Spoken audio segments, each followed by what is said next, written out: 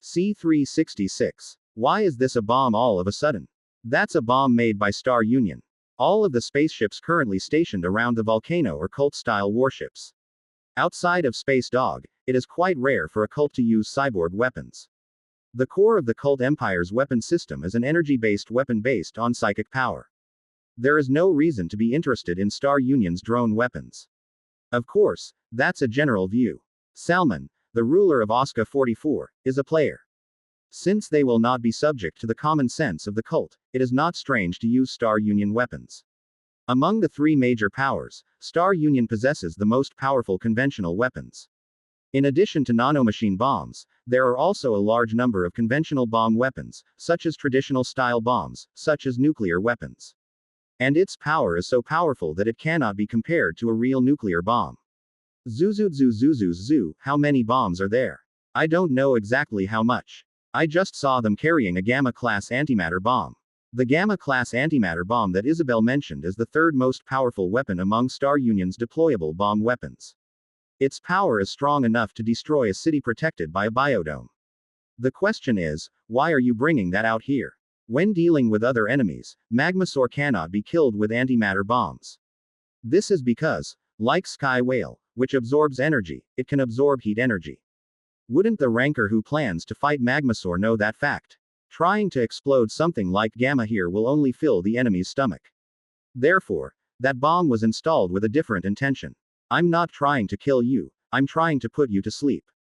Magmasaur's diet is the energy and byproducts generated when volcanoes erupt.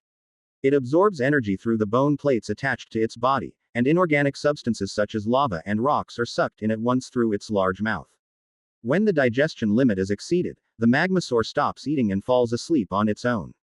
When in a dormant state, the body is rapidly transformed and reborn as a new volcano. It won't be much different in this world. In the game, Magmasaur, whose body was transformed, was treated as terrain rather than a living creature. Of course, the genetic essence could not be obtained. Unless you are lucky and consume it before the head deforms, it will be difficult to consume the essence. The same goes for Salman. It is unclear how the perk will work, but it will not be able to dominate a gigantic creature whose body is changing on a genetic basis. It seems like a trap. Isabel said to me as I was thinking about the situation. It's a trap set by Salman. Given the circumstances, I think that is highly likely. At the time of taking control of the researcher, Salman was actively searching for Magmasaur. The purpose is, of course, to dominate stronger creatures, not to put them to sleep. The fact that he comes out like this can only be seen as a change in goal. It's not about controlling it, but organizing it in advance so that it doesn't get taken over by others. And that other person refers to me. I know I came to this planet. Otherwise, the actions of the scout fleet planting bombs on the supervolcano are unexplained. Anyone who knows me well will know what I'm aiming for here. They will somehow try to prevent him from acquiring the genetic essence. If my judgment is true, I must say that I am currently in serious danger. If Salman had recognized my intrusion, he would have already called for reinforcements. Perhaps all of the returning faction's rankers are already in Osca 44. Big baby, are you okay? At that time, number 26, who was overhead in the center, cautiously called out to me. He sensed my intensifying emotions and became worried. Let's calm down. My thoughts are jumping to only one side. Losing your cool in a dangerous situation is not helpful at all. You must judge rationally. If you look closely at the situation. First of all, one thing is certain. He doesn't know where I am. If I had known, the returning faction's rankers would have attacked me a long time ago. Nevertheless, the reason they placed a bomb in Apex's habitat was probably because they thought I might be in Osca 44. So what is the basis for that judgment? A creature ruled by him. They must have used the unique perk, Beast God's Lasso, to place living surveillance cameras all over the planet. While I was roaming the planet, spies reported the truth about me to their masters. In the meantime, I focused on avoiding the enemy ship's surveillance network and did not pay much attention to the gaze of wild animals. Looking at the timing of the enemy's actions, I think they may have been caught while on their way to capture Dradsong and Pyromancer. But that's not what's important here. It is unclear whether Salman did not properly understand what the dominated animal saw, or whether it was a limitation of the privilege itself. The point is that he is acting based on uncertain information. If my guess is true, that bomb is some kind of insurance that works through a decoy called Magmasaur. If I remove the bomb to capture the Magmasaur, my invasion is confirmed. The same is true even if my existence is recognized through other channels. At that time, all you have to do is detonate the bomb to put the Magmasaur to sleep. Although I will lose the opportunity to rule Apex, it will prevent me from becoming stronger. After that, they'll call other colleagues to deal with me. So why did he take such a cumbersome method? The answer is simple. This is because there are no colleagues in OSCA 44. Alshas had previously said that each member of the returned sect was responsible for important work. Unless there is something very important to do, they do not abandon their duties and move. However, as soon as it becomes clear that I have infiltrated OSCA 44, they will come here immediately. No, maybe they are already here requesting support. This is all I can figure out right now. I explained my inferences to Isabel. The guy who listened to my story to the end in silence nodded. So what are you going to do now? There is one thing that is most needed in the current situation. Quickly take out the guy before Salman's colleagues arrive. The other person, however, is quite a cautious person. Regardless of whether I had called my colleagues in advance or not yet, I would not have ruled out the possibility that I would hit myself first. They've probably laid all sorts of traps in preparation for my intrusion. Heavenly Mother and PS-111 succeeded in infiltrating the base, but the situation is different from mine. In fact, if they had just one of the two, they probably would have failed to infiltrate. The Mother of Heaven cannot hack machines, and PS-111 has a body that is not suitable for infiltration. However, I am not very reluctant to compete head-on. That, too, is no different from being dragged along by a plan prepared by him. Open corner bracket Big Baby doesn't seem to be in a good mood. Open corner bracket Dwarf, open corner bracket when I meet him, close corner bracket always, open corner bracket mood, open corner bracket bad. Open corner bracket it's because humans have bad things. Open corner bracket Dwarf, open corner bracket body, open corner bracket weak, open corner bracket stick, open corner bracket strong. Open corner bracket bad. Humans need to be hit with bad objects. While I'm working hard on my brain, the kids chat about whether they're bored or not. For a moment, the moment I heard about their competition, an idea suddenly crossed my mind. If I use this well, it won't be bad, right?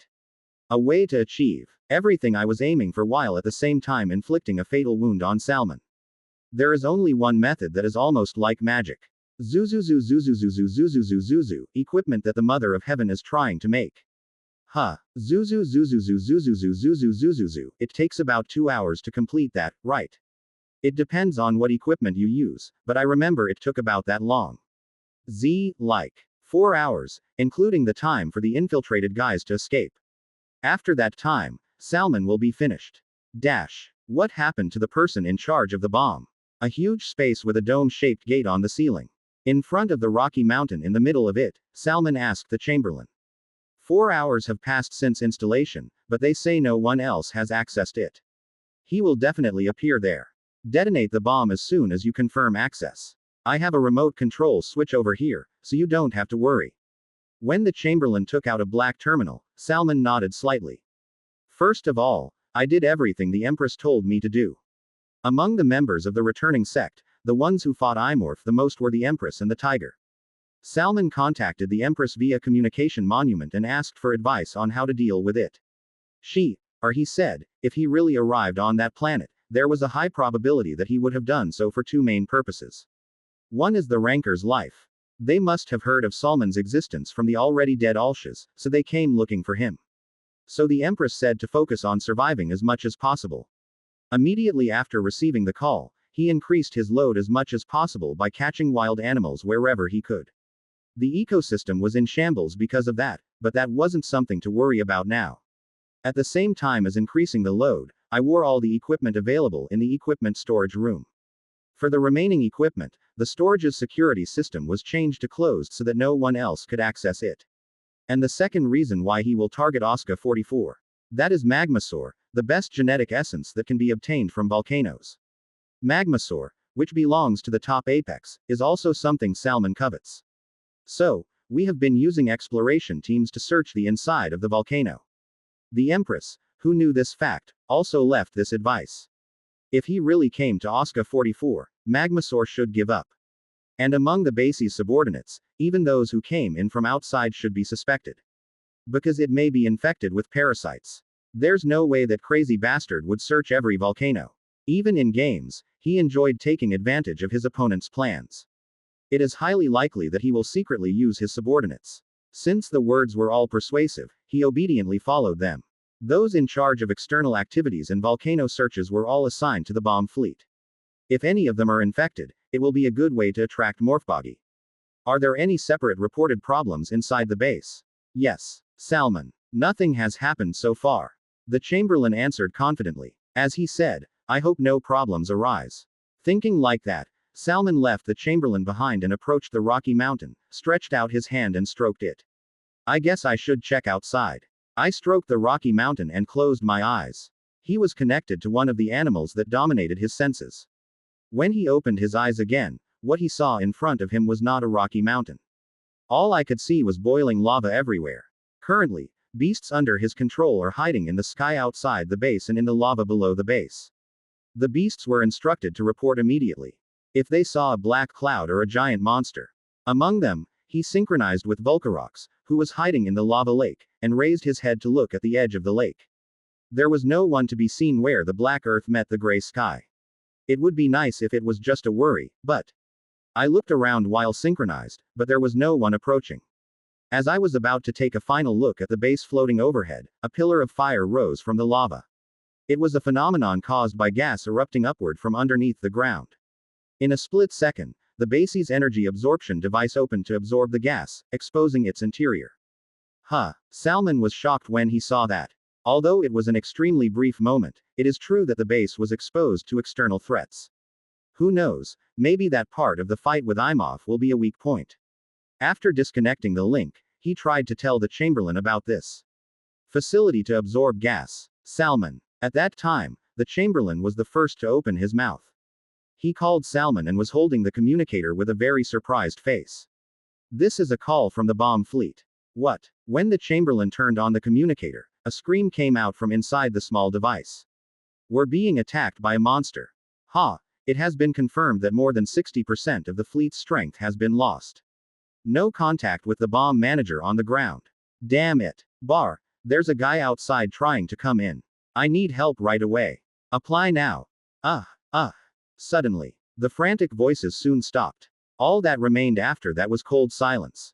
Explode the bomb. Right now. Yes. Yep. When Salman shouted firmly, the Chamberlain quickly activated the remote control switch. The number 20 appeared on the screen of the black terminal. When that number reaches 0, a Gamma-class antimatter bomb explodes. If that happens, Imorph will not be able to obtain the Magmasaur's genetic essence. Numbers rapidly decreasing. When the remaining number reached 10, Salman suddenly had a strange feeling. I wonder if things are going too well against the infamous Imhoff. Chief Chamberlain, can you confirm the location of that bomb? Yes, I will check. When the number pointed to 5, the Chamberlain touched the terminal screen with his finger. The Chamberlain's eyes widened as if they were torn apart as he saw the changing screen.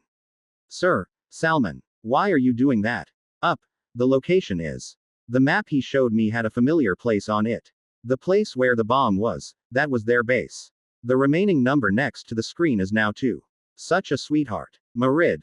As Salman shouted, the huge rock mountain behind him moved and covered him.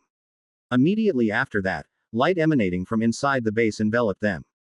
Watch next episode. C367. The black smoke that was blocking my eyes disappears for an instant. The heat burning my body disappeared for a moment. This is because of the wind blowing from afar. The center raised its head and faced the direction from which the wind came. In the distance, a mushroom-like pillar of fire can be seen between the border of heaven and earth. It is a nuclear cloud created by the explosion of Star Union's deployable bomb weapon, a Gamma-class antimatter bomb. It seems I arrived just in time. After waiting for 4 hours, hiding in a cloud filled with volcanic ash, they attacked the scout fleet. The first targets I targeted were those who landed on the volcano. Those who went down to plant the bomb were the ones who had to be eliminated first because they could be detonated manually. With that, I gave the kids the roles they needed to play. Isabel and number 26 were to disrupt the main unit floating in the sky. And Adai was to destroy the communication satellite in the planet's orbit. Entering battle mode, number 26 used the powerful psychic technique, Fear of the Deep, to completely capture the souls of his enemies. Even those on the ground were unable to react properly after seeing his hallucinations. Thanks to this, I quickly cleared out the ground troops and checked the bomb. And waited. If it were Salman, he would have made it possible to remotely control it in case of an emergency. As I expected, the bomb's timer went off just a few minutes after the fleet was attacked. When there were about 10 seconds left until the bomb was activated, I used starlight coordinates, one of the signs of a strong enemy. We deliberately aimed for close timing because the enemy could confirm the location of the bomb and stop it midway. The target is the location of the parasite that was left to PS-111. An hour before the start of the operation, Parasite reported that Heavenly Mother and PS-111 had left the base. 1 hour was enough time for the two to escape the area of influence of the antimatter bomb.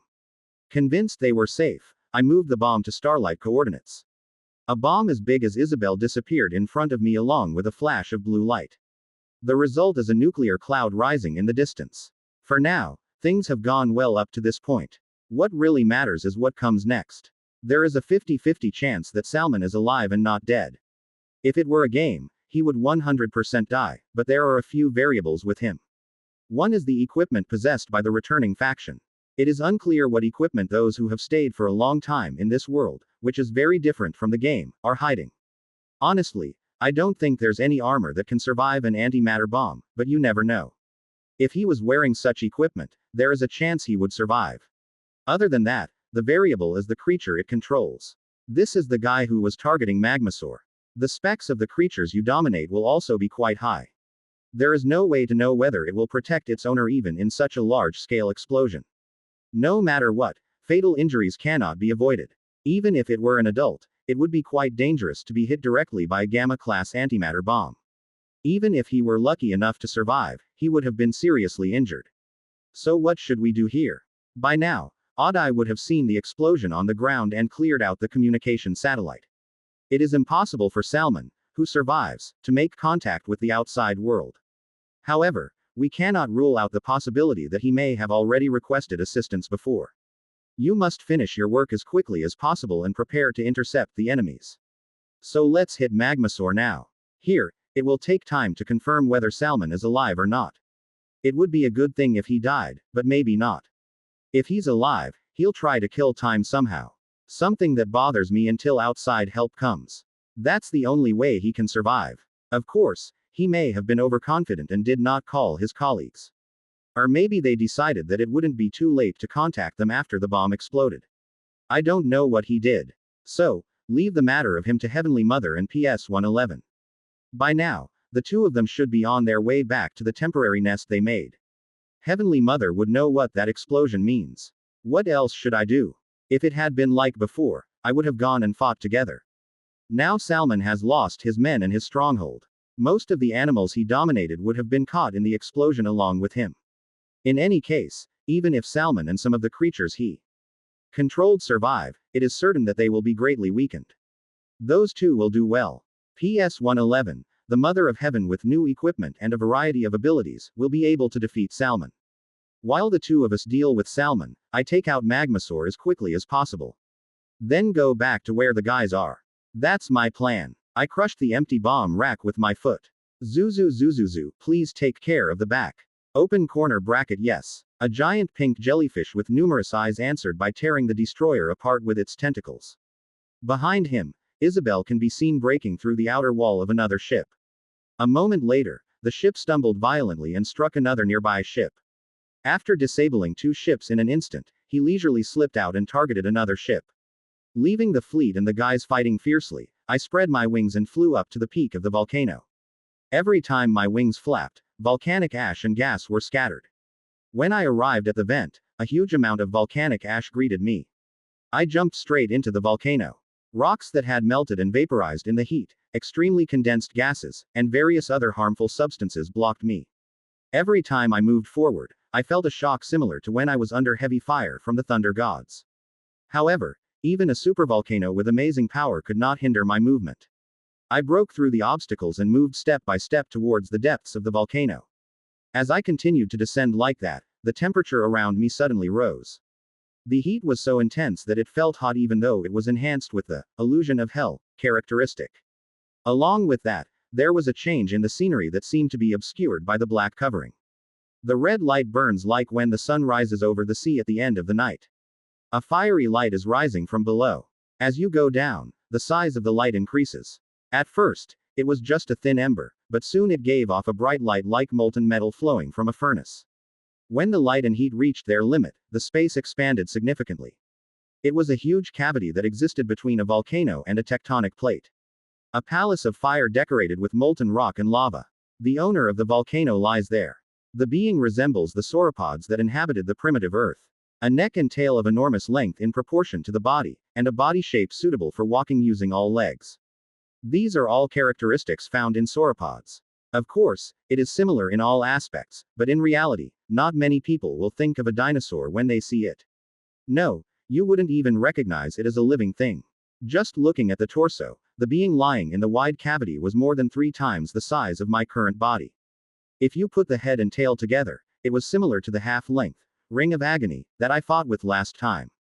Open corner bracket cur. A huge creature at least 300 meters tall recognized my presence. He let out a deep breath and the sound of thunder echoed throughout the cavity. Its neck, which was longer than my body, was lifted, and its 6 large eyes turned towards me. Despite its size, its eyes looked as pure as those of an herbivore. But you cannot let your guard down. The most fearsome beasts in Africa are not lions or leopards, but large herbivores such as elephants or giraffes. The same goes for that giant monster the size of a mountain. Not only is it carnivorous, it's an apex monster. When he saw me flapping my wings in the air, his eyes changed. The mouth was wide enough to swallow a small patrol ship in one bite. Open corner bracket cur. The entire cavity trembles with a thunder-like roar. In response, I also accelerated towards him. Magmasaur, a being with the nickname of the volcano demon and the king of fire and thunder. The battle against him has begun. Dash. Open corner bracket. Rain, you damn amorph bastard. Salman, who barely survived the explosion, gritted his teeth. His base, which had been floating on a lava lake just 10 minutes ago, was nowhere to be found. There was nothing but flames beneath his feet.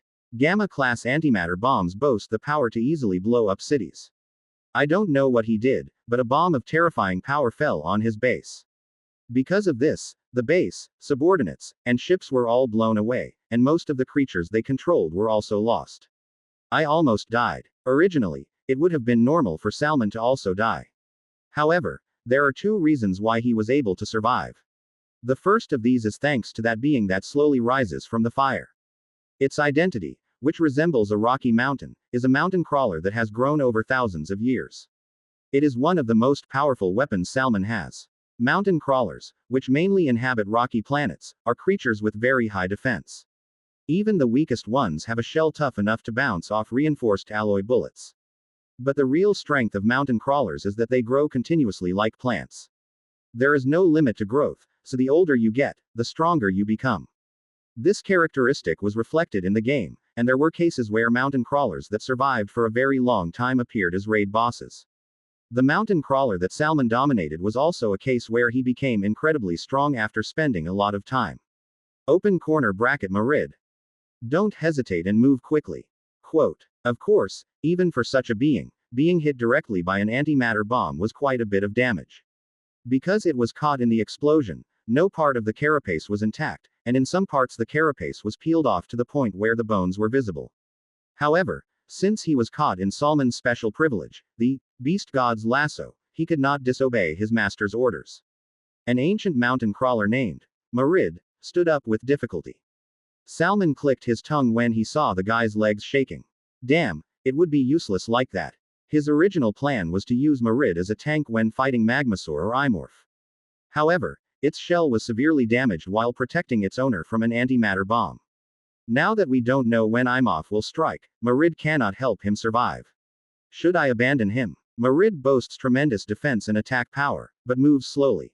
No matter how you look at it, running away from an Imorph that can fly is impossible. Now that I've taken the drug, I can run away from him alone. Salman looked down at his body transformed into a fantasy beast. The name of the phantom beast he transformed into is Simurgh.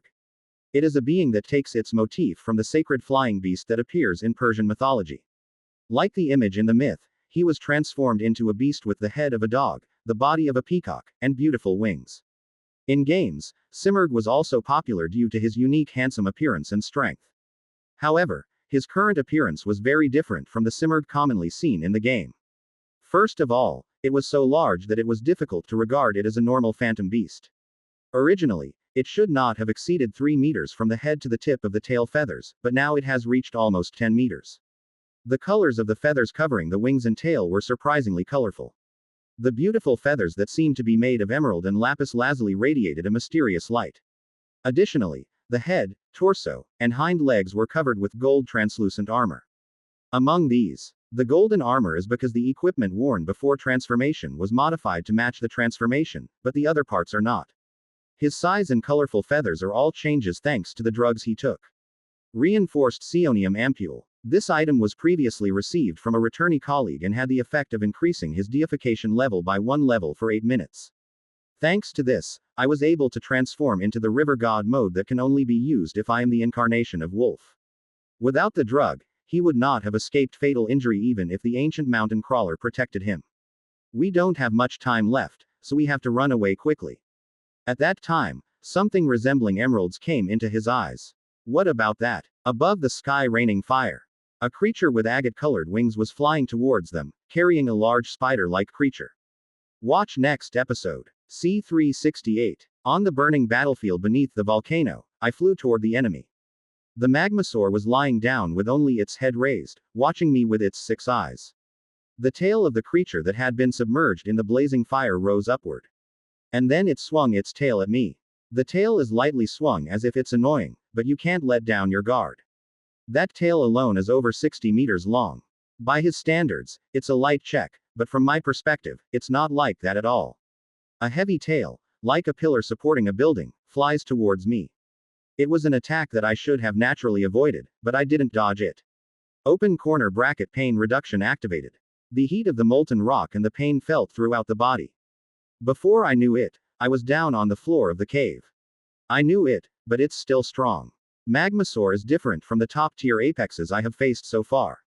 Galagon, who hunts in groups based on high intelligence, Sea Demon, who has a variety of psychic power abilities, and Vortex 1, who tramples opponents with powerful specifications and skills.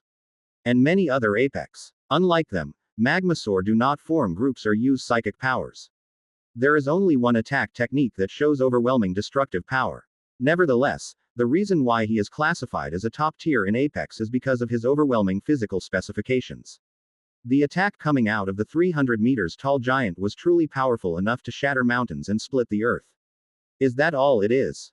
Its hide is very hard and difficult to damage. As a result of the repeated melting and solidification of various metals mixed in the rock, the bonding method between materials has become extremely dense. In other words, it is safe to say that it is a living, moving lump of ultra-high-strength alloy. If the attack power and defense power are high, the speed should at least drop, but as we have seen, his attacks are quite fast. It's so hard to imagine that it's a tail swung by a 300 meters tall monster. The only drawbacks that Magmasaur has are that its body is very heavy, its movement speed is slow, and flight is impossible. It's a strong enemy, but I've caught him several times in the game. There are many enemies that have been stronger than me. I forced my body up from the floor. The skin on my right wing was torn significantly because of the hit I had just received. The wing arm itself was injured to the point where the bone broke through the carapace and was exposed to the outside. In addition, the biological pipes and carapace were also quite damaged. The pain was so severe that it gave me a headache, but I could bear it. Because this injury was also my intention. Open corner bracket cur. When he sees me not dead, he tilts his head. It's because it's the first time I've seen a creature survive after being hit by its tail. I roared loudly at that guy. Filled square, filled square, filled square, filled square, filled square, filled square, filled square. Open corner bracket cur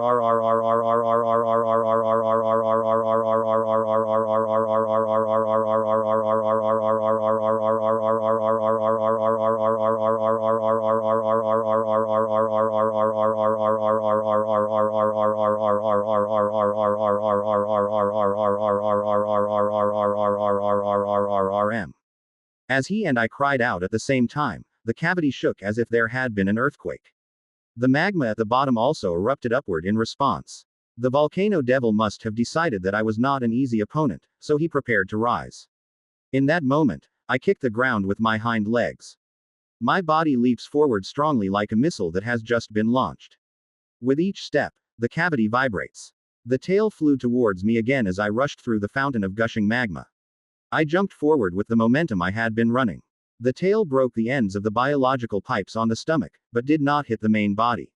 I, lying face down on the magma, lowered my posture and crawled using my wing arms and fighting arms.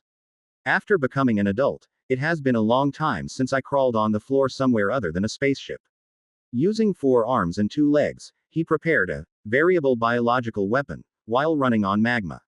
In the meantime, its tail bent and came back to me, but the distance had already narrowed sufficiently. I braced my arms and legs and kicked the floor, which was half liquefied by the heat. Its long neck bends and tries to wrap itself around me, who is floating in the air. It goes without saying, but his neck is also very strong. If he catches me, even I will be crushed into mush. However, I did not dodge and pulled out all the erosion tentacles hidden on my back. 6 tentacles were stuck in the neck of the flying creature. The pointed appendage at the end of the tentacle was bent like a hook and grabbed the bumpy leather surface. If it were any other creature, the Medusa organ would have been injected here, but unfortunately, this trait does not work on it. It is now used for a different purpose. I gave strength to the tentacles and pulled my body forward. The head attached to the end of the flying creature's neck collided strongly with my head. Open corner bracket grr. Open corner bracket grr. The guy's eyes widen as if the shock was unexpected. 6 eyes are fixed on my transformed head. The head in the center is protected by an ice horror carapace that no one living in the Flame Kingdom can ever see. While the guy flinched for a moment, the heads on both sides moved and bit the enemy's neck. And in that state, each person vomited out acidic breath and rotting mold spores. Open corner bracket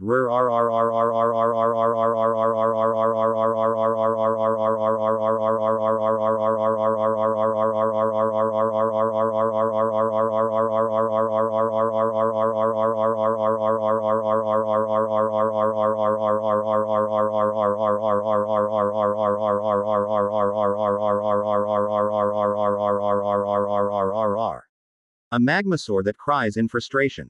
The neck I was holding on to shook violently, trying to shake me off. My body, clinging to him, changes according to my will. My fighting arm twists and a bone scythe protrudes from the inside of my palm. I slashed at the part where the neck and body of the giant beast connected with the fighting arm that had turned into the weapon of the Hellside Hornet. Open corner bracket grr. Open corner bracket grr. Because the outer shell was so hard, the blade did not penetrate even half of the way through. It's okay though. I didn't think I would fatally injure him with this anyway. Putting in an anchor is enough. The guy seems to be getting feverish from being attacked repeatedly, and is trying to wake up. One guy doesn't know yet. The real airstrikes haven't even begun yet. The scythe-shaped fighting arm grabbed its body, its 2 heads, and its eroded tentacles grabbed its neck, so the distance between me and the guy was very close. My monster's tentacles prepare to unleash their powerful weapons. The energy spread throughout the body is converted into psychic power and gathers into the head. Open corner bracket roaring. With a short, loud roar, its front legs stick out from the magma and fire on the floor. A leg as big and thick as a pillar supporting a building hits the right side of my neck. Open corner bracket pain reduction activated. The right side of my neck was simply torn by the guy's kick. The injury was so serious that he barely escaped being amputated. The guy who disabled the right side of my head is trying to kick my body.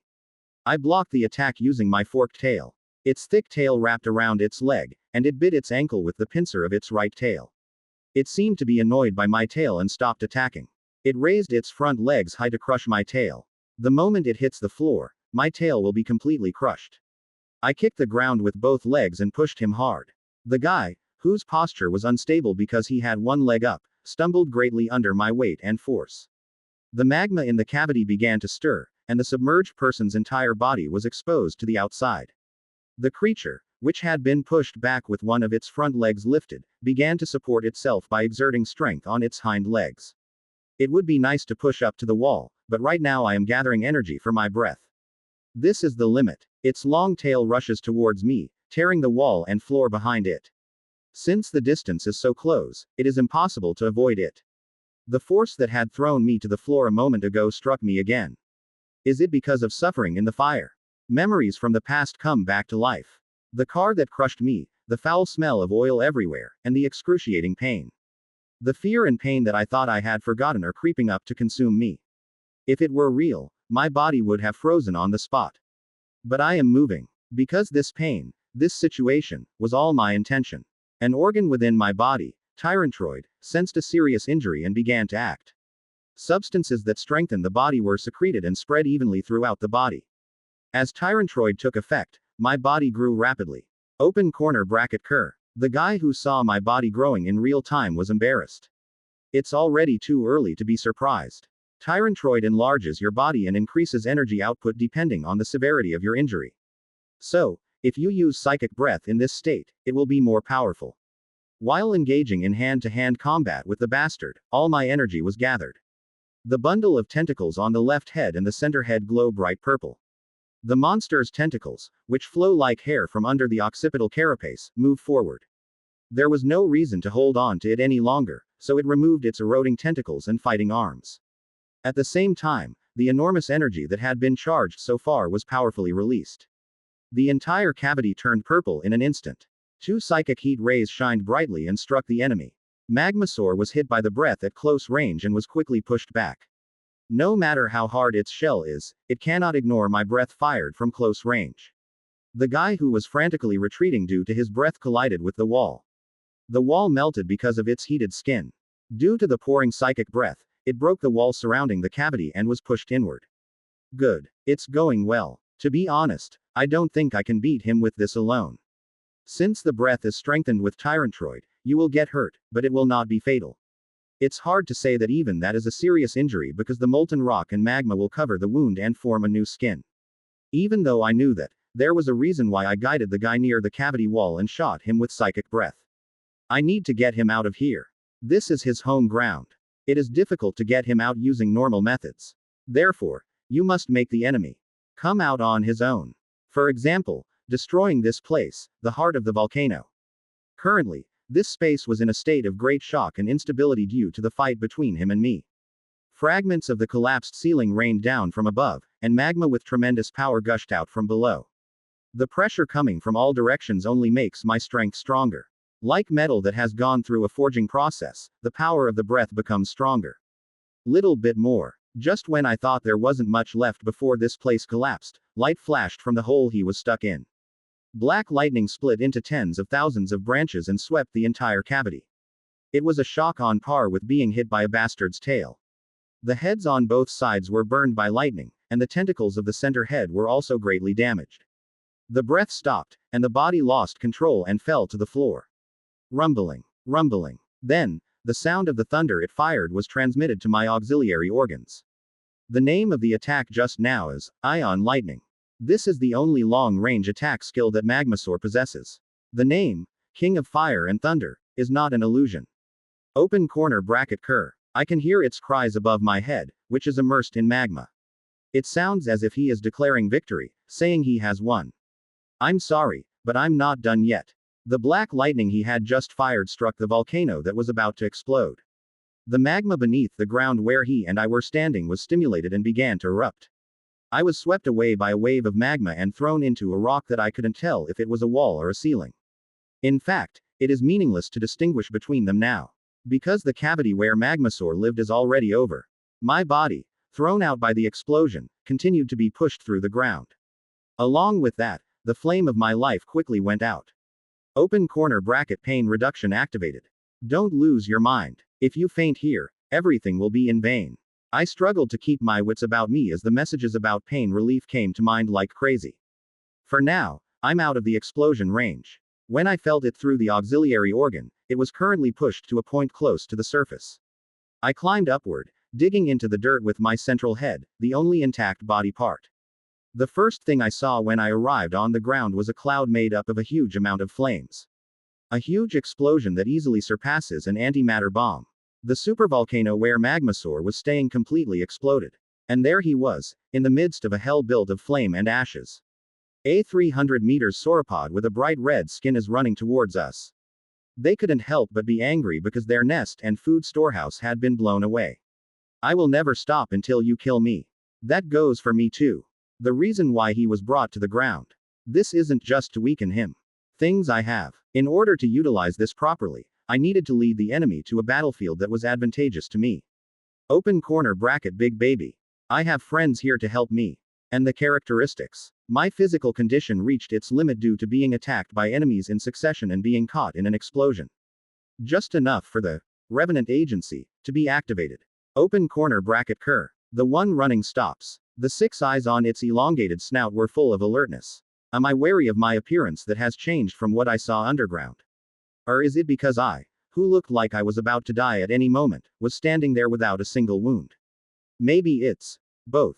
Open corner bracket gur. Open corner bracket gur. In my hunting symbol state, I used my mouth to tear the biological membrane that had formed as both heads regenerated. The 2 heads that had turned into charcoal and were reborn roared vigorously as soon as the membrane was torn. This concludes the preparation for hunting. Defeat Magmasaur here. Watch next episode. C369. Damn it. Salman, who was hiding in the clouds, cursed under his breath. Every time a roar rang out from below, his insides became seared. Because I know what is happening on the ground hidden by clouds. 2 uninvited guests suddenly appear at the site where the antimatter bomb exploded and are holding onto his ankles. One was Wolf, who had transformed into a phantom beast, a griffin, and the other was a bizarre monster resembling a screamer. I already heard from the Empress about the griffin rancor. He's a slave taken by the shitty Mopik. It was obvious that the screamer monster that came along was probably Imorph's slave. In any case, the most dangerous enemy, Imov himself, was not there. Instead of catching him, he probably chose to hit Magmasaur. Currently, he is in Simurgh goddess mode thanks to Psionium. Not only that, but the equipment worn is also of a high standard. On the other hand, the opponent is at best a wolf on the edge of the level of deification, a strange monster without the ability to fly. In the case of Wolf, he is a rancor like him, so it may be annoying, but it is not enough to overturn the difference in power. That's what I thought, but he was wrong. The slaves sent by Imov were by no means easy enemies. I don't have time to be like this. At that time, black light flashed between the dark clouds. Salman, who knew what that light meant, was very nervous. His wings, shining in emerald and lapis lazuli colors, scattered light and accumulated energy. Originally, Simurgh was a phantom beast specializing in energy manipulation. Like the apex creature Skywhale, it can absorb and accumulate energy existing around it and use it for attacks. In particular, the mixed energy cannon fired while in a strong state boasts high power. Even though I had a powerful weapon in my hands, I couldn't relax. His eyes, shining like jewels, moved ceaselessly, watching all directions. Open corner bracket exclamation mark close corner bracket. Black light flashes again. Salman's wings responded quickly. The energy gathered in the wings was released in the form of a sphere and flew in the direction where the light was shining. There was a sound similar to thunder and the clouds parted. What? But there was nothing there. Salman, aware of this fact, quickly moved on. As soon as he moved, black lightning flew to where he was. Intense sparks flew from the tips of the tail feathers. I thought I had avoided it in advance, but it was a little too late. Sharp claws wielded by lightning clawed at his shield. Shit. He is protected by a shield made with energy manipulation abilities and armor with excellent defense, but he cannot feel completely at ease. Because the opponent has already gone far beyond his expectations. Where did it go? The guy disappeared before we knew it. I looked around but couldn't see anything but clouds. Gritting his teeth, Salman used the hind legs of a bird of prey to pull out a silver sphere contained in his armor. The identity of the sphere is a holographic drone. It is a weapon that creates a specific image using an electromagnetic field to deceive the enemy. The activated holographic drone soon changed into an appearance identical to Salman's. It seemed as if there were 2 of them in the clouds. After creating the bait, he accumulated energy in his wings and took out other drones one after another. It is generally accepted that small drones have significantly reduced combat power, but this is not the case with the ones he brought out. This is because threatening weapons are hidden inside the drone. After activating all of the drones, he finally took out an object of a very strange shape. It was a manual action pistol made of jewels. It was more of an ornament than a weapon, but he handled it with care, as if he were handling a dangerous bomb. The moment I tried to hide my hind leg holding the pistol, the enemy swooped down on the bait. The Simurgh's neck, embodied in an electromagnetic field, was torn by black claws. The enemy took the bait. Salman's wings spread wide, emitting charged energy. Due to the energy, the clouds were colored with white light, and the appearance of a black beast was also revealed. It was a flying beast as large as Salman, who had gone into strongman mode. The body and wings are covered with hard, sharp feathers that look like they are made of metal, and the appearance of the neck and head resembles a pterosaur. The feathers covering its entire body were all black, but its eyes were bright amber, making it look like a flower lamp shining in the darkness. Anyone could tell that the entity that destroyed the holographic drone was not a griffin. The name of that monster, which looks like a mixture of a pterosaur and a bird of prey, is Thunderbird. The guy who was a griffin just before the fight has now become another phantom beast and is targeting Salman. The power to transform into another phantom beast. Although its appearance was slightly different from the normal Thunderbird, that was probably because it was transformed while wearing armor. What you need to pay attention to is the speed of the Thunderbird. It's fast enough to be in the top 5 phantom beasts that Wolf can transform into. Salman widened the distance by firing counterattacks with the energy cannon. The opponent who destroyed the holographic drone followed him. The Thunderbird is a beast optimized for dogfighting in the air. It overwhelms the Simurgh from the basic speed, and can also use super light sailing at the level of a metallic gremlin. However, the reason he can move on par with that guy is thanks to the power he gained from psionium.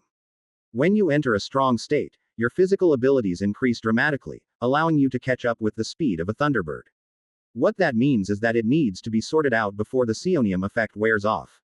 There's still more left, but there are a few more reinforced psionium ampules on the chest, but those are really a last resort. Each time psionium is used, its duration decreases. I can't use it here because I need to save it for when I run away from Imhoff. One shot. Just one hit and it's over. Thunderbirds have no special abilities other than being as fast as lightning. The Simurgh's energy cannon can cause fatal damage to a monster with just one hit. Moreover, he has a secret weapon. A pistol held by the hind legs.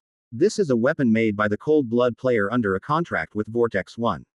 A colleague from the returning sect once gave it to him. According to my colleague, this item has been modified so that even non-Coldbloods can use it. Weapons received from Vortex 1 cannot be modified. Perhaps someone he didn't know changed the weapon with a special privilege. Anyway, the important thing is that the pistol can be used if a large amount of energy is sacrificed. And the enemy does not know that fact. Salman glanced at his enemy who was following him. The black Thunderbird flying through the air was quickly approaching him. It's our policy not to kill fellow players, but in this situation, there's nothing we can do. Having to kill a fellow human being was a bit daunting, but the opponent was Imorph's slave anyway.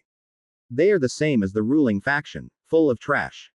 For the sake of the faction and his survival, risk factors must be eliminated in advance. Thinking like that, Salman put energy into his pistol. The first place Seo Choi encountered when she opened her eyes was a wild world. Extraterrestrial beasts that cannot be found on Earth, harsh environments. Many other factors threatened survival. The world of space survival was such a harsh place that even she, who had a body stronger than that of a human, felt harsh. Still, she liked it here. Here, you don't have to carry an asthma inhaler or medicine cabinet every time you go out. There is no need to be hurt by others' bullying and ridicule. A new body, a new family, and a new name. The life of Mother of Heaven, not Choi Seo, was happy. Until I lost my entire family due to a past relationship. After that day, she decided, I will make sure something like this never happens again. Light flashed in the dark sky. The vibration of the air that follows later. It was a similar phenomenon to when lightning struck. However, the Mother of Heaven knows well that that light is much more dangerous than real lightning. The identity of the halo of light is an energy bullet. An enemy hidden in the clouds is firing energy bullets. She quickly folded one of her wings. The body, shining with black luster, was tilted to one side. Enemy fire continued behind her as she moved quickly through the air and wind. Only a small portion of the pouring energy bullets barely reached the tips of her feathers, and all the rest missed. Open corner bracket TCH. You can feel the waves of thought left behind by the enemy you are fighting, Wolf Ranker Salman. I don't know if the other person knows, but the Mother of Sky was also famous as an excellent pilot in the game. If you were to rank them based solely on their fighter piloting skills, they would be in the top 3. There was a reason why Imhoff asked her to teach Adaj the art of flying. In the meantime, I didn't have many opportunities to show my skills, so I ended up just assisting Adaya or Imhoff, but not today. The third phantom beast, Thunderbird, which can transform into the Hunt God's converted shell, is a beast specialized in speed combat in the air. Thanks to this, I was able to demonstrate flying skills worthy of the name, mother of the sky. She flew as if in a storm of mixed embers and light. Her flight is not as graceful as a Dodge or Galagon, nor as awe-inspiring in size as Imorph. Her specialty was moving as efficiently as possible, taking advantageous positions, and quickly putting pressure on her opponents. Even now, he was narrowly avoiding the incoming energy bullets and gradually narrowing the distance to the enemy. The opponent must have decided that a barrage of energy bullets alone would not work, so he brought out another means of attack. Objects smaller than a halo of light flew toward her through the dark clouds. It is small in size, not exceeding 1 meter, and moves as fast as a fired bullet. It is a small combat drone. Its combat power is much lower than that of anti-ship drones, but that doesn't mean you should let down your guard. He already tried to trick her once with a holographic drone. They must have done something wrong with that drone. As expected, one of the drones sprayed a bunch of powder made up of small particles. The powder, which looked like luminous sand, moved as if it were alive. In reality, that is not sand, but a group of creatures as small as a grain of sand. The name is Mossfly. It is a biological weapon created by genetic manipulation at Megacorp. When a swarm of moss flies attaches to a target, it creates a fungus that slows down the opponent's movement. In addition, moss flies have the property of emitting light themselves, making them excellent targets for enemies attacked by them. Drones followed the flying, luminous clouds, or rather, the swarms of moss flies, and approached the Mother of Heaven. The enemy must have been playing a game in order to reach a conclusion here. After all, we don't have time, right? I already knew that Salman, who had transformed into Simurgh, was nervous. His specifications were much higher than I had guessed based on the information I heard from Isabel. Being able to enter the state of a strong god means that you are close to the ending. Energy bullets fired by the river god Simurgh can cause fatal damage to Imorph. If she were to be hit once, she would be in a dying state. Has an enemy with those specs moved passively so far? There is only one reason. I guess they used improved psionium. He is the one who manages the equipment of the returning faction. It was clear that the psionium had been stolen from the ruling faction, or had been obtained through some kind of method. He won't have much time left. More than 5 minutes have already passed since the fight started. If the effect ends and a morph comes, you'll want to get out quickly because it's a big problem. Good. Currently on the ground, PS-111 is biding its time against the huge mountain crawler. I told him to back off if it was dangerous, but he would never do that. Let's see the end here. As she ran away, she quickly folded one wing. Due to air resistance and acceleration, her body was tilted in the direction where her wings were folded. With a sharp turn, the pointed tip of her beak pointed towards the drone and the swarm of moss flies. In that state, she accelerated towards her enemies. As the distance got closer, several drones spit out small spider-shaped machines. It was Star Union's only class weapon, Blood River. Light twinkles in the clouds behind them. This phenomenon occurs when the Simurgh's wings recharge energy. The plan is to weaken it with Moss Fly or Blood Reaver and then snipe it. The remaining distance from the flying Moss Flies and Blood Rivers was only a few meters. After just a few seconds, she becomes completely helpless.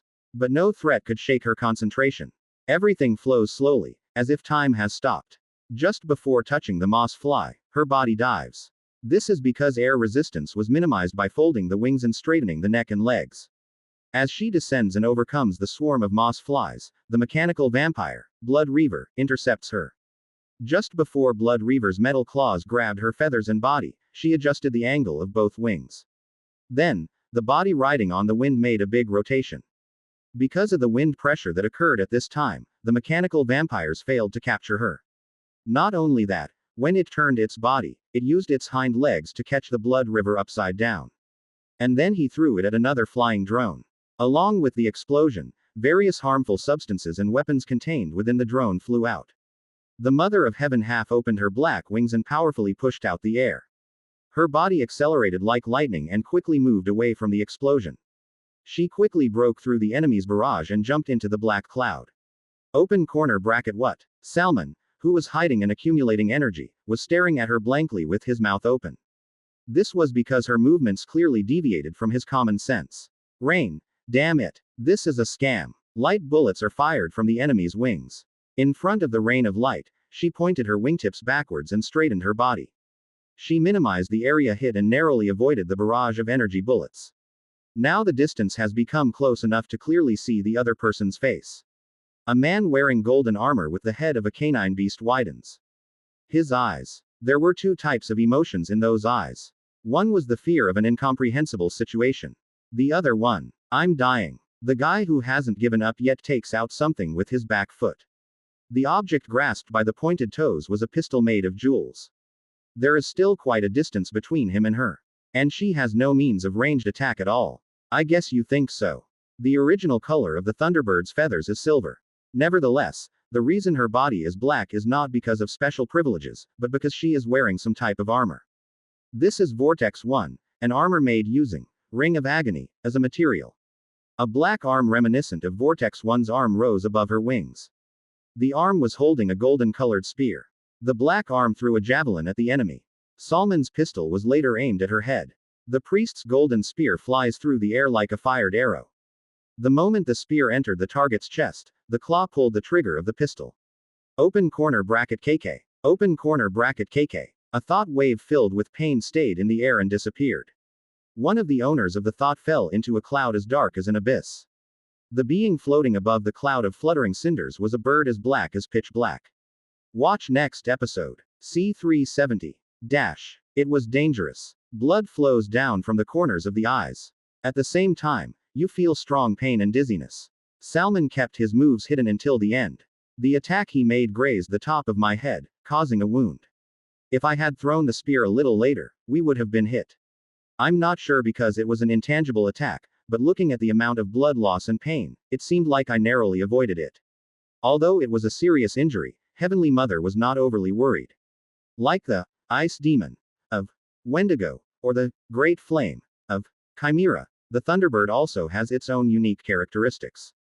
This is the characteristic of being the fountain of life. The blood and body fluids of Thunderbirds contain ingredients that promote wound healing, allowing them to recover quickly even from serious injuries. If you have blood left in your body, you can recover at any time. This can be said to be a characteristic suitable for a Thunderbird that must engage in close combat based on speed. However, poison and viral attacks cannot be recovered. And since it is a characteristic that improves natural healing power, the recovery speed varies depending on the level of injury. First, let's stop the bleeding.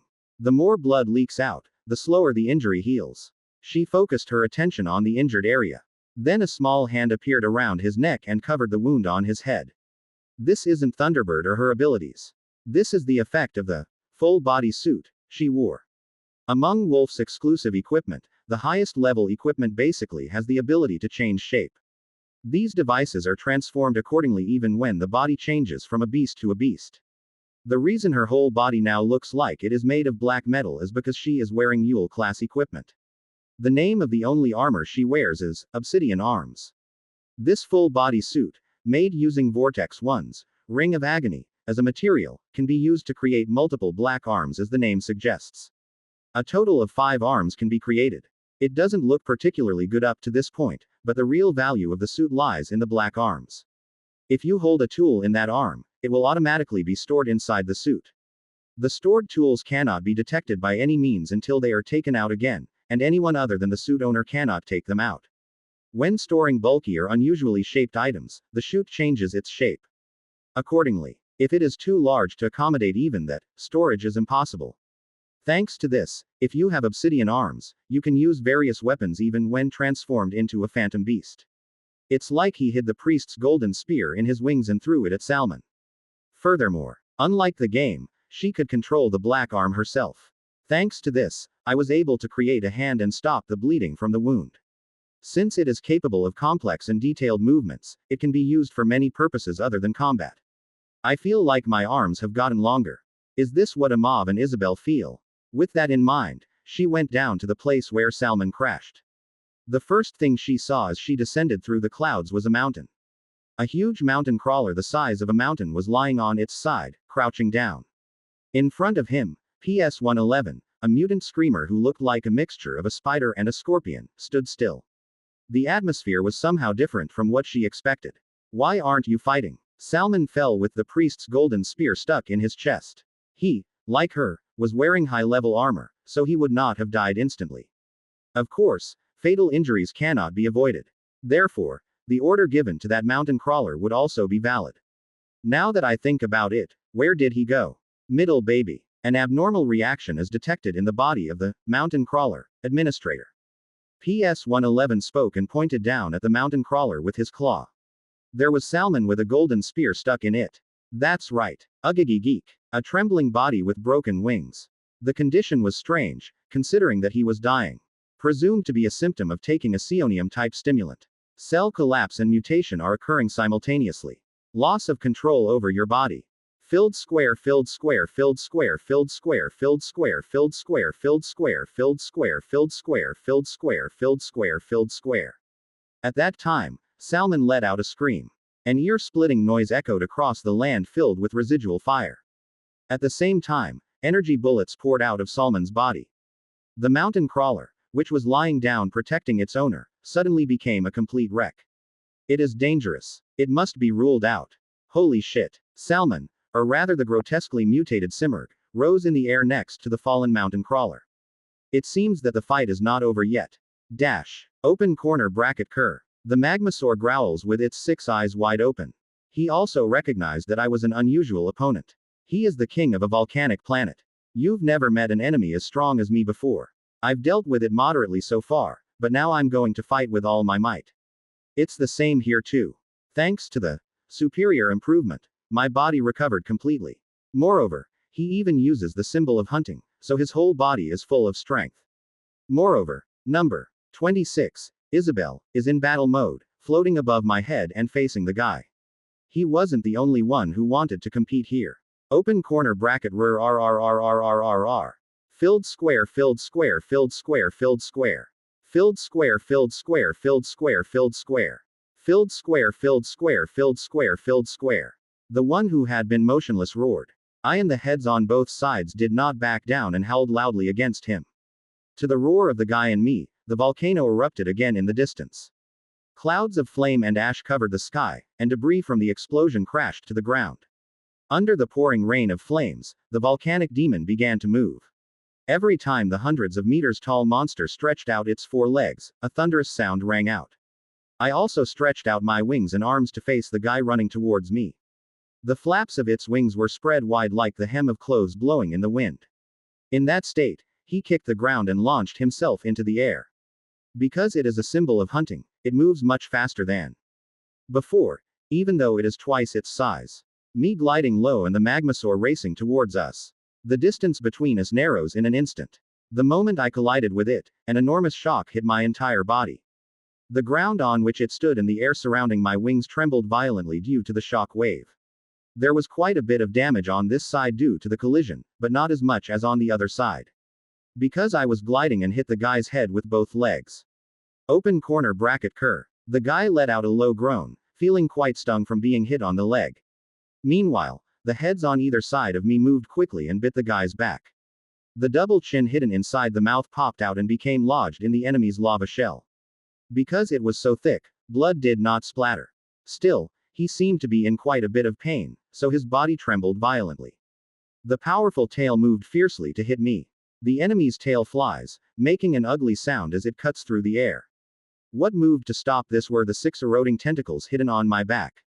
Each tentacle spread out its pointed appendages and caught the flying tail. Open corner bracket cur. A strong force was pressing against the tentacles, but it was bearable. The guy is embarrassed by the different results from before. But this is not the end. I pulled the neck and tentacles on both sides and got close to its back. When you become the symbol of hunting, 2 arms with sharp bone scythes are added to your body. The bone scythe is as hard as my carapace and sharper than any other weapon. I slashed at its back armor with the new weapon growing from my lower back. Even its incredibly thick shell couldn't withstand it this time. Not only the long bone sickle, but also the tip of the arm was embedded so deeply that it was not visible. Open corner bracket cur. He screams in pain that he hasn't felt for a long time. Magmasaur, full of anger, twists his body and tries to fall down, hanging me. The intention is to crush me. Of course, I have no intention of accepting it as is. I spread my wings and flew upward. The bone sickle arm was pulled out, blood resembling magma spurted out, and the rock skin my mouth was holding was torn off. But as if it had been waiting, it stretched out its long neck and bit my ankle. My body plummeted straight to the floor without any time to feel the pain rising from my feet. The guy who slammed me down with enormous force tried to stomp on my chest with his front paws. At that moment, his legs stopped. Countless purple threads were sticking out of the air, entangling the guy's legs. The same apex creature, Sea Demon number 26, bound him with psychic power. I felt a chrome snake approaching behind the man who was bound by an intangible force and unable to move. Isabel walked up quietly and landed on his back so as not to be noticed by the enemy. There was a wound in front of it that I had made earlier. The guy used his many arms to open the wound and stuck his head inside. Open corner bracket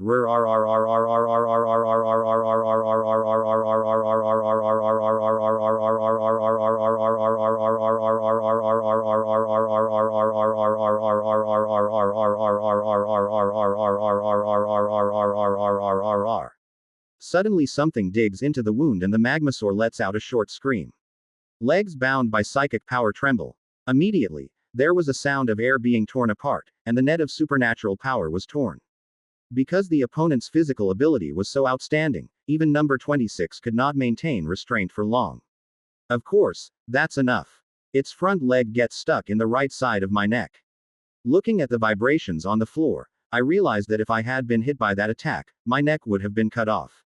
Open corner bracket Karung. But the right side of my neck wasn't where he stepped. While number 26 was buying time, it had already fallen from my body.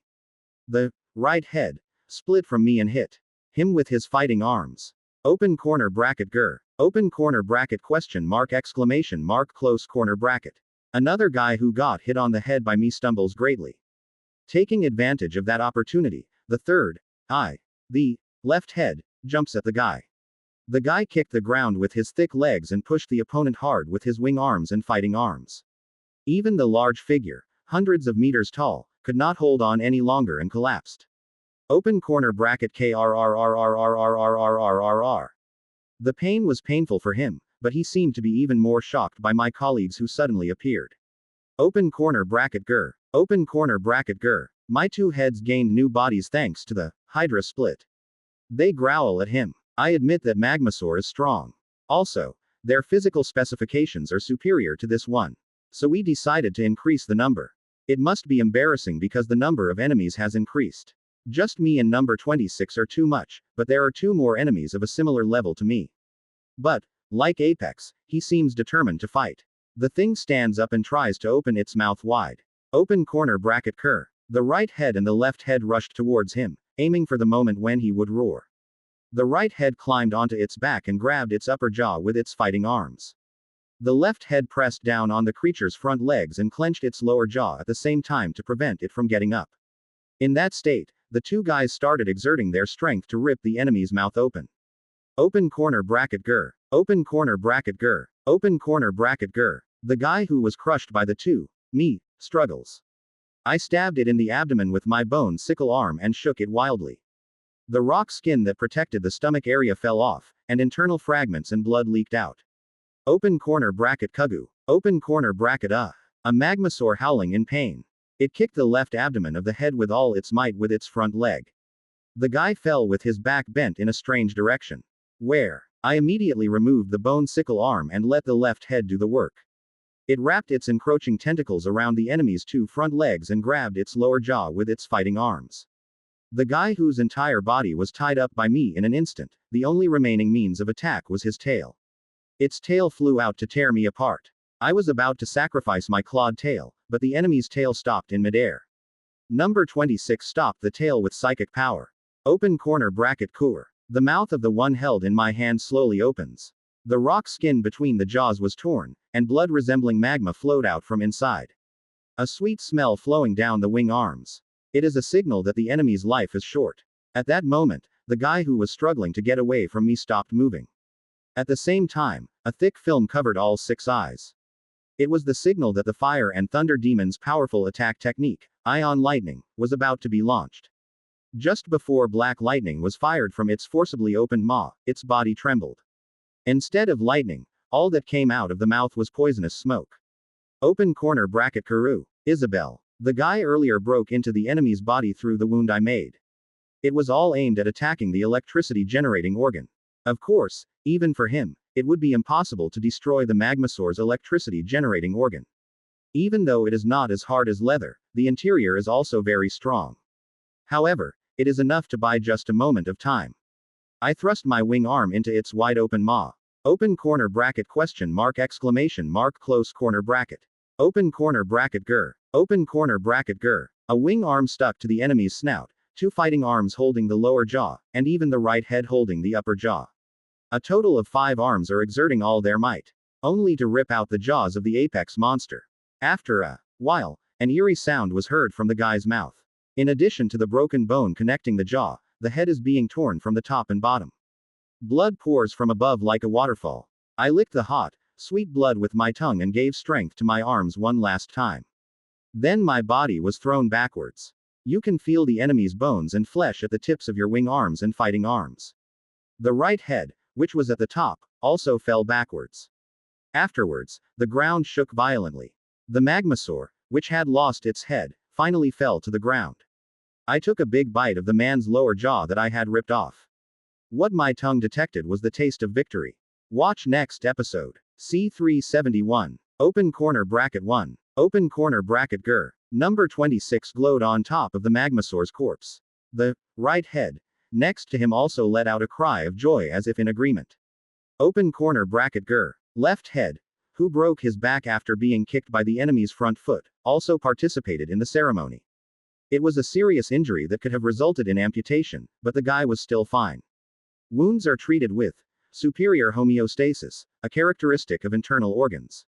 It's okay to split up and fight. Using Hydra Split, I can separate my two heads and have them fight together for 60 minutes. Perhaps because it inherited my habits and fighting style, it moved well on its own without me having to give any commands.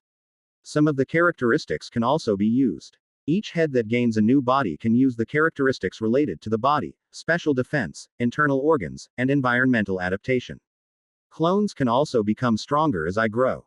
In fact, hasn't their survival ability increased significantly thanks to acquiring superior homeostasis? It would be nice if I could share all of my abilities, but that would still be greed.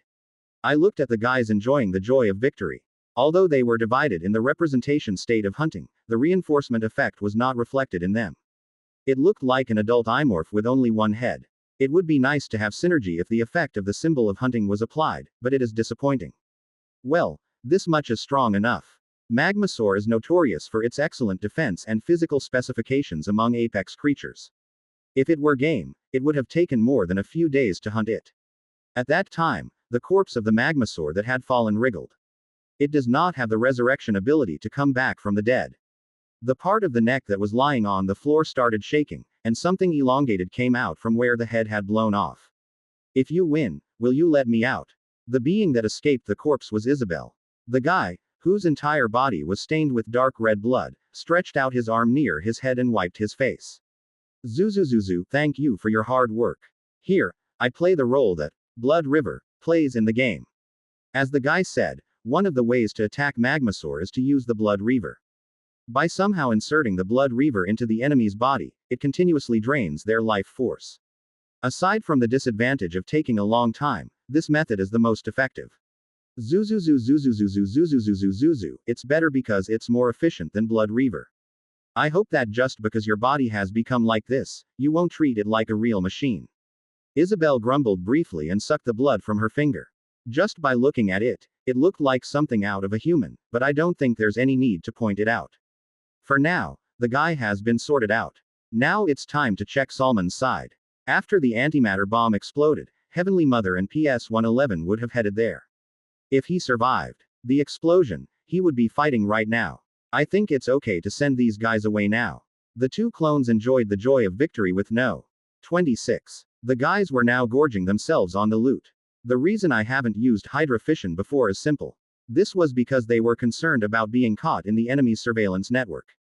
Duplicates cannot use traits that can nullify enemy detection, such as Dark Shroud. In a situation where the enemy's base remained intact, I couldn't expose my secret weapon, so I deliberately didn't use it. But not now. Salman's base was destroyed, and the communications satellite went to a dodge for clearance. Since all means of communicating with the outside world have been blocked, there is no need to move cautiously anymore. Should I send those two away first? While I'm here eating the corpse, I'll send some guys to check on the condition of the Heavenly Mother and her group. Do you know where Salman's base is? Go and help. The eyes of the two adult imorphs who read my will turn to me.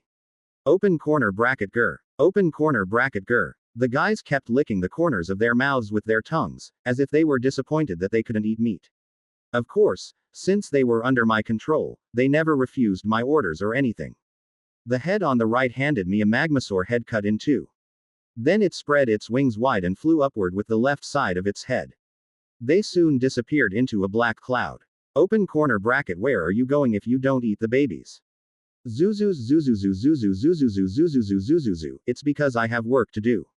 They'll eat later. Open corner bracket later. Zuzu zuzuzu zuzuzu. So they eat first. Yes. Not at all. Where then? When eating an enemy in a game, taste was not a consideration. The sense of taste cannot be realized with a VR device. But not here. Every time I try a new food, I always look forward to what it will taste like this time. I gathered the Magmasaur's head, which had been split in two, and took a bite. The first sensation I felt was hardness. It felt like I was putting an unshelled walnut in my mouth. Its skull was so hard that its teeth couldn't even sink into it. I should eat it like I ate ice horror. Having given up on chewing on the skull, I decided to target the lower jaw area first. They chewed the tongue and the flesh inside the mouth, avoiding the thick jawbone. The tough leather was torn, and moderately cooled blood flowed out along with the flesh. The outer leather is hard, and the inner leather is tough. Of course, I thought the flesh would be equally tough, but it wasn't. It's an interesting texture, isn't it? The flesh close to the leather had a chewy taste, and the further inside it became, the softer and oilier it became. It had a very interesting taste, especially because it was layered with warm blood. How should I explain it? It feels like eating a meat stew with rich flavor and scooping up the broth and a piece of meat together. The sweet juice that comes out every time you chew the meat, and the deep taste of blood. I like it all. And lava fragments stuck to the leather.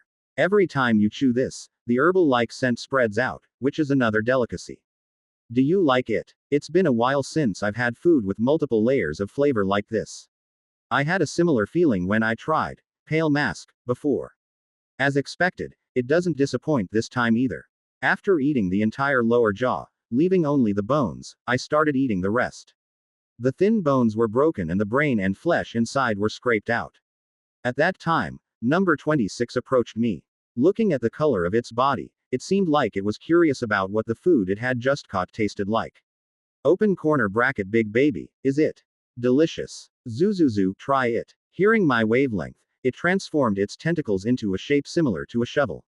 Isabel then inserted the deformed tentacle into the wound and dug out the flesh. And, it's good. It's good. The guy who tasted the meat rose into the air and spun around in place. Zuzuzu zuzu, do you like it? Open corner bracket. Yes. It's delicious. Zuzuzuzu, thank goodness. Open corner bracket. Let's eat it together with the small baby, the middle baby, friends, and the babies. Zoo, yes. The size of the Magmasaur is about 300 meters. Even if you exclude inedible parts such as bones, it is an enormous amount of food. Eating just one front leg is enough to easily replenish the energy used to divide Hydra. If everyone eats together, they will be able to eat well for at least 2 days. Little friend, you eat too. I already ate a lot, so it's okay. You have to eat more to grow bigger. You want me to grow bigger here. Only then can I punish bad people. I can't deny that. While number 26 and Isabel were chatting, I finished the remaining lower jaw. The upper jaw was eaten in the same way as the lower jaw. Avoiding thick bones, breaking thin bones and scraping out the brain and flesh inside. At that moment, when I had emptied every last drop of brain fluid, a text box appeared in front of me. Predation effect activated. Successfully acquired the Destroyer Carapace, genetic essence. Open corner bracket. Take over, Destroyer Carapace, among the creature characteristics of Magmasaur. Open corner bracket. Do you want to apply Destroyer Carapace? Good. I was nervous that I would fail to acquire the characteristics like last time, but I am glad. Plus, it just so happened to have the trait I was aiming for. Destroyer Carapace. Among the characteristics that Magmasaur possesses, there are a total of 2 that are helpful to Imorph. One is Destroyer Carapace, a physical attribute, and the other is a unique attribute that allows it to emit ion lightning. Neither can be obtained from other creatures. The reason I aimed for Magmasaur was to create unique characteristics through the Transcendence system. Since the unique characteristic cannot be used as a fusion material, I wanted Destroyer Carapace to come out instead. Then learn it. Just as I was about to apply the trait, I felt a strange sensation in the auxiliary organ under my chin. What? Currently, I am in a state of hunting, so all of my auxiliary organs are protected by a bone shell. It is not normal to receive such stimulation in such a state. I left the text box alone and focused on the auxiliary organs. This weak tingling feeling was somehow familiar. Definitely not long ago. Ah. I remembered. It feels similar to when I first used Hydra Divide and linked my senses to the clone. At that time, when I thought that I wanted to control the split left side of my head, my auxiliary organs throbbed and rang like they do now. I don't want to do that now, so what happened? Is there something they want to tell me? I focused my attention on the signals picked up by the auxiliary organs. Consciousness leaves my body like when I link with the nest. Is it because of the distance? It used to be linked quickly, but now it takes quite some time. I'll have to remember that. After a few tens of seconds, I felt a strange floating sensation throughout my body. Coolness sweeping over the shell, volcanic ash and embers flying. The senses are connected to the two heads flying above the clouds. Why did you call me? I checked the surroundings to see if I had encountered an enemy ship that had avoided the explosion, but there was nothing special. I couldn't feel anything above, so I focused my consciousness below. Now I know why they called me. On the ground, various creatures such as Volcarox, Lavalaptor, and Stoner are running in one direction. It was a strange situation where they were predator and prey, but they just ran without fighting. No way. The movements of the animals in that group were clearly abnormal. It was as if his reason had been taken away by someone. And there is only one being on this planet who can control wild animals at will. The equipment manager of the returning faction. I was wondering how you knew I was here. I guessed that was the case after seeing the antimatter bomb being moved, but now I'm sure. All of those animals you see below are under its control. It was probably laid out everywhere to prevent intruders. Moreover, the direction in which the strange combination of swarms was heading now matched the direction in which my clone was flying. That means Salman is inviting them to come near him. This is not the time to be like this. If the opponent calls for reinforcements, Heavenly Mother and PS-111 will inevitably be at a disadvantage. I instructed both heads to keep flying and then cut off the link. Before leaving, the text box has been waiting for my answer since a while ago. When I selected OK, Apex's genetic essence began to permeate my entire body. Mutations occurred in various parts such as the carapace, outer shell, and intestines, but the goal was the same. Becoming a better being. Watch next episode. C372-6. Pileflies are approaching from the rear. OK. At PS-111's words, the Heavenly Mother struck the air hard with her large wings. Her body accelerated and rushed forward. After that, dragonfly monsters with wide wings followed. Their identity is pilefly. It is a carnivorous insect that mainly lives on volcanic or rocky planets. It flies by riding rising air currents like a glider, and when it finds prey, it has the habit of catching it by shooting a large living stake attached to its abdomen.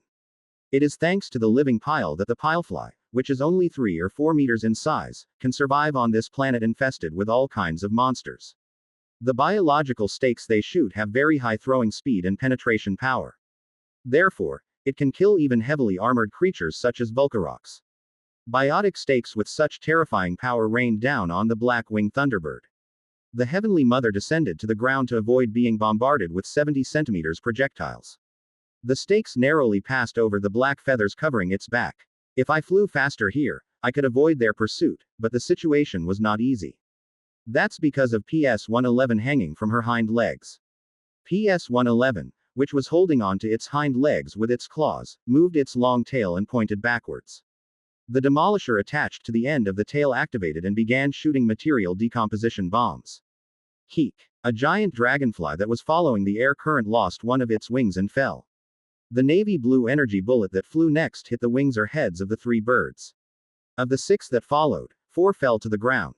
Even though more than half of their fellow countrymen were dead, the pursuers had no intention of retreating. They just kept shooting stakes and getting rid of them. It is clearly abnormal for a predator at the bottom of the food chain to move like that. There is no end to this. Open corner bracket I know. Tisk. At that moment, 3 or 4 of the living stakes flew toward the wing. It is already too late to avoid or intercept. Just as the flying stake was about to hit the wing, a black arm grew out of the feathers and bounced the stake away. It was defended using the function of obsidian arms, the equipment worn by the Mother of Heaven. While she concentrated on controlling the black arm, PS-111 used the demolisher to intercept the remaining enemies. But I couldn't rest assured. The real threat still remains. The Mother of Heaven looked down at the earth. There, animals with their instincts completely destroyed were gathered there. A strange-looking being was floating above their heads. This is Salman, Wolf Ranker, who transformed into the phantom beast, Simurgh. His current appearance was different from when he fought earlier. The basic characteristics, such as the head of a canine and the body of a peacock, remained the same, but the wings became abnormally large. Its 10-meter-long body grew to the point where it looked small, giving it a body shape similar to that of a butterfly or moth. In addition, the emerald and lapis lazuli-colored feathers that covered its wings and tail continued to disintegrate and disappear. What replaced it were light particles and lumps of energy. The gigantic wings had already disappeared and were replaced by a variety of lights. It still maintained its wing shape, but the light inside was constantly fluctuating, making it look very unstable. Eventually, the confusingly tangled stream of light became more intense and began to erupt into the surroundings. Dangerous. The Mother of Heaven saw this and quickly spread her wings to increase altitude. At the same time, hundreds of heat rays extending out in the form of stems flew towards her. Heat rays as thick as the waist of an adult man poured down like rain. She performed a brilliant evasive maneuver and avoided the pursuing barrage of light. However, with PS-111 in hand, it was difficult to completely avoid enemy attacks like before. In the end, PS-111, which was hanging on its hind legs, was grazed by the heat ray. TCH. PS-111's body was also quite durable, but it was not strong enough to withstand the Simurgh's energy attacks. This is especially true if the attack is strengthened by unknown factors. The Mother of Heaven hid in the clouds and got as far away from where he was as possible. The enemy, who had been firing heat rays at her, stopped attacking her when she retreated. Instead, he just sent a new subordinate. Filled square, filled square, filled square, filled square, filled square, filled square. Kuririk. No matter how you look at it, it's a loud noise that doesn't sound normal. As Salman howled like an animal, the pile flies that were wandering around him took off. The Mother of Heaven raised her altitude and hid in the dark clouds nearby. Are you okay? 2 arms were damaged by highly accelerated, unidentified particle energy. It is quite useful to analyze the properties and acceleration conditions of the particle in question. I think it's okay for now. If a normal creature lost 2 of its 8 legs, it would be seriously injured, but most of PS-111's body is made of machinery. Losing the weapon was painful, but it didn't seem like there was much trouble moving. While the battle was in a lull, she quickly reviewed the situation. What on earth happened? After being hit by a spear and falling, he suddenly changed like that. The characteristic of the priest's golden spear is that the more blood it contains, the sharper and more lethal it becomes. If you kill the opponent, you kill him, you don't mutate him like that. The armor he wears also has nothing to do with mutation. Then there is only one answer. An improved form of psionium that he is believed to have taken. That is most likely the cause. PS-111 said. The problem arose after taking a stimulant similar to psionium. Psionium ampule takes the user to a higher level in a short period of time. For example, if Wolf takes this, his level of deification increases by 1. If you use the ampule at a stage where you can no longer go up, it will not work. In other words, you cannot enjoy the strengthening effect if you eat it in the stage before the final mission or in the incarnation state. This is the first time she has seen the phenomenon of the body collapsing and twisting due to taking drugs. If it wasn't for that armor, I would have died a long time ago. The Mother of Heaven glared at Salman, who looked as small as a fingernail. The eyesight of a thunderbird is much higher than that of a griffin. Thanks to this, she could clearly see what state he was in. While the entire body was strangely mutated, the only intact part was the golden armor covering the torso and head. The priest's golden spear that she had thrown was stuck in the chest of the armor. This equipment allows the wearer to recover quickly when injured. Even with a hole in his chest and his body collapsing, he is still alive thanks to that armor. If the physical breakdown he's experiencing is due to the side effects of the drug. Once the effects of psionium are over, your body will return to normal. It is unclear whether his spirit will return as well, but the possibility of recovery cannot be ruled out. Whatever it is, If it takes longer than this, the chances of him escaping will increase. We exposed too many cards. We have to catch him here somehow. How about this method? While I am the bait and attract attention, the middle child approaches and subdues the target. I thought about that too, but it doesn't work either. If you do that, it will be too dangerous for you. Even if Mountain Crawler is defeated, there are many monsters on the ground protecting Salman. Moreover, guys like Lavalaptor are much faster than PS-111. If she fails to catch Salman, he could die. The potential risk of targeting is very high. If suppression fails, the unobservable risk factor increases significantly. Open corner bracket ellipsis dot close corner bracket. Even if it costs me my body, it is beneficial to subdue the target. After hearing his harsh words, she recalled a memory from the past. On the day I fought Muriel, my husband Earth's father said something similar. While she is being attacked by the enemy, she must step forward and suffocate the enemy. At the time, she expected Muriel to have brought a dangerous weapon. I didn't know it was a thunder god, but there was a weapon equivalent to it in the hands of the enemy. No matter how strong my husband was, I thought it would be difficult to withstand the firepower of an orbital weapon level weapon. It's the same as then. Her choice was to move with her husband. And that was the wrong decision. Earth's father suffered great damage while protecting her from the fire of the thunder god, which led to his defeat. Would the outcome have been different if she had made a different choice? I don't know. The moment of choice has come again, but is it because of memories of the past? I couldn't make a decision hastily. As their worries deepened, the pile flies got closer to where they were. There is no time. Please make a decision quickly. I know. I don't have time. Why? I know I have to do something before he runs away. But, the Mother of Heaven, who was streaming thoughts mixed with worry, sensed a familiar thought caught in the middle. The tip of the elongated snout, resembling a pterosaur, pointed upward. At the front, a group of pile flies were preparing to attack. The bio stakes growing in their stomachs were aimed squarely at her and PS-111. The moment the pile is about to leave the ship, a flash of red appeared, tearing through the dark clouds above them. Keek, kyok. The pile flies that collided with the red light shattered into pieces like bugs hit by an electric fly swatter. In an instant, a being that dyed the gray clouds red flew in front of her. Open corner bracket ugly. Friend, open corner bracket worried. Little Galagon called her with a strange nickname as he always did. But now, I felt very welcomed by that obnoxious school of thought. Oddeye, the red rascal, came to help her. Watch next episode. C373. OMG. Salman opened his eyes, breathing heavily. When he woke up, he urgently looked down at his hands. Instead of wings covered with colorful feathers, a familiar hand covered with fine fur caught my eye. Cough. Wow, how did this happen? Just a few seconds ago, the body was decomposing. However, no wounds were visible on his clean hands. No, rather, these are my hands, right? Good-looking skin that is moderately tanned by the sun, muscles toned through exercise, and well-maintained nails. The hand was that of a human male. His hand, which he lost a long time ago. He quickly looked around to see if he had returned to reality. The place he was in was a pure white room. In a room without any objects or decorations, Salman was sitting on a chair. And in one corner of the room stood a short cult boy. The boy, who looked human because of his severed horns, muttered to himself.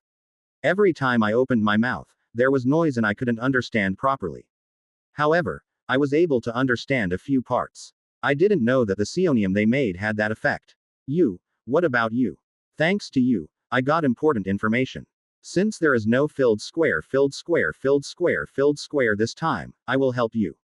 As soon as the other person finished speaking, Salman felt a burning pain throughout his body. A familiar power restored his spirit from madness.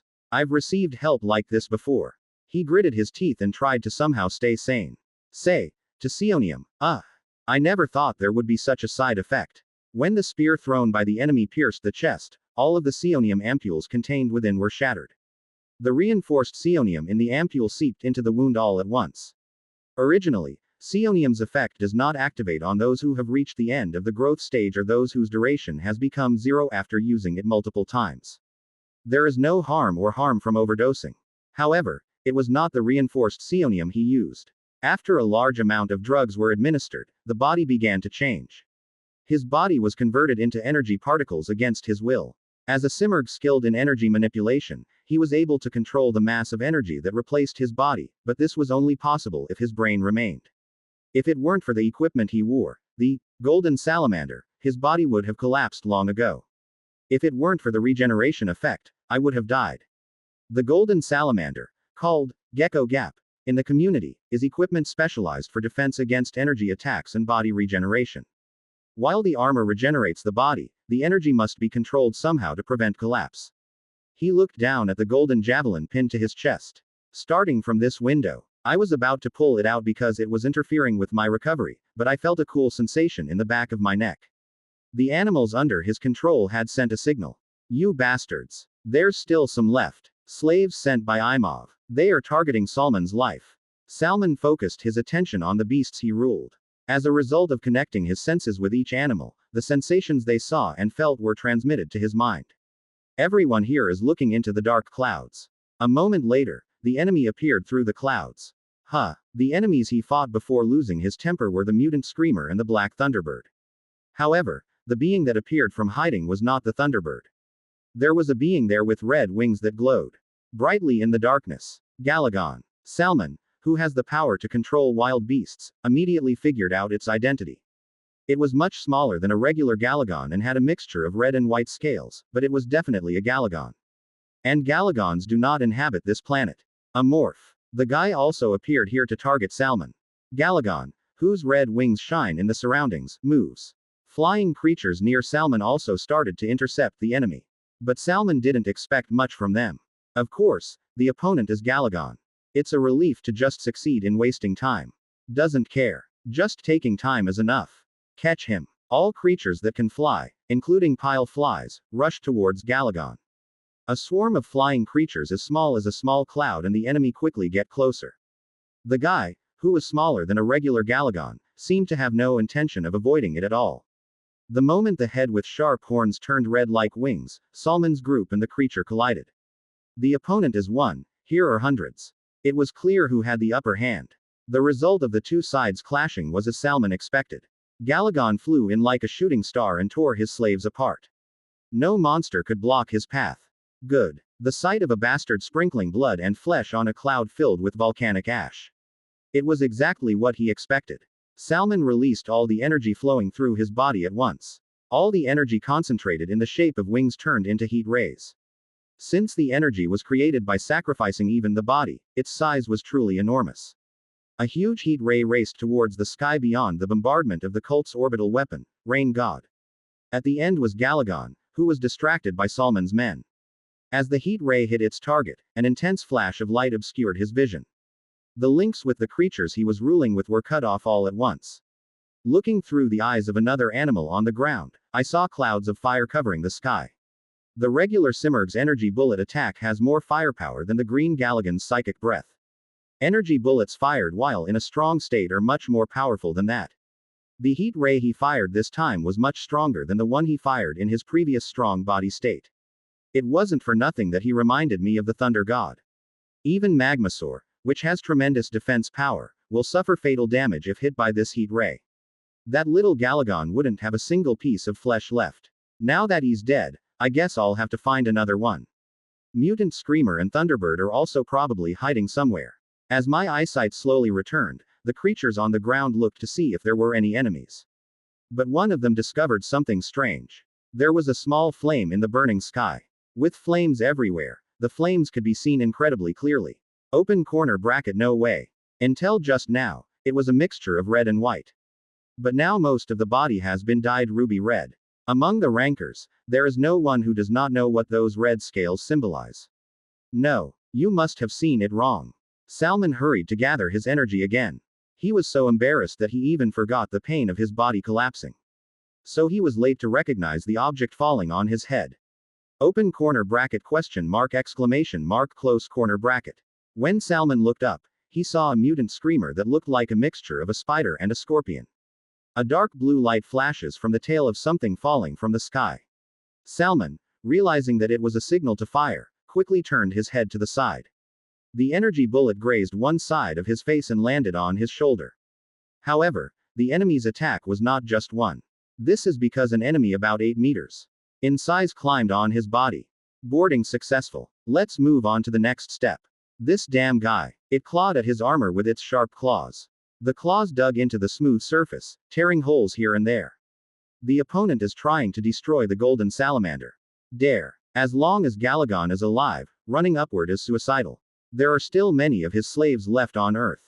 Salman descended with the mutant screamer on his back. And just before his body touched the ground, he turned around and crushed the enemy on his back to the ground.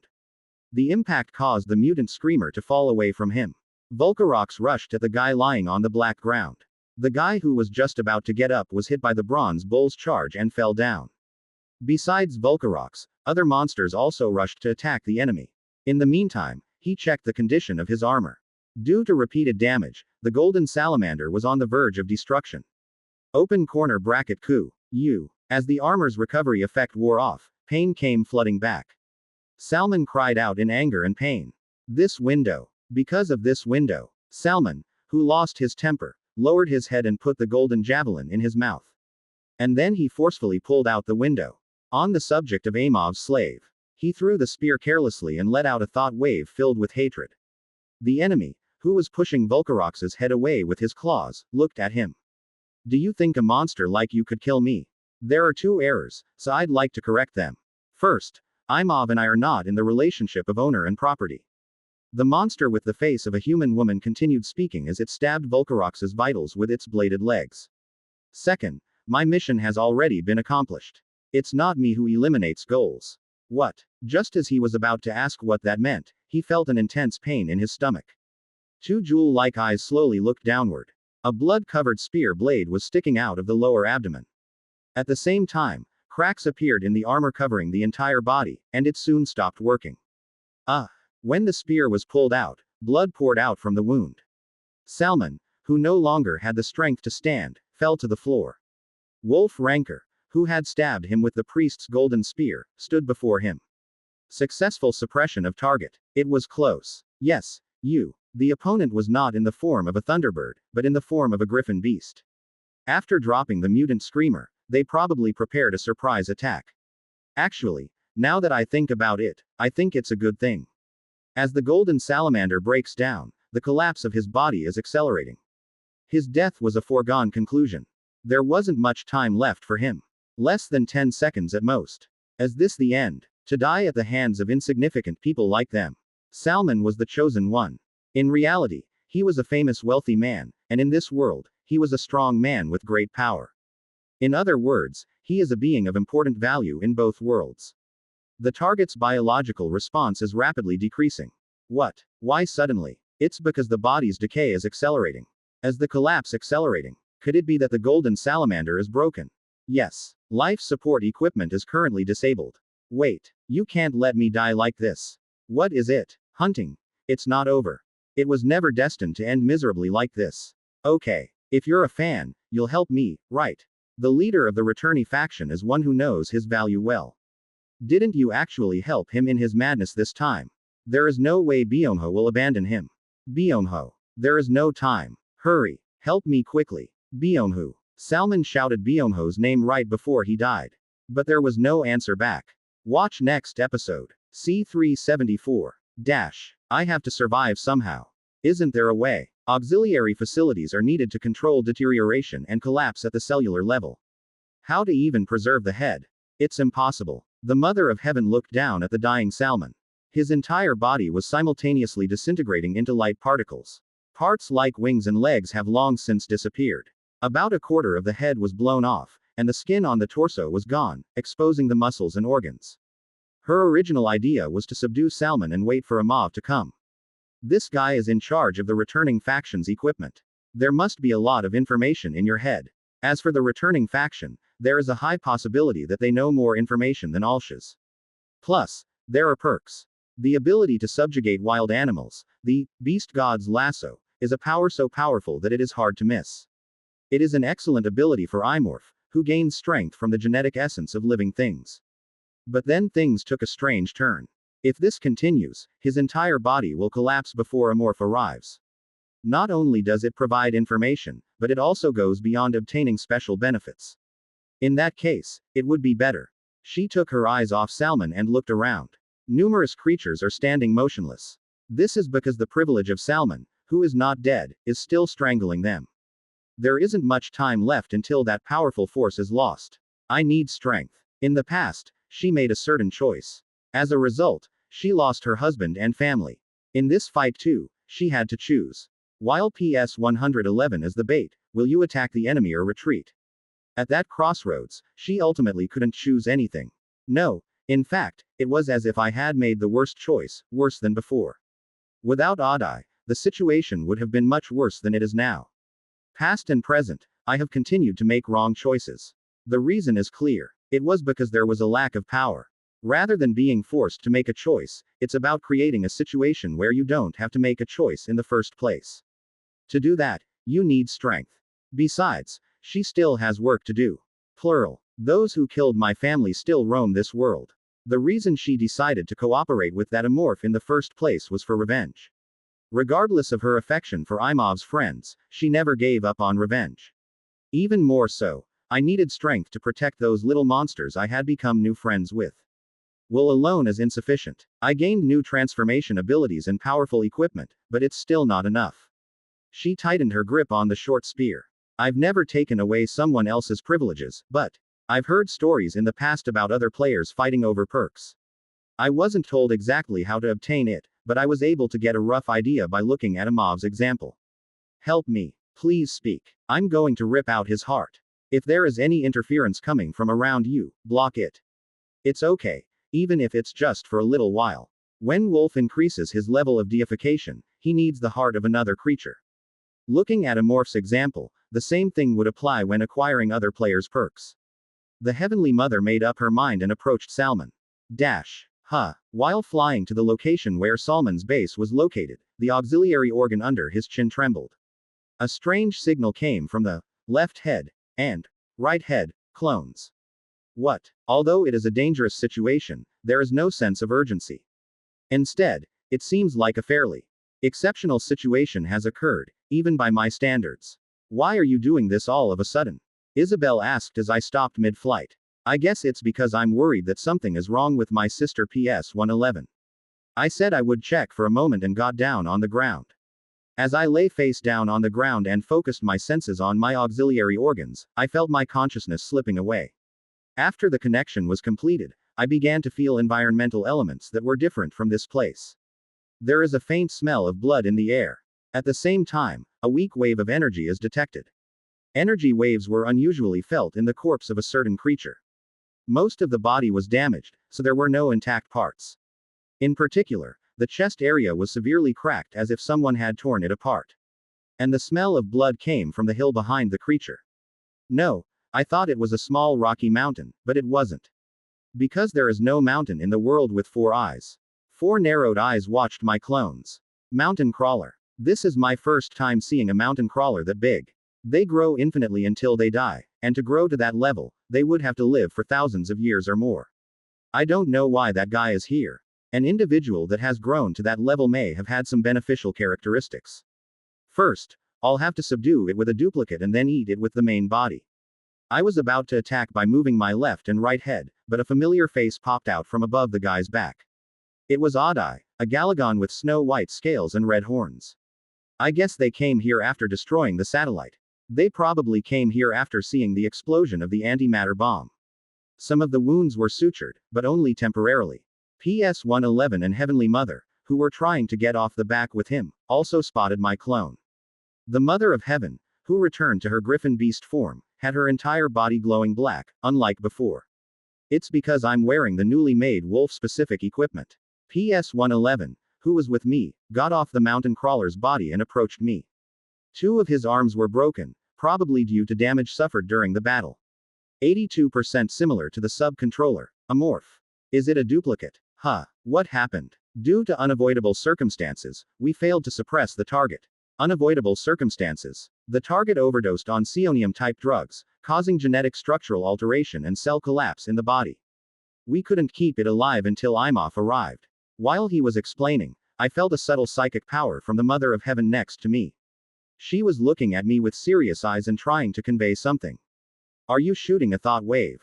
Unfortunately, I can't understand right now. This is because the clones do not have the monster's tentacles, so it is impossible to understand the thought waves embodied by psychic power. In addition to communicating by voice, PS-111 can express its intentions using special, subtle wavelengths, similar to No. 26. So, as long as you have a mimicry organ and an auxiliary organ under the chin, you can talk to him and Isabel. But neither the Heavenly Mother nor Adai have such power. You must also have the monster's tentacles in order to talk to them. Let's come to the main body and talk. I need to check something. There are no more enemies around, right? With the new ability the middle baby acquired, it chased away hostile creatures around it. After listening to what he said, it turned out that the Mother of Heaven had obtained Salman's special privilege, the lasso of the beast god. I thought you'd keep him alive until I came. I did not convey my intention to her directly. However, there is no way she would not know the value that Salman has. Because he is a person who can give us more information than Alshas. However, looking at the corpse with its chest cut open, the damage was so severe that it seemed difficult to obtain information. Obtaining information became uncertain, and privileges could not be obtained. This is quite a disappointing result considering the result of trusting in Heavenly Mother and PS-111. Still, it seems like there's something going on, so I'll have to listen closely. I released the link saying I would come to the main body. As I moved my body, Isabel hurriedly approached me. What about your sister? Is your sister okay? Zoo, you're fine, you don't have to worry. I saw that 2 of his 8 arms were shattered, but that wasn't a serious injury to him. If you have the right materials, you can repair it yourself. I flew up into the sky again with number 26 and Isabel. After continuing to fly like that for some time, we arrived at the place where the 3 were. Sister, what about that leg? It was damaged in combat. We plan to improve that part using useful materials, so you don't have to worry. Please take care of yourself. Just because it's a machine doesn't mean it won't die. Immediately after arriving, Isabel saw her sister's damaged state and began nagging her. Open corner bracket big adult. Appearance open corner bracket has it changed. Open corner bracket big baby changed after eating big and different food. Adai glanced at me with eyes that resembled amethyst. Then number 26 raised its tentacles and imitated a Magmasaur.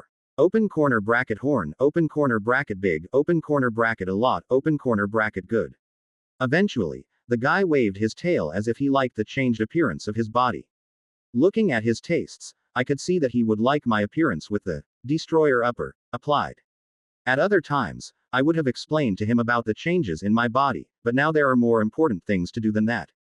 I thought I had something to say earlier. Please explain what happened. Heavenly Mother nodded and began to explain. What happened when she fought with Salman, why she had no choice but to take advantage, etc. Indeed, the explanation wasn't very long.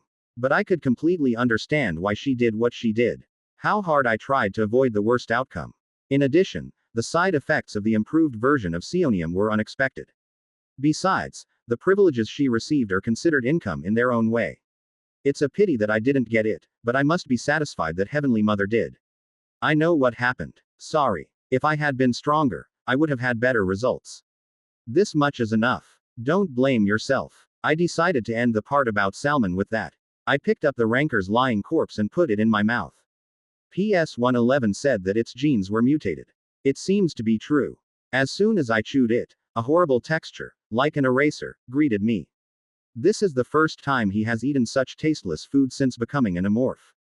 It was so tasteless that I just chewed it and passed it down my throat. I waited for a while, but no reaction occurred from my body. I tried it just in case, but it didn't work. The mimicry organ and the host are organs that operate based on the other's genes. It was impossible to obtain information from enemy meat that was damaged at the genetic level. After appeasing my regret by savoring my appetite, I looked at the new friend that Heavenly Mother had brought. As that mountain crawler, the one Salman brought with him.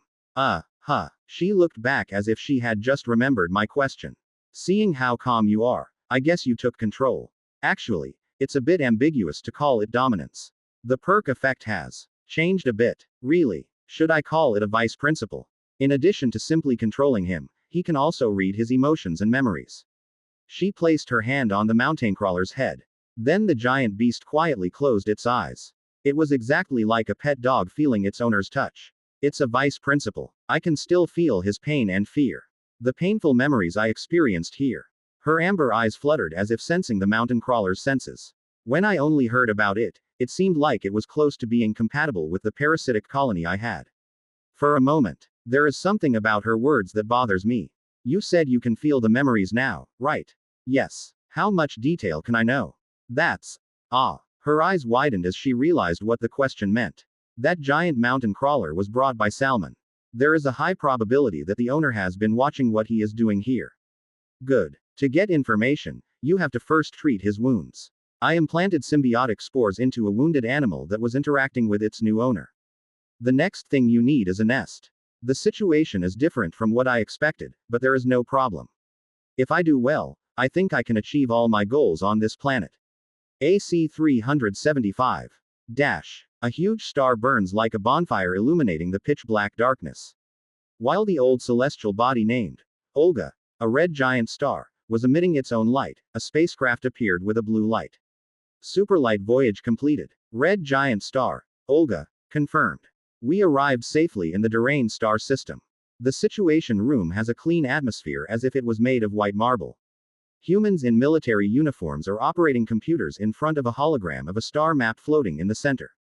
The people in the situation room were so orderly in their clothing and behavior that they were reminiscent of soldiers. However, their identities are not soldiers. Hey, now that you've arrived, please contact your employer again. Yes, Captain. The name of the man called Captain by the sailors was Second Hamilton. This is Space Dog from Megacorp. At one time, he was a soldier working in a crisis management team on a warship or a space city security team. After retiring from work, he became a pirate. In Megacorp, piracy is a serious crime, but many soldiers engage in corruption by interacting with pirate cartels. Most of them are caught by Megacorp and meet a miserable end, but there are cases where they are lucky and retire without being caught. Se Chan and his subordinates were also such a lucky case. Second's faction, the Hamilton Cartel, is comprised of all members who are former military veterans. Is that why, unlike regular pirates, they tended to pursue activities in sunny areas? Instead of serious crimes such as smuggling or human trafficking, credits were earned through security-related activities such as guarding key figures and transporting important goods. Of course, if they had only engaged in legal activities, they would not have been called pirates. I was often tasked with dirty work, such as guarding criminals or secretly transporting terrorist objects. This kind of illegal work was something that had to be done because it made a decent profit. Anyway, Se Chan did a pretty good job. The Hamilton Cartel has never been pursued by Megacorp or any other major force. His relationship with other pirates was also good. This is because he is well versed in network management. Continuing to do business by maintaining friendly relationships with profitable customers and relationships established in the past while in the military. He thoroughly managed those he deemed important. Thanks to this, the Hamilton Cartel was able to safely engage in piracy while avoiding the pursuit of large powers. Customers in Osca 44 in the Durain star system were also one of Second's main management targets. What the customer asked was very simple. Regular procurement of large numbers of slaves, luxuries and other necessities. The request itself was simple, and the compensation was very generous. In fact, this contract with good terms has been going on for several years already. There was no better customer than this in this fierce situation. So, whenever a transaction was made, he would visit the planet in person. I was planning on doing that this time too, but a problem arose. Usually, you will get a reply if you contact us 3 days before arrival, but this time there was no reply. Even though I kept sending messages until yesterday, there was still no response. Captain, we still can't contact you. What? Go ahead. Yep. Se Chan frowned as he gave orders to his subordinates. What the hell is happening all of a sudden? We already finished talking about the transaction with them 7 days ago, and received a portion of the transaction amount as an advance deposit. In such a situation, there is no way they would suddenly cancel the deal. Could it be that they made a deal with other bastards other than us? Recently, there was talk of a pirate with a strange name wandering around the Durain star system. They call themselves the Shino Alliance, and I heard that their power is formidable. No, if that were the case, I wouldn't have given credit in the first place. Moreover, the customer he met, was cautious and suspicious of everything. The odds of becoming friendly with pirates who had just appeared here were low. Then something is wrong. Can't you still contact me? Yes. It appears that there is a problem with the satellite, as the signal itself is not going through. Are there any traces of faster than light sailing around? Not detected. The Durain star system is a land without an owner. Those who stay at Osca 44 are actually the only intelligent beings here. It would be safe to say that there was no chance of being attacked by someone in such a situation. It's a good thing if there's a problem with the satellite and it's being repaired. Just looking at it that way, the atmosphere wasn't very good. If it had been any other customer, I would have backed out right away, but the person I was dealing with was customer S. If the contract is cancelled here, it will be difficult to meet a customer like that again in the future. What would you like to do? The second captain standing next to the captain's seat asked him. Se-chan, who was staring at the hologram without answering, finally made a decision. Approach Osca 44 and send communication once again. Even if there are no communication satellites, if you get close to the planet, a signal will be sent.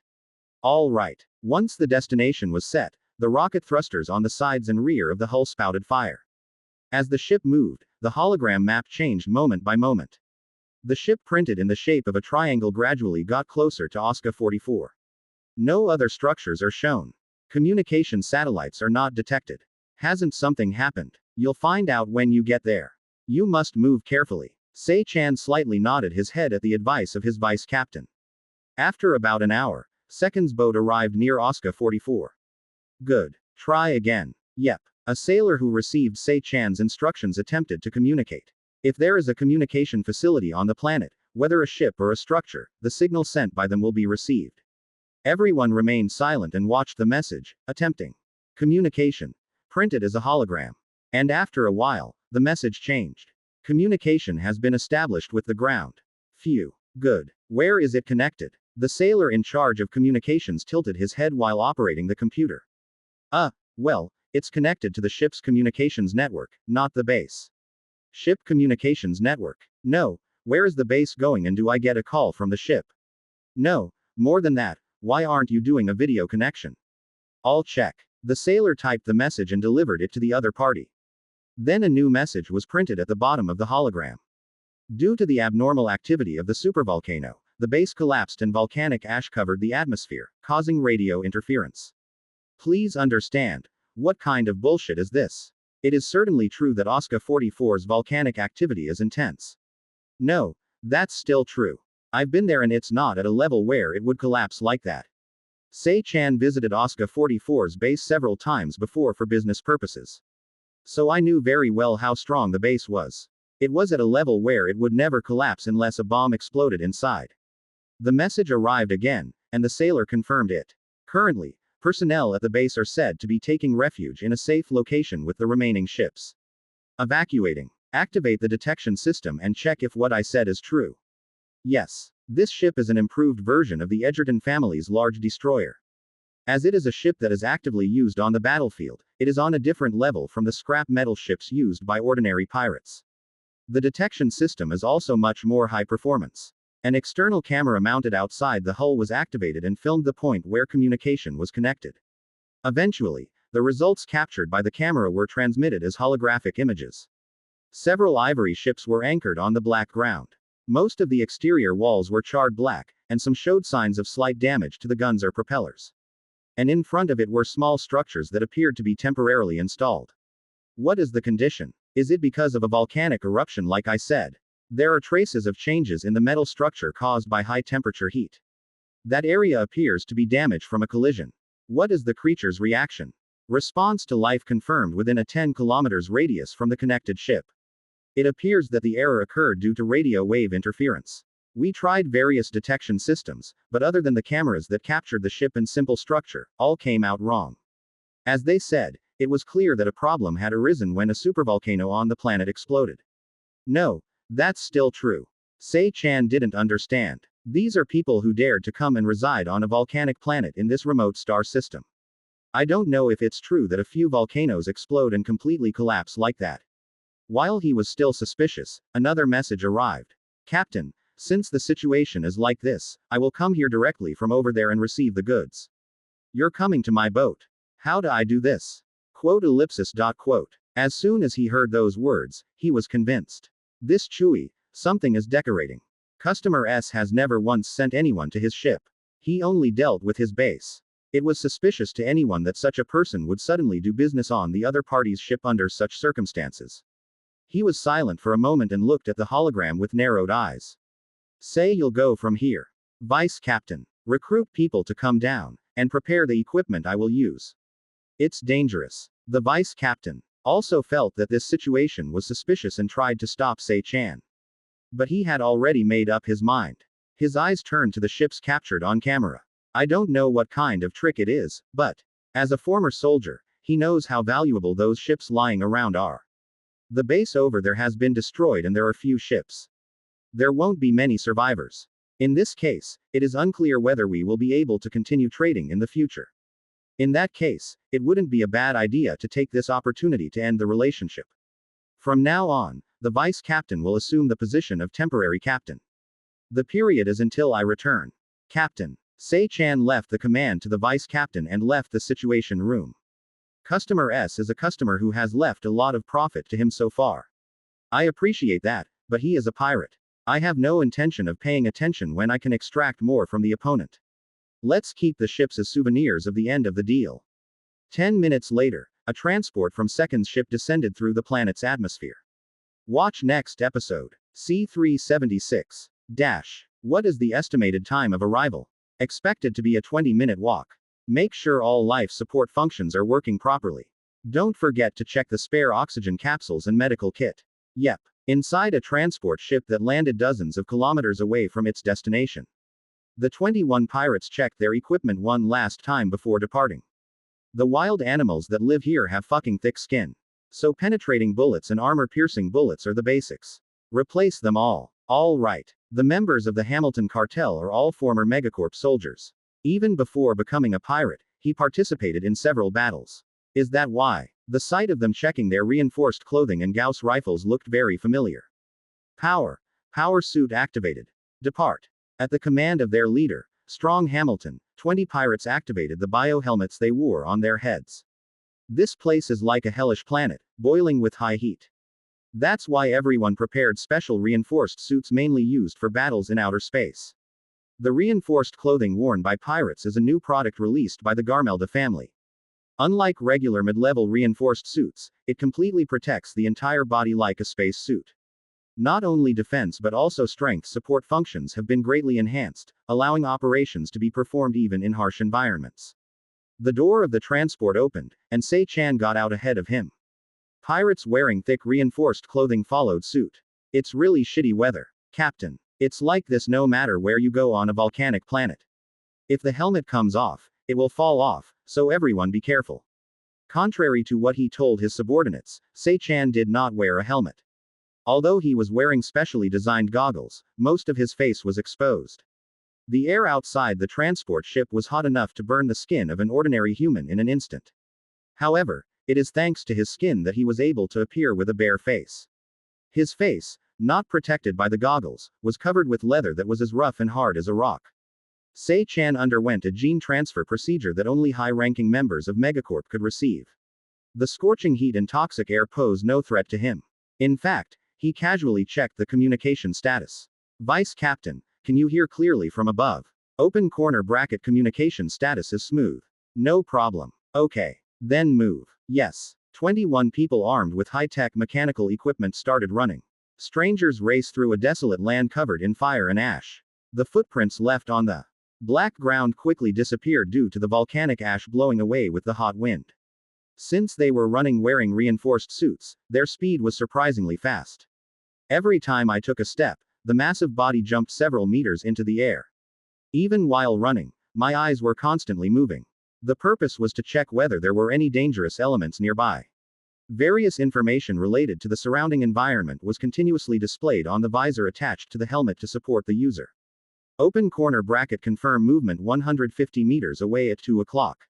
Open corner bracket confirmed by gas erupting from underground. The movement of living things is not detected. Hey you idiot, are you out of your mind? I'm sorry. 10 minutes had passed since departure, but no dangerous elements were found. Everyone was relieved that they didn't encounter any enemies, but it wasn't too cold.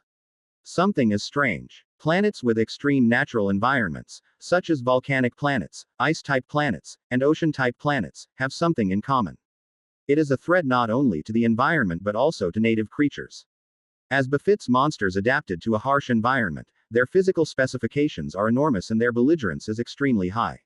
So, Se-chan predicted that he would encounter wild animals at least once while traveling to where Customer S was. But I didn't see any living things for 10 minutes. To be precise, no living things were found during the move. There was no such thing as seeing an animal moving in the distance or capturing a monster in the sky. There were no traces of predators or traces of animals wandering around. It seemed as if no living thing lived in this area. Vice Captain, it's Se-chan. What happened to vital response detection? There are still signs of life everywhere. I can't understand it properly because of radio interference. What about Customer S? I understand they will be visiting in 2 hours from there. There has been no response since the communication ended. I understand. Keep trying to detect vital signs. If you get the right results, contact us right away. Anxiety crept up like black smoke, but I had no intention of canceling the operation. Maybe I was lucky and didn't encounter any monsters. You may not have encountered predators by chance. Or maybe this area itself was originally uninhabited by life. Let's get this sorted out as quickly as possible and leave here. In this way, he forced himself to calm down the anxiety in his heart. 10 more minutes after terminating communication with the second captain, they arrived at their destination. The pirates hid behind a tall rock hill and watched the movement. 3 cult-style ships were parked haphazardly on the black ground. I already checked it above, but when I saw it in person, it was clear that it had landed in a hurry. In front of the ships was a simple structure that appeared to be a temporary camp. The structure was in an unfinished state, so it was quite unsightly. As I already said, there are 6 people on each boat. The remaining 3 search inside the temporary camp. Yes, we will move as quickly and quietly as possible to prevent them from reacting. Do you understand? Open corner bracket yes. Then let's begin. After Second's words, the pirates jumped out from the rocky hill. In an instant, they entered the ships and structures they were searching for. If there was anyone among them who was even slightly behind, they would have seen that scene. The rocky hill that had been standing still crawled under the ground. Dash. Open corner bracket what the fuck? Open corner bracket. What on earth are these bastards doing here? The pirates in charge of searching the simple structure were embarrassed. The inside of the structure was a mess beyond imagination. It's not because of the wires, cables, and large pieces of metal littering the floor. What caught them off guard was the ceiling. Animal skins were hanging from the ceiling. Let's take a look and see what kind of psychopath created something like this. The pirates activated the infrared vision on their helmet visors. After confirming that I could clearly see the inside of the dark facility, I walked inside. Nimmy, one of the floors is so dirty. It must be because of the blood that fell from above. The floor of the facility was filled with sticky liquid, probably because the blood that had fallen from the hanging flesh had hardened. The pirates cursed at the discomfort they felt every time they walked. There may be information left on the computer. I'll check it out. One of the pirates entered the facility to inspect a computer. The remaining 2 looked at the pieces of meat hanging from the ceiling. Open corner bracket did you bring it while cleaning up the surroundings? Open corner bracket for some reason, no one could be seen on the way, so it was all taken down. Open corner bracket this looks like lavalaptor leather. It was peeled off very cleanly. Captain, I heard that Customer S once requested transport of a rare creature. Really? The being who created this facility seemed to have decent workmanship, despite having a bizarre sensibility. This is because there were almost no scratches on the peeled leather. While I was looking around, something unusual caught my eye. Hey, look at this. Doesn't this corpse look like a person? Look at it. For a moment, I thought it was real and was shocked. That's right. This part is the arm, and this part is the chest. The 2 people who were looking at the mysterious leather gradually became less talkative. Open corner bracket hey, is this really possible? Open corner bracket fucking crazy. Although there was no head part, they quickly recognized who the skin belonged to. And now I see that there are more than one leather similar to that. The blood hasn't hardened yet. It hasn't been long since I took it off. What on earth are these bastards doing? It's dangerous out here, so let's get out. But contrary to what they said, the 2 could not leave right away. A colleague went inside to check the computer. Even when I tried to contact him through the communicator, there was no answer. What? Where did this guy go? Hey, answer me. All I could hear on the other end of the communicator was silence. They ran to the spot where their colleague was before he disappeared. Only the computer pad used by a colleague remained in its place. The size of this facility is not very large. If one of the three disappears, there is no way for the remaining two to know. There is someone else in here besides them. Recognizing that fact, the two tightened their grip on the Gauss rifle and guarded their surroundings. Captain, the situation here is very shitty. We have to retreat quickly, Captain. Open corner bracket chijijijijijik. Open corner bracket damn it. Hey, try contacting the ship. Wrong. This one is working too. Since they were both soldiers, they knew very well how bad the situation was. They turned their backs to each other and slowly moved towards the entrance. While passing by the corpse skins hanging from the ceiling, something foreign caught the pirate's eyes. A human female head lay in a pile of metal fragments. You might wonder if there were a lot of human heads in this place full of corpses, but all the skins here were headless. Therefore, the head lying alone could not help but be more noticeable.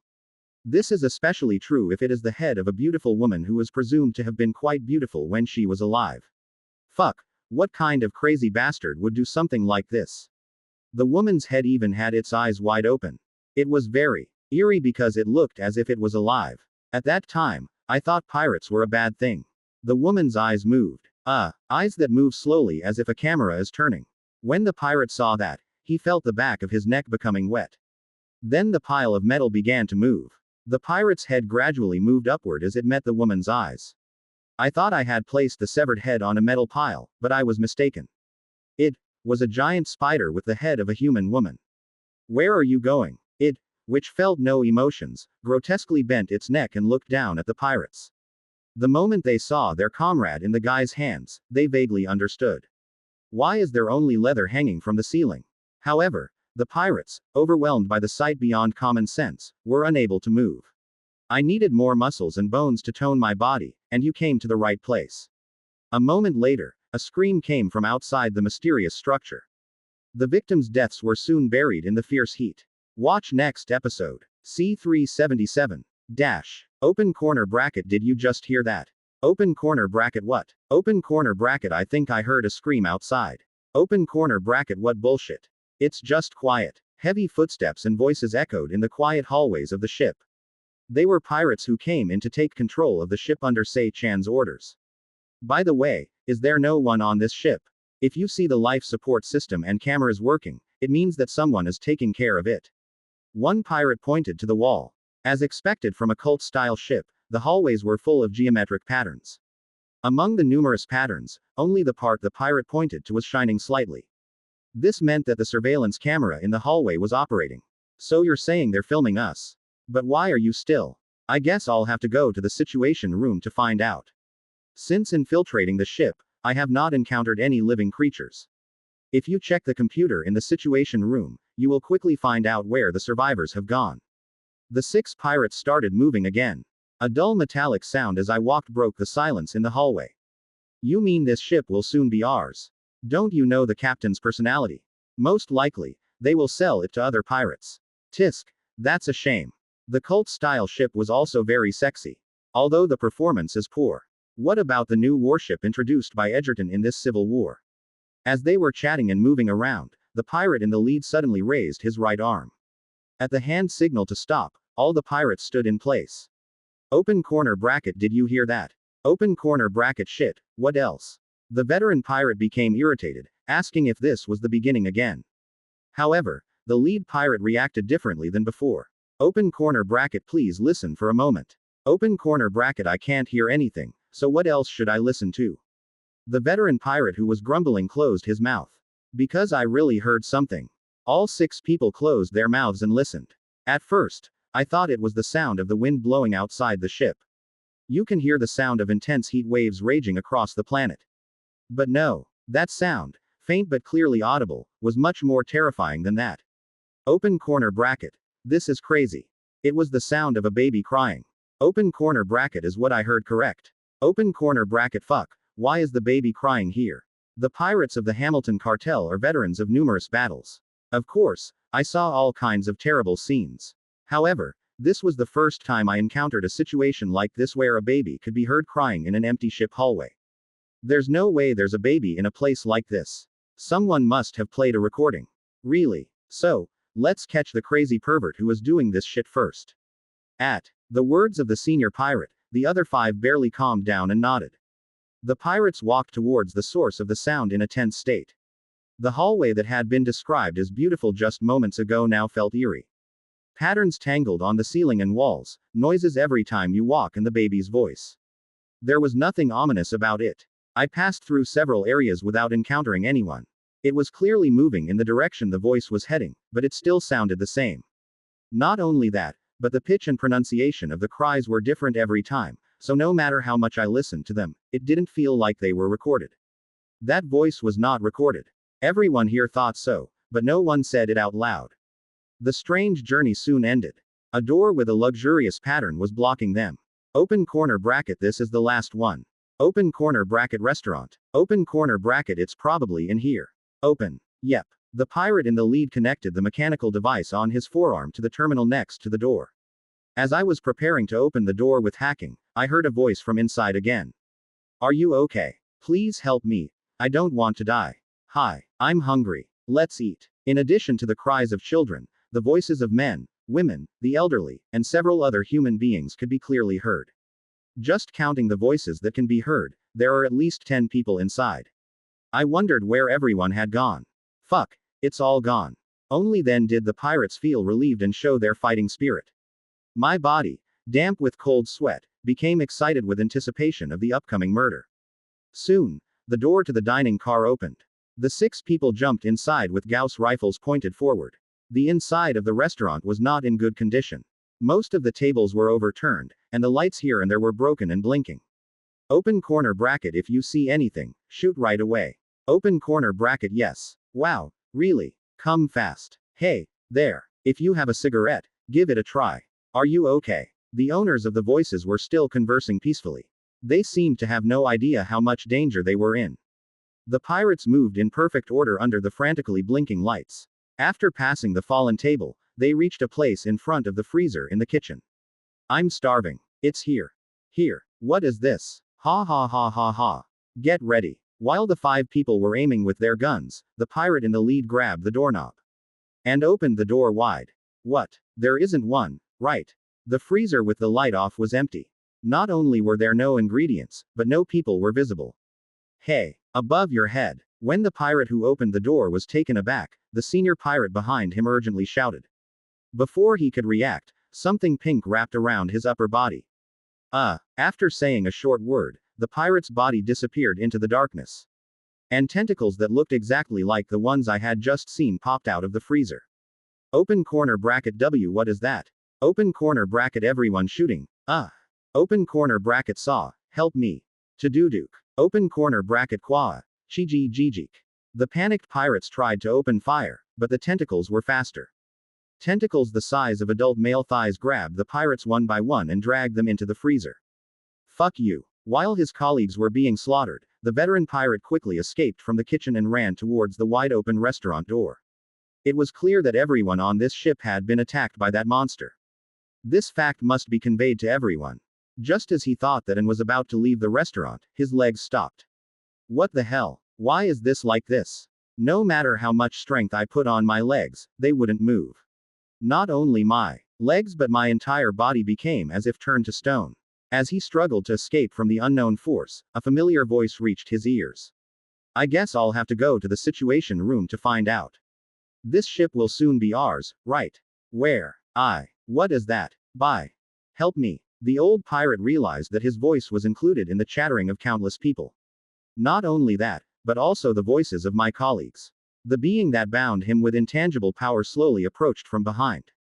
Pink tentacles wrapped around his arms and legs.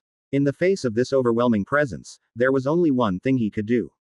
Gotcha. It was silence. There are no records. Yes. There are no records left, as if someone came and erased them. What about communication records? You sent a message 20 minutes ago. When I checked, it was also completely blown away. Immediately after infiltrating the ship, Se-chan went straight to the situation room and could not help but be embarrassed by the unexpected situation. What's going on? There is not even a single person visible on the ship, and communication records from just a few dozen minutes ago have been erased. I couldn't understand what Customer S was thinking. Trap. In that case, it should have already been attacked. Open corner bracket, who are you? At that time, one of his subordinates shouted loudly. Sei-chan and the other pirates also reacted and urgently raised their weapons. I saw a shadow moving in the hallway. It must be a person. I will chase after you. There was nothing more to be gained from the situation room. Sei-chan and the pirates got out. Just as the subordinate said, a human with scattered hair was seen running away. Don't kill them, capture them alive. Yes. Currently, all of them are wearing reinforced clothing. It was very easy to catch an unarmed survivor. A moment later, the fugitive knelt in front of Sei-chan. There is no use running away. As you know, the atmosphere here is not at a level where you can go out bare-handed. Quote ellipsis dot quote. Where are all your colleagues? Quote ellipsis dot quote. The fugitive did not react to Sei-chan's words. All I could do was just stare at his face. Then the pirate behind him stepped on his thigh. Kau. Isn't this fucking bastard answering? Stop. An opponent struggling in pain. Sei-chan stopped him just before his leg broke. The fugitive heaved a sigh of relief as his subordinate put his foot away. I'll ask you one last question. Where are your colleagues and superiors? Are you their leader? Open corner bracket you bastard. You answer questions with questions. Quiet. My name is Second Hamilton, and I am the leader of the Hamilton cartel who has come to do business with you guys. The fugitive who heard his words opened his eyes wide. Is it really Sei-chan? Okay. If you are the one I serve, it is below. Please follow me. After saying that, the fugitive staggered to his feet. When his subordinate tried to subdue him, Sei-chan raised his hand to stop him. By looking at the fugitive's movements, one could tell what condition the people hiding on this ship were in.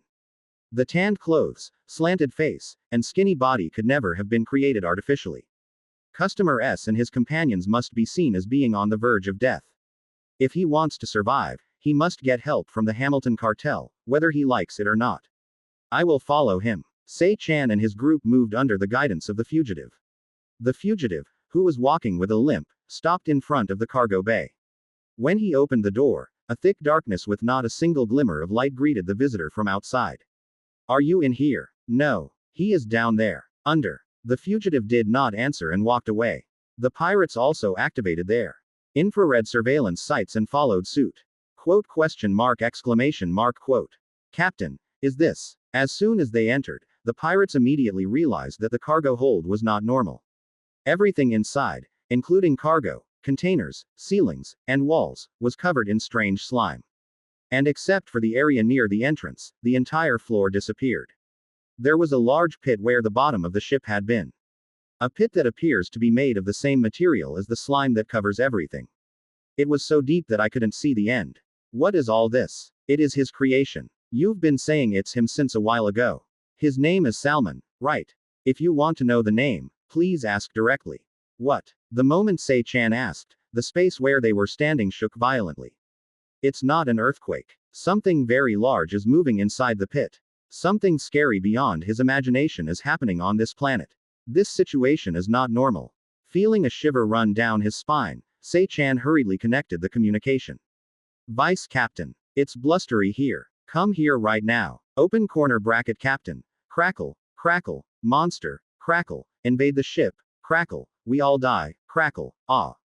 Vice Captain. Vice Captain. Holy shit. Captain, I can't contact the others either. Likewise, his subordinates who attempted to communicate with other colleagues also shouted in trembling voices. Sei-chan gritted his teeth and grabbed the fugitive by the collar. You damn bastard. What on earth have you done? I serve a great man. He wants your wisdom. Crazy guy. Sei-chan hit the fugitive hard with his fist. Because of the strengthened fist, the opponent's face was crushed. The body, with its face smashed, stumbled and fell into the pit. We have to get out of here right now. There are still men left on other ships to search, but there is no time to take care of them. If there is a problem with the ship, it is truly the end. We must return to the transport ship as quickly as possible. Leave here immediately and jump to the transport ship. Sei-chan ordered, but his men did not move. They were staring blankly in the direction of the strong wind. You guys, are you out of your mind? Ha, Captain. Behind. What? The subordinate pointed behind him with a trembling hand. Sei-chan turned his head and could see why his men could not move. Behind him, there was a thing of enormous size.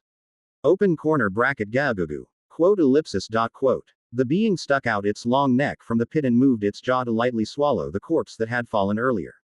Even after seeing that, Sei-chan and the pirates couldn't move. No matter how genetically modified or equipped with very strong weapons and reinforced clothing, the being in front of me could not be defeated. No matter how strong the human body becomes, it cannot walk on the stars. The same goes for the being in front of them. It was something that far surpassed human understanding. You are the carrier. The voice of a just dead fugitive flowed from it's mouth. I hope what's in your brain is useful. Only then did Sei-chan understand what the words he said before his death meant. He will not die. At that fact, I could only open my mouth and shed tears. Watch next episode. C378. Zuzu, as this guy. Open corner bracket grung. A pangolin the size of a hill blinks its 4 eyes. The griffin beastman next to him let out a wave of thought. A person brought by a bad owner. Can you check if the smell is similar to that of him? Quote. The giant beast slowly shook its head in response to a wave of thoughts filled with soft emotions. And then he put his head closer to the human who was much smaller than him. Quote. The human body trembled when an animal much larger than him was right in front of him. This is because he knows very well that the reinforced clothing he is wearing cannot protect him. Soon, the giant mountain crawler snorted violently. Open corner bracket grung. Open corner bracket tack. The author supplied supplies to Salman. Yes. I deliberately didn't plant any parasites because I was worried that he might get confused when he smelled it. I stretched out my wing arms and picked it up. Now I have to figure out what's in this little pirate's head. Now, wait a minute. I'll tell you whatever you want. Are you going to tell me everything? Okay. All transactions with customer S. I'll tell you everything, including everything that bastard told me to do, so please save me. Sei-chan, the pirate held tightly in my hand, was desperate. I guess they think they can escape if they just get out of here. But what can I do? Isabel went to deal with the pirate ship floating in space, and Adai went to deal with the transport ship that landed on the ground. Even if he is lucky enough to escape me, there is no way for him to escape from this planet. It would be safe to say that his fate was decided when he first decided to come here. It's something to be grateful for from my perspective. Today is the 3rd day since Salman died. The ancient mountain crawler he brought with him said that there were people who visited Osca 44 regularly. They said they always smelled food and blood whenever they came. My heavenly mother and I assumed that they were the ones in charge of supply and transportation. Osca 44 is a planet that has not been terraformed. Of course, everything has to be procured from outside. There will also be a supply manager outside the planet who will be in charge of this. Of course, since Mountain Crawler is not human, he did not know where the supply manager was or when he would arrive. Fortunately, the problem was solved thanks to Salman's remnants remaining on the planet. The defense fleet responsible for the battle was destroyed, but the ships that left the base for reconnaissance still remained. I scoured the planet to find survivors and get the information I needed from them. They said a supply representative would arrive about 3 days after Salman's death. This is because the base and the other party already made an agreement 4 days ago to meet in a week. Anyway, so we waited at Osca 44 for 3 days. If he hadn't come by today, I was thinking of leaving this planet. I did, and it worked out well. This plan is the final one. Restaurant. Why is the baby crying here? At that time, an unfamiliar voice suddenly rang out in the nest. This. Sei-chan's face brightened in an instant. It must have been because I heard a person's voice, that of a colleague. That's it. Unfortunately, what he expects doesn't happen. Fuck, it's all gone. The being that appeared with harsh swear words was a creature that was far from human. Sei-chan's complexion suddenly worsened when he saw the jellyfish glowing pink in the dark. Don't you know the captain's personality? Fuck. Oh my, really? It was probably because a familiar voice he recognized was coming from the creature's tentacles.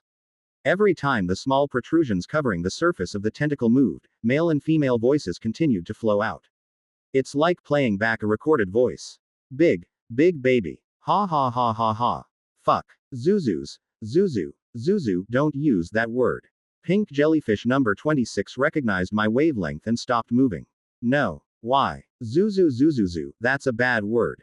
Open corner bracket, I'm calling you a big baby, but isn't it okay? Zuzu, not that part, but after. Fuck. Zuzu, that. As if studying. Speaking with sounds had paid off, no 26's vocabulary has reached a significant level. I think it's probably older than kindergarten. Okay. I won't do it. Zuzu, you're so kind. Yes. That voice. Are you sure all of your colleagues? Ordinary humans cannot understand the conversation between me and number 26. The same goes for Sei-chan, who appears to have undergone genetic modification surgery. However, I am not an idiot who cannot understand how things work in this atmosphere. I focused my attention on my fighting arms. A very small object slowly crawled out of an organ in his arm.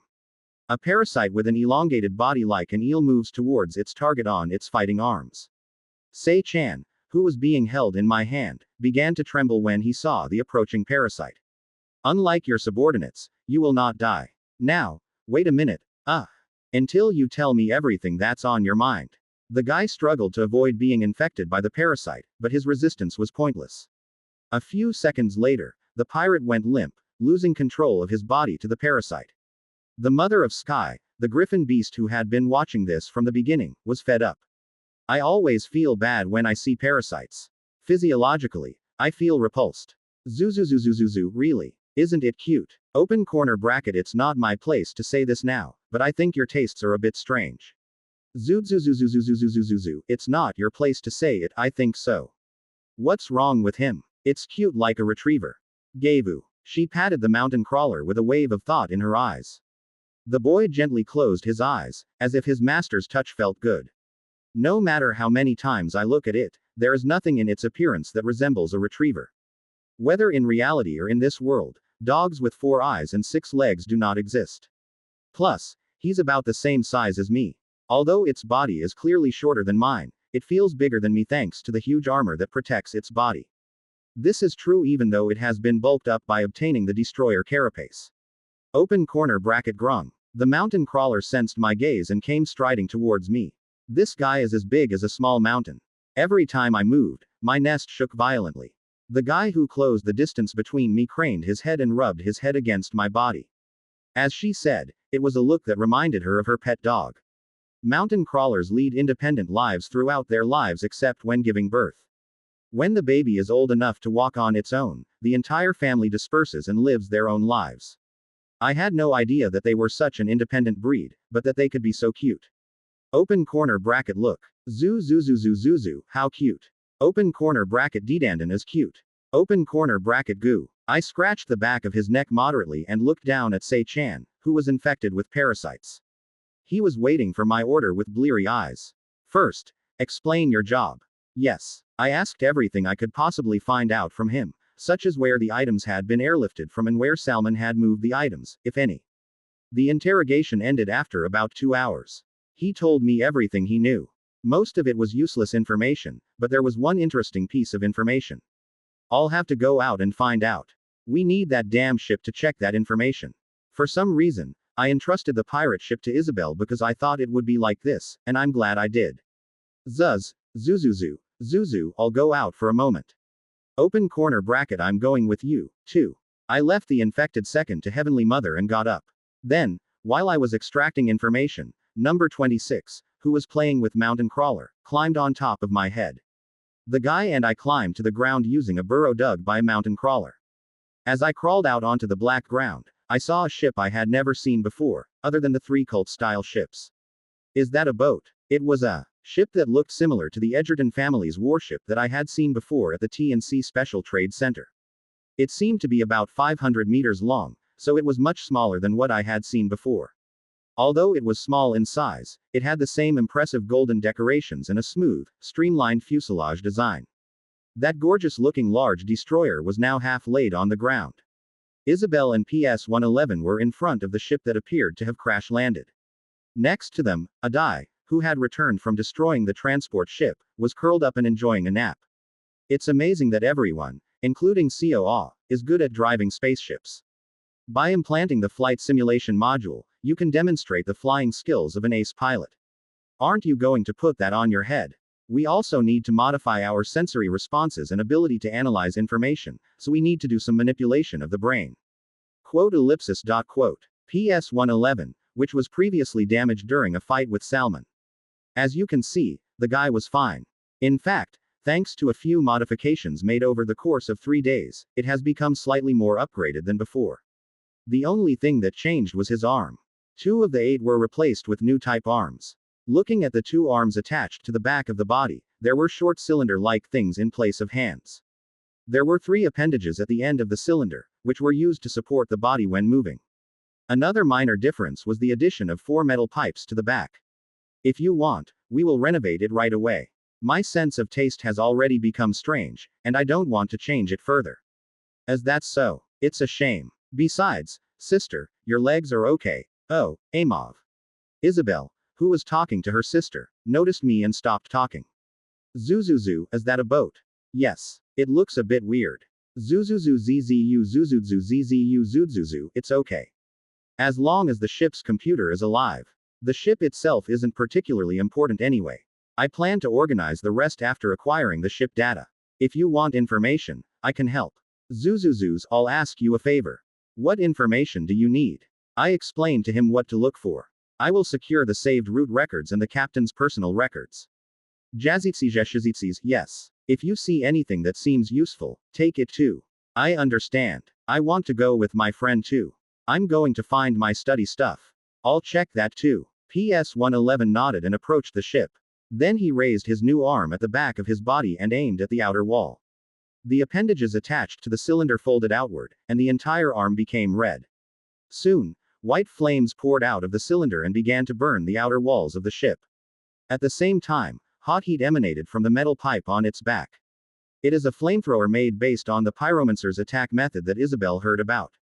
Just as the pyromancer attacks by heating his arms to high temperatures, he can also emit high-temperature flames with those 2 arms.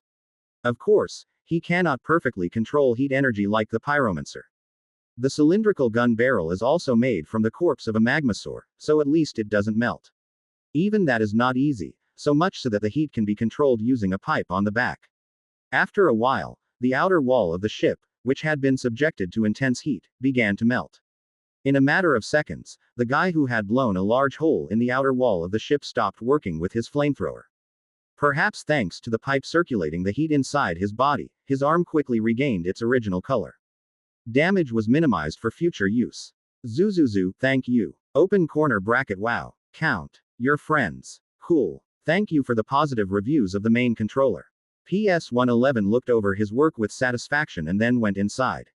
Number 26 also bounced and disappeared into the ship, following him. I guess he wanted to show off his new weapon. This guy can open any door and enter through hacking. Seeing that he was behaving inefficiently and for some reason, I guess he wanted to show me. So I didn't bother to tell him. Are you bragging that you just got new legs? Zuzu, I think so. You're still a child now. Of course, Isabel pointed that out loud. In any case, it will take some time for PS-111 to extract computer records. In the meantime, let's rethink our future plans. There is nothing more to see on this planet. Before moving to the next location, I need to check my physical condition and future plans one last time. With that in mind, I popped up a semi-transparent text box that was different from before. Watch next episode. C379. During the 3 days I waited for the cold weather, I did many things. In addition to treating mountain crawlers, I created my own nests all over the planet. This is to prepare for the possibility of another enemy infiltrating. Additionally, in the process of preparing to prevent an attack by external enemies, they preyed on several additional creatures. Thanks to this, I was able to acquire one more useful trait after Destroyer Carapace. Open corner bracket Destroyer Carapace protects the body by creating leather made of biometallic material. Every time you digest refined metal, your carapace and body grow.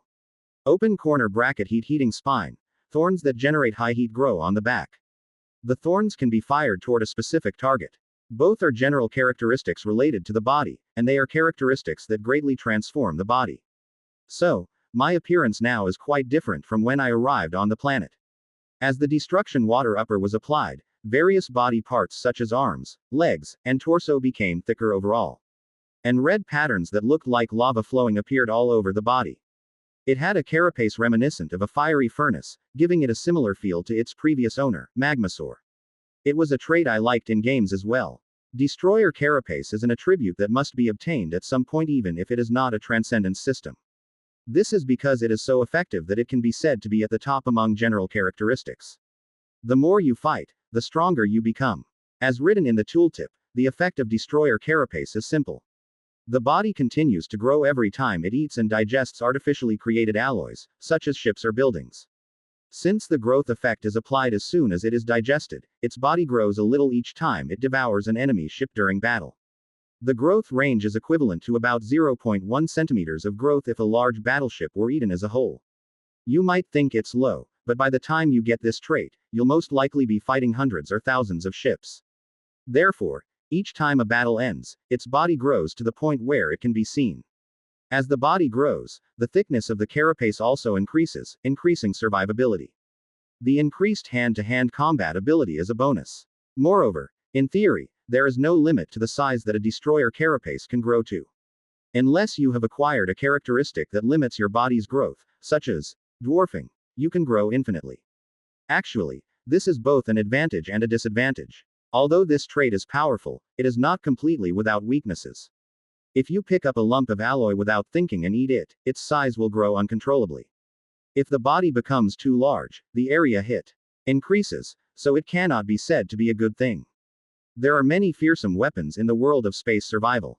Therefore, from the time you acquire this characteristic, you must also consider eating alloys. Or maybe they intentionally acquired characteristics like dwarfing and forcibly shrunk their bodies. Well, I've experienced trial and error in the game, so I need to be careful about this part. The next thing to look at is heated thorn armor. This is a trait obtained by catching an elemental porcupine. Currently, there is a row of thorns with a complex structure growing on my back. These thorns are made to imitate the elemental porcupine's defense mechanism. Of course, it is not completely identical to the original and there are some differences. Imorph's spines have a simpler structure than those of the elemental porcupine. The original thorn had the power to freely control temperature. On the other hand, Imorph's spines only have the function of emitting high heat using internal heat rays. It doesn't have the ability to control temperature, but there is one good thing about it. Unlike the original, Imorph can fire these spikes. The thorn itself is large and sharp, and contains high heat, so its killing power is very high. As soon as a human is hit, it immediately melts, and if a ship is hit, a hole is created. I needed an attack method with moderate destructive power, and it worked out well. Psychic Breath and Black Devourer Cannon are so powerful that the situations in which they can be used are limited. The heated thorn armor does not have that burden, so it can be used at any time. Of the newly acquired characteristics, this is all that is useful. In fact, other than this, I also gained one trait that is not useful, and that must be seen in conjunction with the newly updated Transcendence system. Open corner bracket. Transcendence. Material list. Inorganic digestion. Harvester's Maw. Bone Beast. Infernal Vision. Ultra Control not obtained.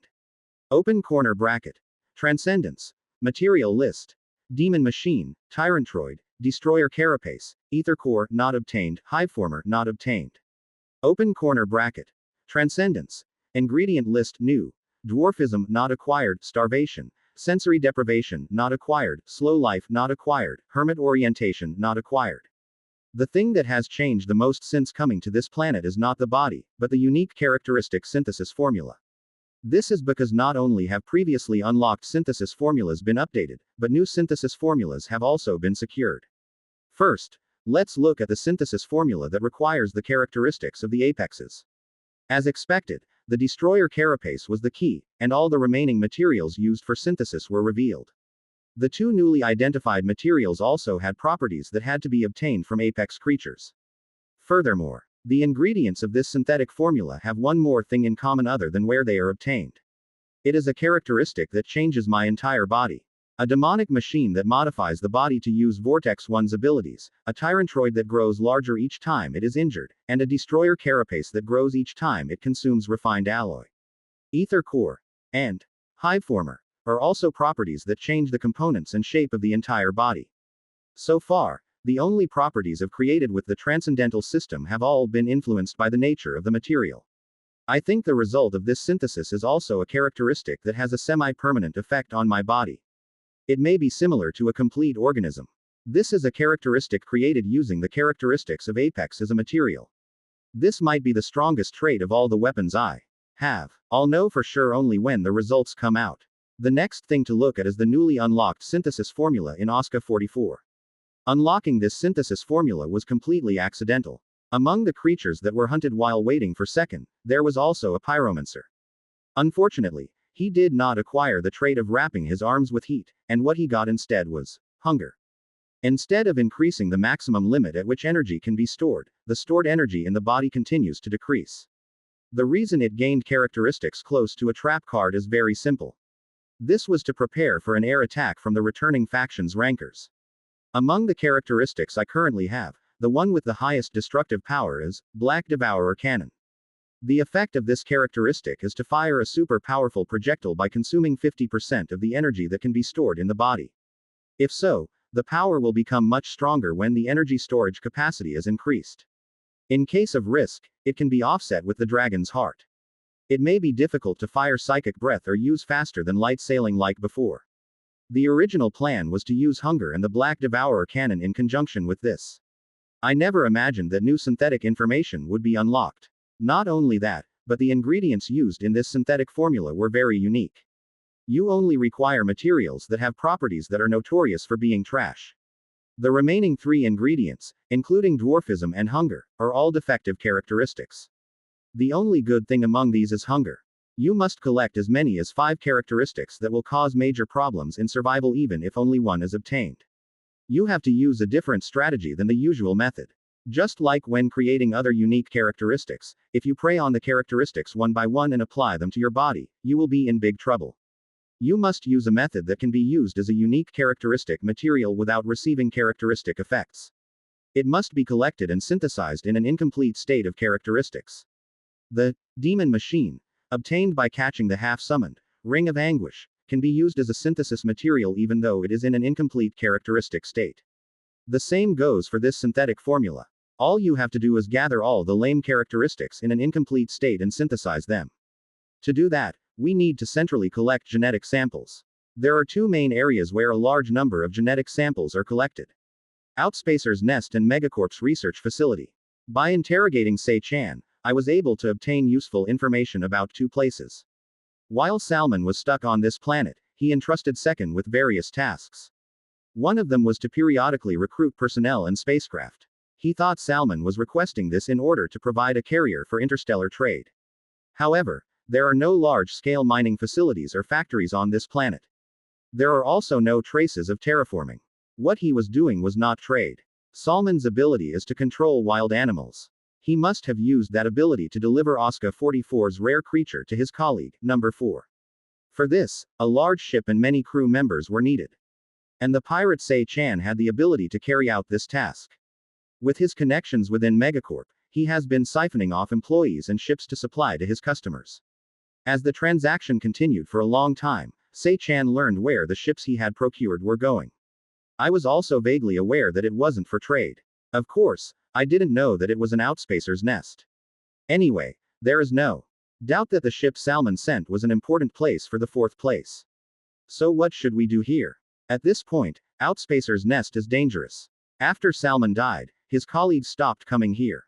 Because I destroyed the base so quickly that I missed the opportunity to contact them. It could be. But what if not? Maybe the enemies didn't come here on purpose. Let's say I killed and ate Salman like I did other times. Number 4. A colleague from the same faction must have realized that the information Salman knew was leaked when he could not be contacted. Things like the 4th ranked ability, the location of the planet where rare creatures are delivered, etc. So what action can he take there? It's not about hitting Oscar 44, but on the contrary, it's about pulling me into its territory. Because of Salman, his weaknesses have been exposed. He's planning to take advantage of that and make me jump into the trap on my own. By now, all areas it controls will be completely fortified. In the game, I fought a lot with 4th place as well. Just as I read his thoughts, so does he. It is clear that Amorph has prepared all possible means and methods of infiltration in mind. There is no need to crawl into the enemy's trap. The fight against 4th place requires a lot of preparation. I want to fight after securing at least 2 more unique characteristics. Therefore, what I am aiming for here is the latter. Megacorp Colony's research facility. Sei-chan did not only deal with Salman. Among his clients was a research facility responsible for improving the colony's human resources. It is not easy to infiltrate a research facility located in the solar system, but it is a different story if it is a research facility attached to a colony. Even if I am alone, it is not difficult to overcome. First, let's solve the synthesis equation using imperfect properties as a material. The materials required are of non-mainstream nature, but obtaining them is easy.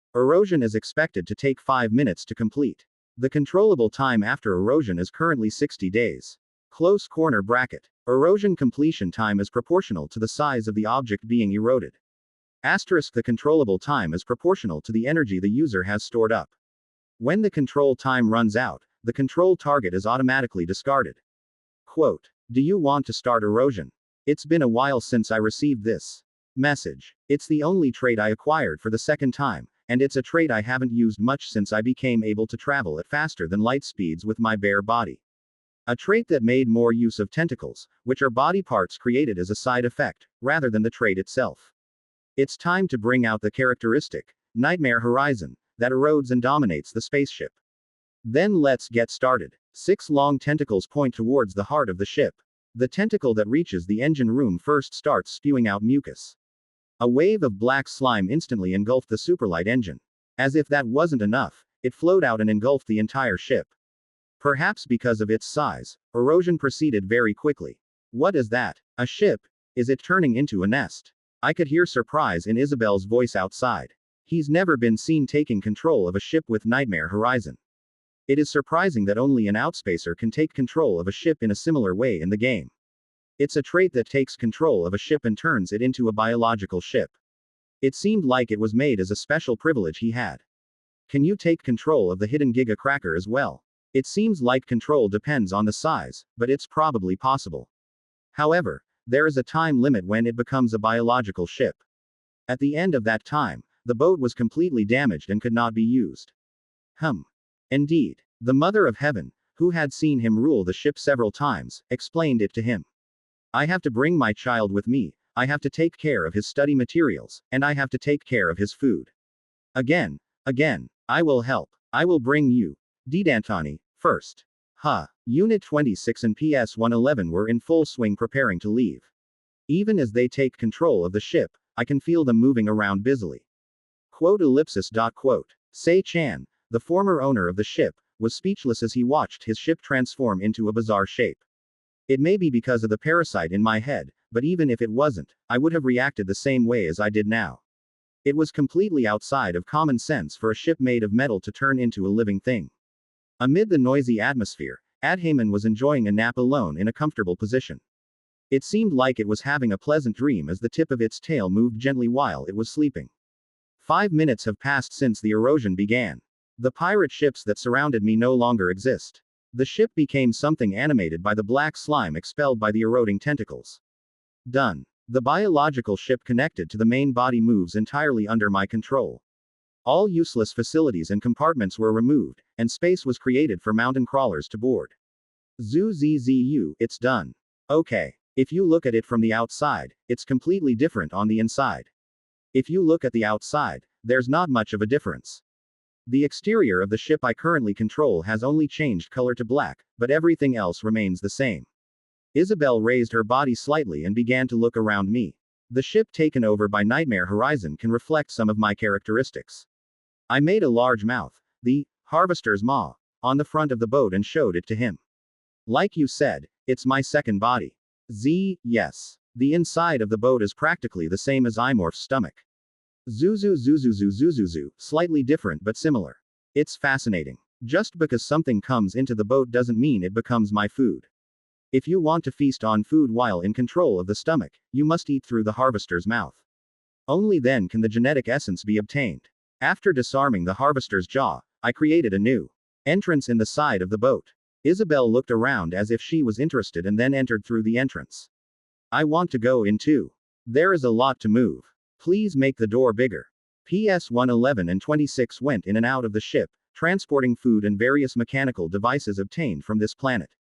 I also helped them by creating tentacles on the outer wall of the ship. Now I have to wake up Adai too. I pulled out one of the tentacles and tapped its plump tail. Then the guy was startled and jumped up from his spot. Open corner bracket, what is it? Just now, open corner bracket, what is it? Zuzuzuzuzuzuzu, time to wake up. Open corner bracket adult. Zuzuzuzuzuzuzuzuzu, I'm leaving here, get ready. The guy nodded, rubbing his eyes with his paw. Now all that's left is open corner bracket grumbling. Open corner bracket, don't worry. It is a mountain crawler that has come to the ground.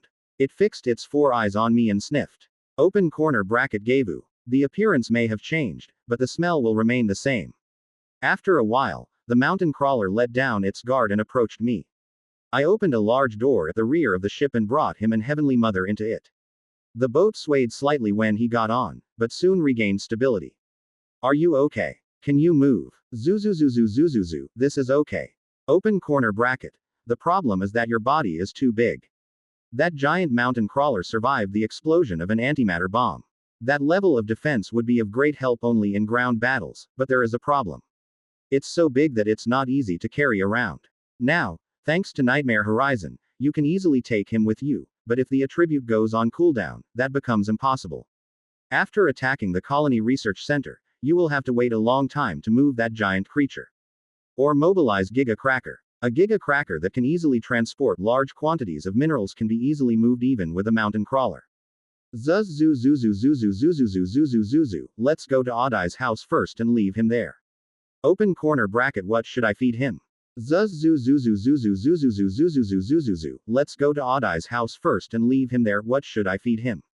Zuzuzuzuzuzuzuzuzuzuzuzuzu, let's go to Oddai's house first and leave him there, what should I feed him? Zuzuzuzuzuzuzuzuzuzuzuzuzu, let's go to Oddai's house first and leave him behind, what should I feed him? Closing parenthesis closing square bracket. I'm thinking of asking the Coldbloods for a favor. There are also Coldbloods who live on the ice planet along with the Galagons. If you ask them to take care of the mountain crawler for a while, it will be able to last for a while. After everyone boarded, I looked at Sei-chan, who was left alone. Should I take that guy too? His connections can be quite useful when entering LV-06. That would be better than eating it here. I ordered a parasite and brought him on board the boat as well. Good. All preparations to leave have been completed. I focused my attention on controlling the ship I had taken over. Plasma made from my biological energy is spewing out from the thruster. The hull rose upward with a strange feeling of floating, different from when flying with wings. Then, like a bullet leaving the barrel of a gun, my body pierced the cloud of volcanic ash that filled the sky. Behind me I see a star full of fire and ash. After finishing everything at Oscar 44, I ran towards the dark space. Dash. After the black spaceship left Oscar 44, the rocks floating in space began to move. Open corner bracket, the Predator asked for the second bait. Close corner bracket. Its identity is the Queen of Outspacers. A queen, whose size was much smaller than that of an ordinary queen, was observing the outside while hiding her body in the rock fragments. Open corner bracket, the aircraft presumed to be a Predator has escaped. Open corner bracket, his seed, still not confirmed. Open corner bracket, there is no hindrance to the plans of the Empress and the great enemy. Close corner bracket. The Queen approached the halo of light left behind by the black spaceship in a very cautious manner. Several thin tentacles emerged from the Queen's body and touched the residual energy generated by the faster-than-light voyage. Predators are dangerous. So, be careful and track it down. It has improved since the last encounter, so there is no problem. The Predator is dangerous. Move carefully. Just before the remaining energy disappeared, the Queen's body glowed blue.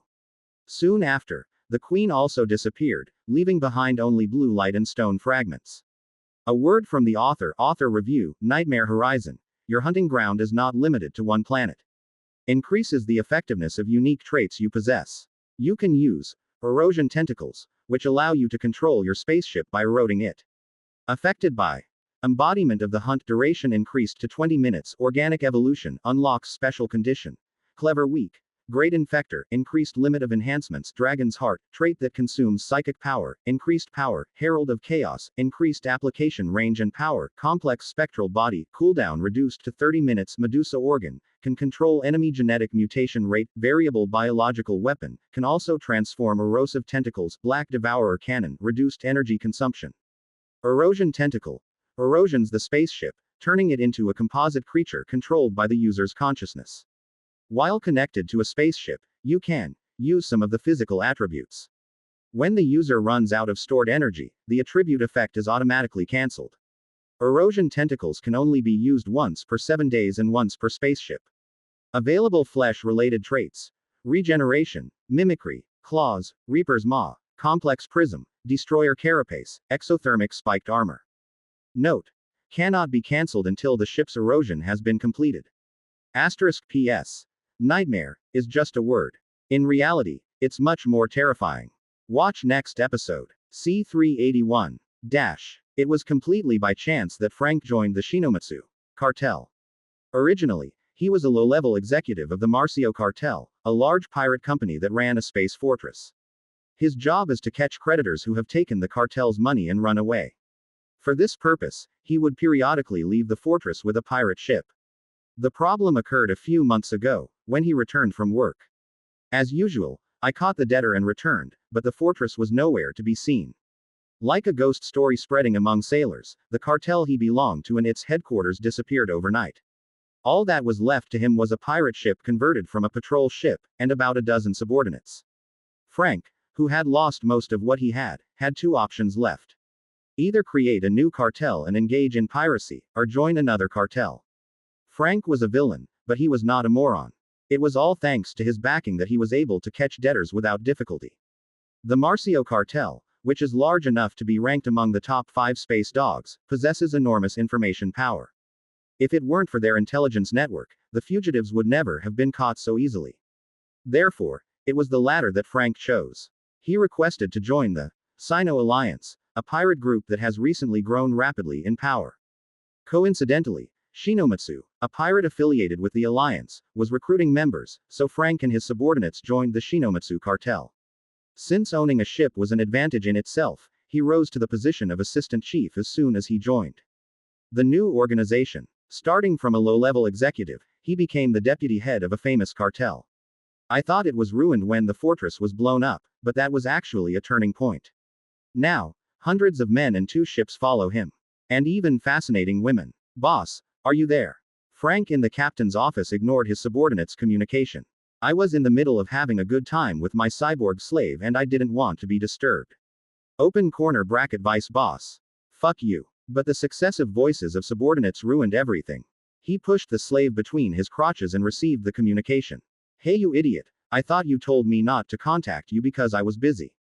"Well, it's urgent." Currently, the ships under Frank's command were carrying out reconnaissance missions in an unclaimed star system. "This is because I received information that a very rare creature would appear here." Not only Frank, but also other cartels belonging to the Shino Alliance are waiting at locations where rare creatures are expected to appear. Although it was a boring mission for the pirates, it didn't really matter. Because I was worried about this, I deliberately brought a sex slave. "What the hell is so urgent about our work? Please take a look at this." With the subordinate's words, a small holographic map appeared on the desk. Suddenly a map. Huh. I saw something I had never seen before in a hologram that simulated a star system. Numerous grains were clumped together in one place. Seeing as they were all moving in the same direction, it was not simply a depiction of a rocky area. Frank looked at it closely, wondering if it was a rare creature.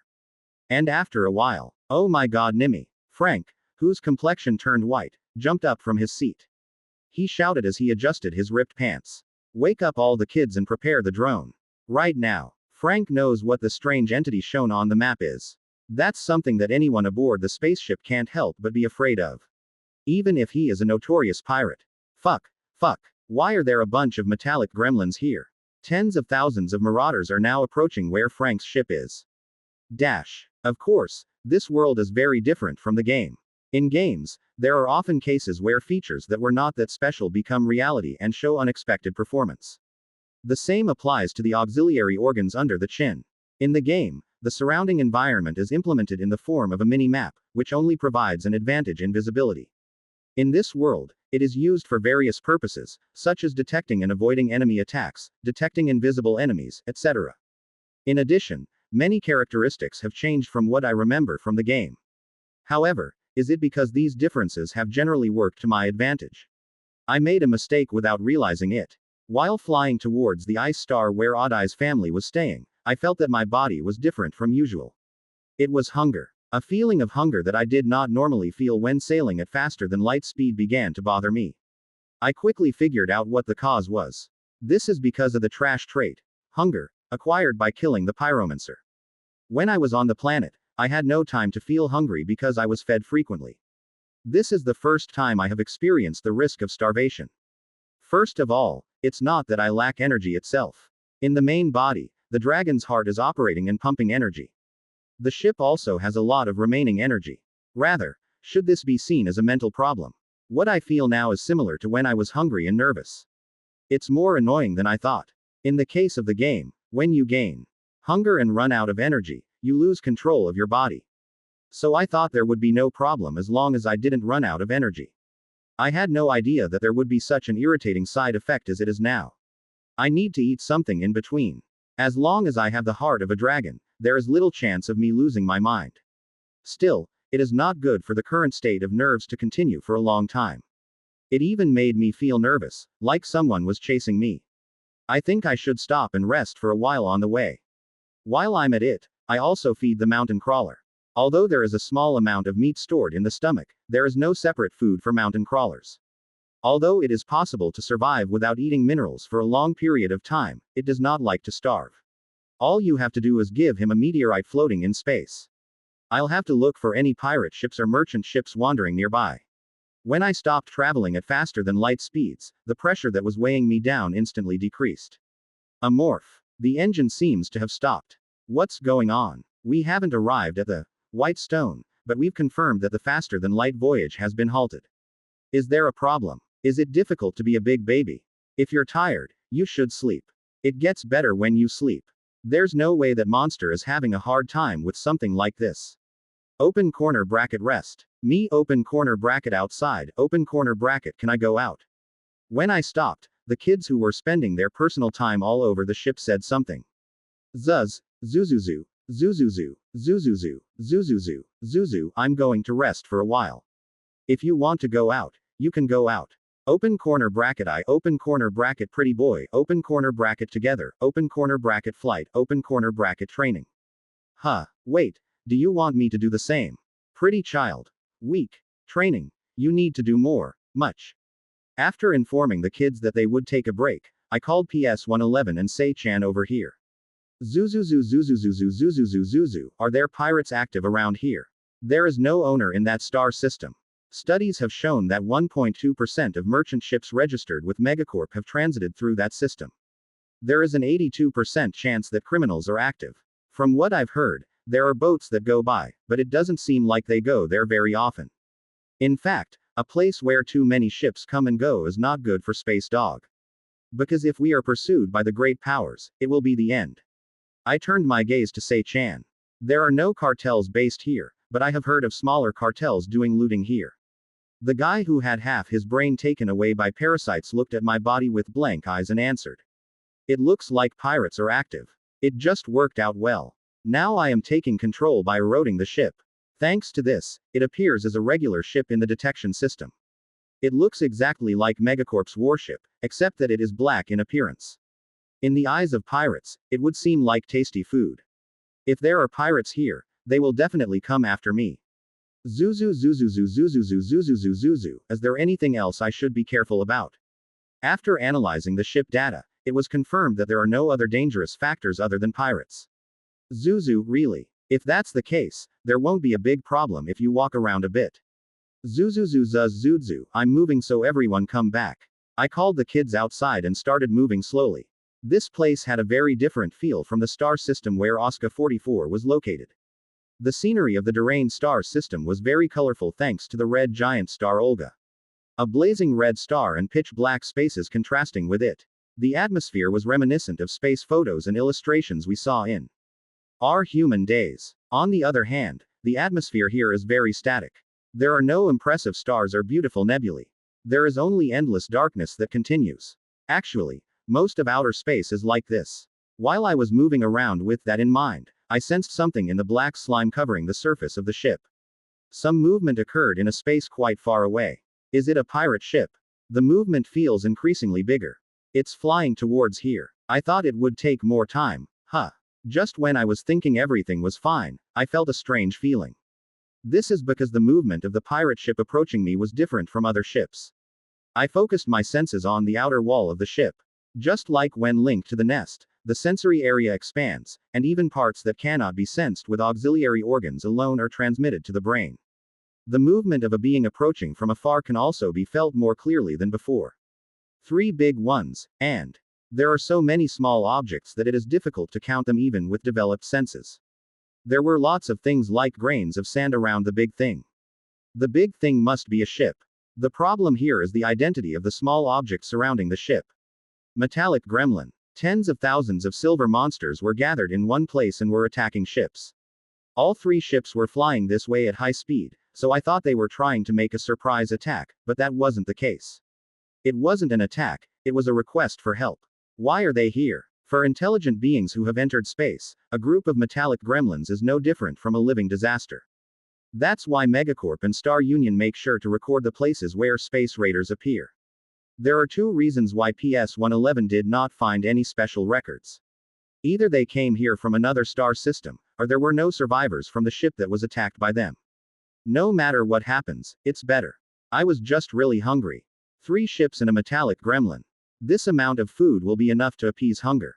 A word from the author review, please take care of Zakuti. In the previous episode, it was changed to show that Strong Hamilton boarded the main character's ship. Originally, I was planning to describe him as surviving, but I forgot. See the next episode. C-382.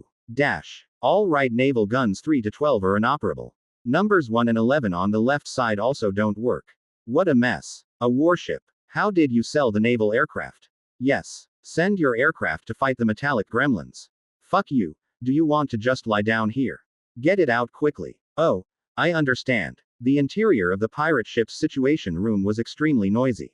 Many people are afraid of space dogs, but there are many things in space that are scarier than pirates. The metallic gremlin that suddenly appeared was one of those beings. Those little demons with metal skin are a scourge to those who travel through space. The sharp teeth can easily grind even the hardest alloy armor, and the unique wavelengths emitted from the skin can easily neutralize the detection function of drones or torpedoes. A horde of hundreds of metallic gremlins is an opponent that even the latest battleships have to be nervous about. But now there are at least tens of thousands of enemies attacking the pirates. Frank, the vice leader of the Shinomatsu pirates, had never heard of a group this large. Communication manager. What happened? Bah, communication is not working because of the jammer. We can't even contact other ships. You idiot. Then you just have to get out of the radio range right away. Rear thruster damage exceeds 65%. The speed decreases drastically. Metallic gremlins are very fond of refined metals. The reason they attack ships is not to eat people, but to eat alloy. Although they have a much smaller body than humans, they have a fearsome appetite.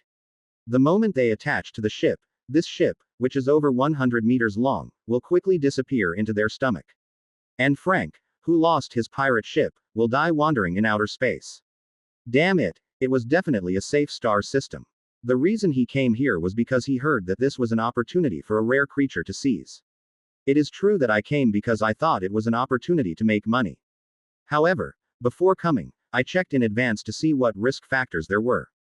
This is an area where trade ships and mining ships come very rarely. There is no reason for metallic gremlin to come here. But why are those bastards coming out here? If I had known this would be the case, I would never have come here. Boss. Their movements are strange. At a time when I was regretting it later, my subordinate shouted in an embarrassed voice. No, they are moving away. What? Frank quickly checked the hologram map. The dots that were about to attack the pirate ship were moving somewhere else. As that, an unidentified ship sign was floating where the space marauders were heading. Perhaps due to radio interference, it was only clear that it was a ship, but other details were not confirmed. I don't know what the fuck was, but it worked. We have to run away from this gap. The moment I decided to escape while they were fighting, the boat suddenly shook violently. Are you coming this way? The group that was about to devour 3 ships is flying towards me. As if I was more important than them. Currently, the vessel surrounding my body is a fusion of biological tissue and alloy. From the metallic gremlin's point of view, I am not particularly appetizing food. Well, I'm thankful that you came from over there. When I got Nightmare Horizon, I fought metallic gremlins for the first time in this world. I remember narrowly winning even though it was a medium-sized group. But not anymore. I modified the ship and made heated thorn armor. Contrary to its name, thorns similar in appearance to long spears were created on the front. And when the temperature of the spike reached its limit, it was fired at 3 ships. Red thorns flew one after another and hit the target. Because you can't run away. The thrusters have been completely disabled, so there is no escape from here. After preventing the ships from escaping, I prepared to fight the approaching horde. Since you have to fill your stomach by eating enemies, you cannot use powerful attacks. Instead of exploiting the guns mounted on ships, hand-to-hand combat should be fought. There are good traits for that. I applied the powerful defensive characteristic, Destroyer Carapace, to the ship. In the case of the main body, it is always applied regardless of my will, but I needed to activate the eroded ship at my discretion. The shape of the black slime covering the hull changes rapidly. The surface, which was smooth as obsidian, swelled to a bumpy shape and changed to resemble the outer shell of a Magmasaur. When the feature of feverish thorny armor was added, large thorns sprouted all over the belly. I reflected the characteristics that can be used one after another on the ship. The front of the ship split and transformed into an elongated snout with tusks, and a tail with huge pincers emerged from the back. Now no one will look at me and think I'm a pair. My appearance now is closer to that of a giant monster wandering in outer space. Filled square, filled square, filled square. Those who were closing the distance wince when they see the ship. Transformed into a monster. Filled square, filled square. I wondered if he was trying to run away, but he wasn't. The bodies of those who stopped for a moment glowed blue. Warp Boy, who is mixed in the group, used Warguide, a large-scale faster-than-light navigation technology. Soon, hundreds of metallic gremlins burst out of space around me. The swirling mouth that fills my face opens wide and tries to bite me. Where? I opened the harvester's maw on the front wide. The mouth of a 500 meters sized ship is tens of meters wide. It lunged at its enemies with its mouth open, like a whale eating a school of fish. Filled square, filled square, filled square, filled square. The enemies that were accelerating to cling to me were unable to avoid them and entered my mouth. I closed my jaw and swallowed whatever was in my mouth. Predation effect activated. Is it because I swallowed dozens of them in one go? While the message in the text window came to mind, I felt a little hungry. Meanwhile, metallic-colored marauders were clinging to me. They struggled to sink their uniquely sharp teeth into the carapace of the destroyer. Filled square, filled square. Unfortunately for them, the outer shell surrounding the bio ship was very thick.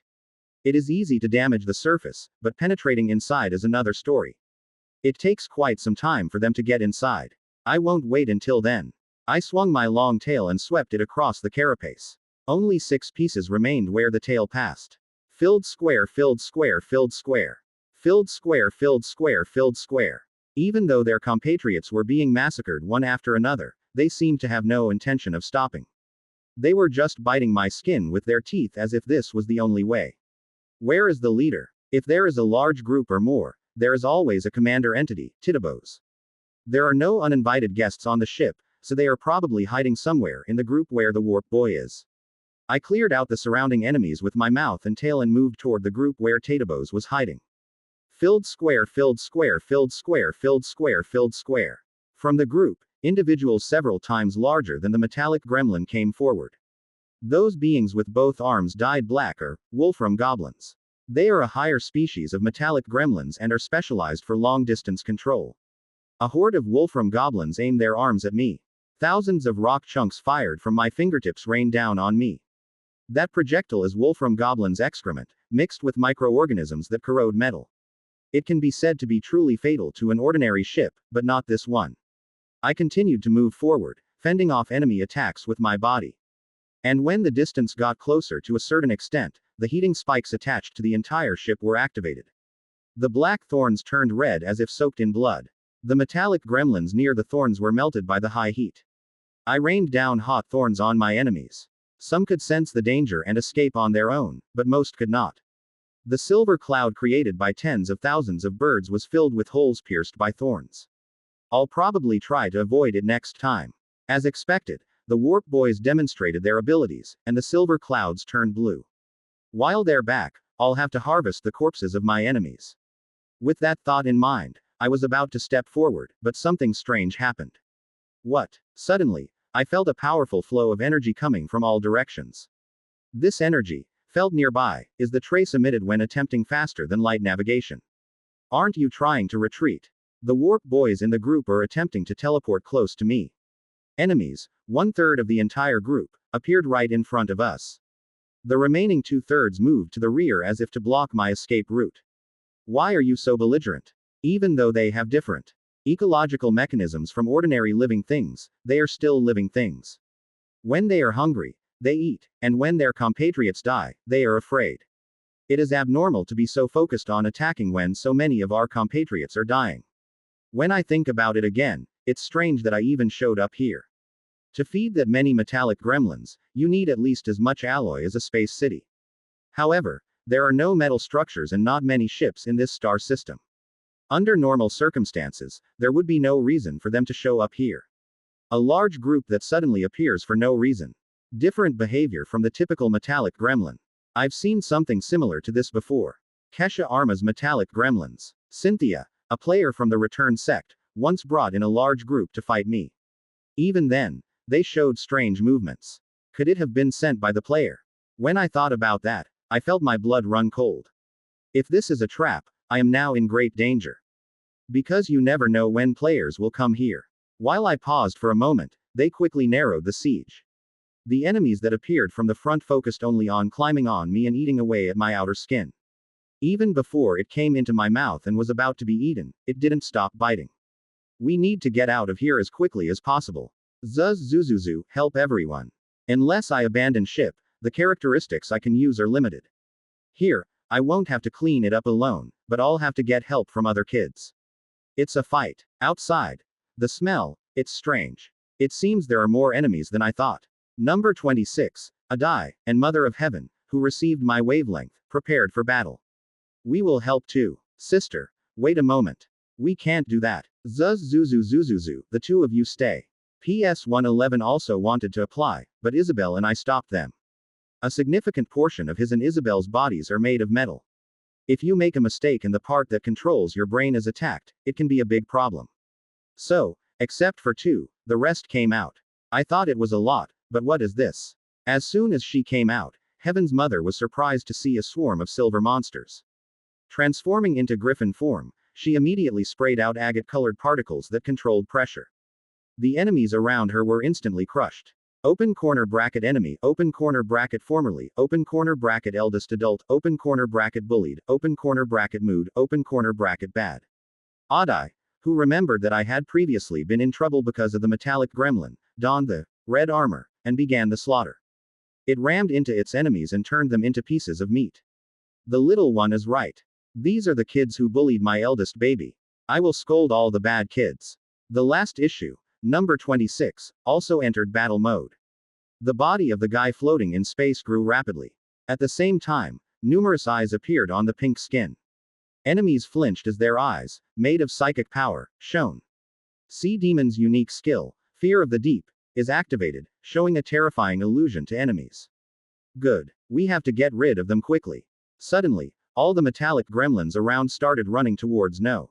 26, including all the guys who were fighting with Heavenly Mother and Adai. Open corner bracket wait. Open corner bracket little adult, open corner bracket danger. Not only that, but the group behind me also started traveling at faster than light speeds around number 26. It was a natural movement, as if this was the goal from the beginning. Shit. There is a wide gap between a semi-raid boss level creature, the Sea Demon, and a mere metallic gremlin. Even if hundreds or thousands of them attack, it is difficult to injure No. 26. But there are more than tens of thousands of enemies fighting us now. Even if he can't win against number 26, there's a good chance he will inflict fatal injuries. I quickly moved to the front of number 26 and intercepted the enemies. I used all the means at my disposal, including the tail, the mouth, and the guns on the ship. Thousands of them died in an instant, but the number of enemies was much greater than that. As many people as there were dead clung to No. 26. Open corner bracket big baby. Abandoned ship. Just when I tried to protect it by immediately canceling the erosion, number 26, covered in metallic gremlins, shined. Huh. A monster with metal skin so close together that it looks like a silver jellyfish. The light flowing through the gap had nothing to do with pain. The color of that light was the color that appeared when number 26 was in a good mood. Filled square, filled square, filled square.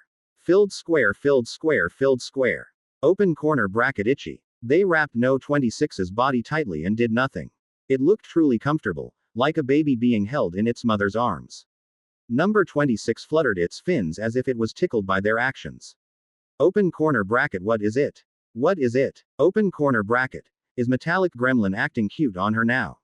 Adai and the Mother of Heaven say a word each time they see this. What happened? I used to surprise and deceive others, but now it was the opposite. The unimaginable sight made me, like them, just stare blankly. Watch next episode. C383. The metallic gremlin's strange behavior was not temporary. In addition to the guys clinging to No 26's body, other guys were also circling around him.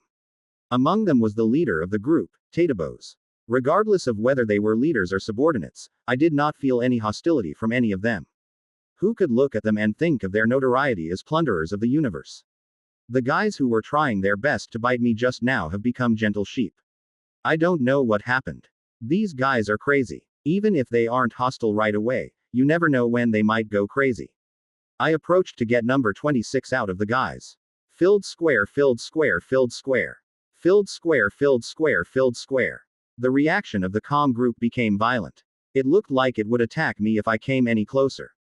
Tatavos also began secreting substances that strengthened the group again. Don't hit me. Number 26 saw this and hit them with its tentacles. The few gathered together instantly turned into corpses and floated in the weightless space. Surprisingly, the metallic gremlins did not fight back. Even though they were aware that their compatriots were being destroyed right in front of their noses, they maintained a calm demeanor rather than attacking them. Moreover, he stopped being wary of me. Even when I got closer, he just stayed still. It was as if he was listening to orders from No.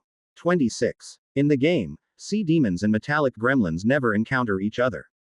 This is because the habitat environments are completely different. The two species have nothing in common and are unable to communicate with each other. Even if the conversation gets through, there's no reason for them to listen to No. 26. If that were the case, I would have known this a long time ago when I was fighting a group of metallic gremlins. The group here is unique. Let's start with number 26. Zuzuzus, it's dangerous, come here. Open corner bracket yes. Number 26 heard what I said and moved its fins and approached me. The guys that were attached to him and the other group followed behind him like baby birds following their mother. No matter how many times I watched it again, it was clear that they were following No. 26. Open corner bracket enemy, open corner bracket let your guard down, open corner bracket now, open corner bracket opportunity. Zuzuzu, wait a moment. Adai tried to resume the attack with a vicious wave of thoughts, so I stopped him. I'm not sure exactly how this happened, but at least one thing is clear. It wasn't sent by the rankers. There is no reason for the returning faction or the ruling faction to do something like this. Amov, wait a minute. At that time, Heavenly Mother called me. ZY. Open corner bracket that Tatabos, he looks like the guy the first saw when we fought at Kesha Arma before. What? Open corner bracket I can tell by looking at the scar on his neck. It's a sign that I threw the priest's golden spear and hit it. She was on the ship, watching Tatabos with her amber eyes. That's the group that fought back then. The group of metallic gremlins summoned by the returning faction's ranker Cynthia with an unknown tool retreated during the fight. This is because Adai and number 26 killed the person who called them out. At the time, I assumed that the enemy had retreated because the tool that had summoned them was broken. Of course, I thought the tool would have broken into pieces. It was said that the two of them killed and ate the enemy together. Due to the structure of Adai's body, it is not suitable for swallowing bulky objects. He probably sucked the blood or body fluids first, and then number 26 ate the remains. In the process, there may have been some interaction with the tool that summoned the metallic gremlin. Let's check. I moved the clawed tail and caught Tatabos. Unlike when I tore the enemy apart, I held it weakly. It didn't resist at all, and the group it controlled didn't react either. Zuzuzu, everyone come in. I called all the kids outside. Tatabos too. The rest of the group slowly rotated around me like a ring orbiting a planet. After comparing with the saved biological data, it was confirmed to be a metallic gremlin subspecies, Tatabos. You brought Tatabos. Isabel expressed surprise when she saw Tatabos enter the ship. PS-111 also blinked its red camera lens and observed a being that was its polar opposite.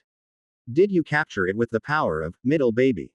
No, I didn't do this. Did Cor Amorph do it? Zuzuzu, trying to find out who did it. Isabel, who was blinking, soon understood what I meant and nodded. You're trying to confirm it with my perks. Yes. Isabel's special privilege, the heavenly eye of all things, allows her to read the other person's information in detail. Then can we check on Tatabos? Zuzuzu, yes. Next. Please give me number 26 as well. No. 26. Zuzuzuzuzuzuzuzu, if there is no singularity, odd eye. It doesn't matter. Okay. Actually, I odd eye has nothing to do with this situation, but you never know. After hearing the request, Isabel turned her head to face number 26. His current body is an artificial body newly created by PS-111. However, the brain and eyes were transplanted from the original, that is, Coldblood's. Thanks to PS-111's hard work, his eyes functioned properly without any problems. Blue eyes reminiscent of the sky shine brightly. The eyes that collect secrets and knowledge begin to move. After scanning No. 26, Tatabos, and Odd Eye in that order, my eyes returned to normal. I checked everything. First of all, what is certain is that Tatabos's condition is not normal. Zuzuzuzuzuzuzuzuzuzuzu, it looks like something is controlling it. Yes, I am dependent on something called the Barbarian Orb. Zuzuzuzuzu, Barbaric Orb. Open corner bracket. This is your first time hearing such an item. I am also like Heavenly Mother. I have never seen an item called the Orb of Savagery. It must be a tool made in this world, like an improved psionium or a mutant screamer. The interesting one is number 26. Zuzuzuzu, why no? 26. According to the heavenly eye of the universe, number 26 has activated the Orb of Savagery. Wait a minute, are you saying the sea demon is using the item right now? My main body and Heavenly Mother looked at no. 26. At the same time, the guy seemed to be annoyed by Tatabos, who kept pretending to be friendly, and was pushing it away with his tentacles. Isabel shook her head at the questions we had. Well, because he is very different from us. I don't think they equipped and used equipment like players do. Zuzu, Hain. Every time number 26 sees or learns something new, he runs up to me and tells me everything. There's no way a guy like that would sit still even after obtaining something called the Orb of Savagery. I called out the guy who was bickering with Tatabos. Zuzuzu, would you like to come here for a moment? Open corner bracket yes. The guy bounced his body and came in front of my body. If you look at it from the outside, it looks like a pink balloon with a round body. There are no tools or equipment of any kind on its body. Do you want to be inside the body? When number 26 preys on prey, it uses its tentacles to insert it into its body and then slowly dissolves it. The tools Cynthia had may have entered the body through that method. Zuzuzuzuzuzuzuzuzuzuzuzuzuzu, remember when you fought the scary human before? Open corner bracket scary human. Zuzuzuzuzuzuzu, the human you and I hunted. Open corner bracket yes. I remember. A bad guy with appendages on his head. I beat up the bad guy and scolded him.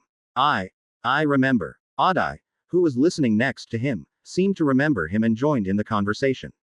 Open corner bracket horned dwarf, open corner bracket little adult, open corner bracket me, open corner bracket together, open corner bracket killed.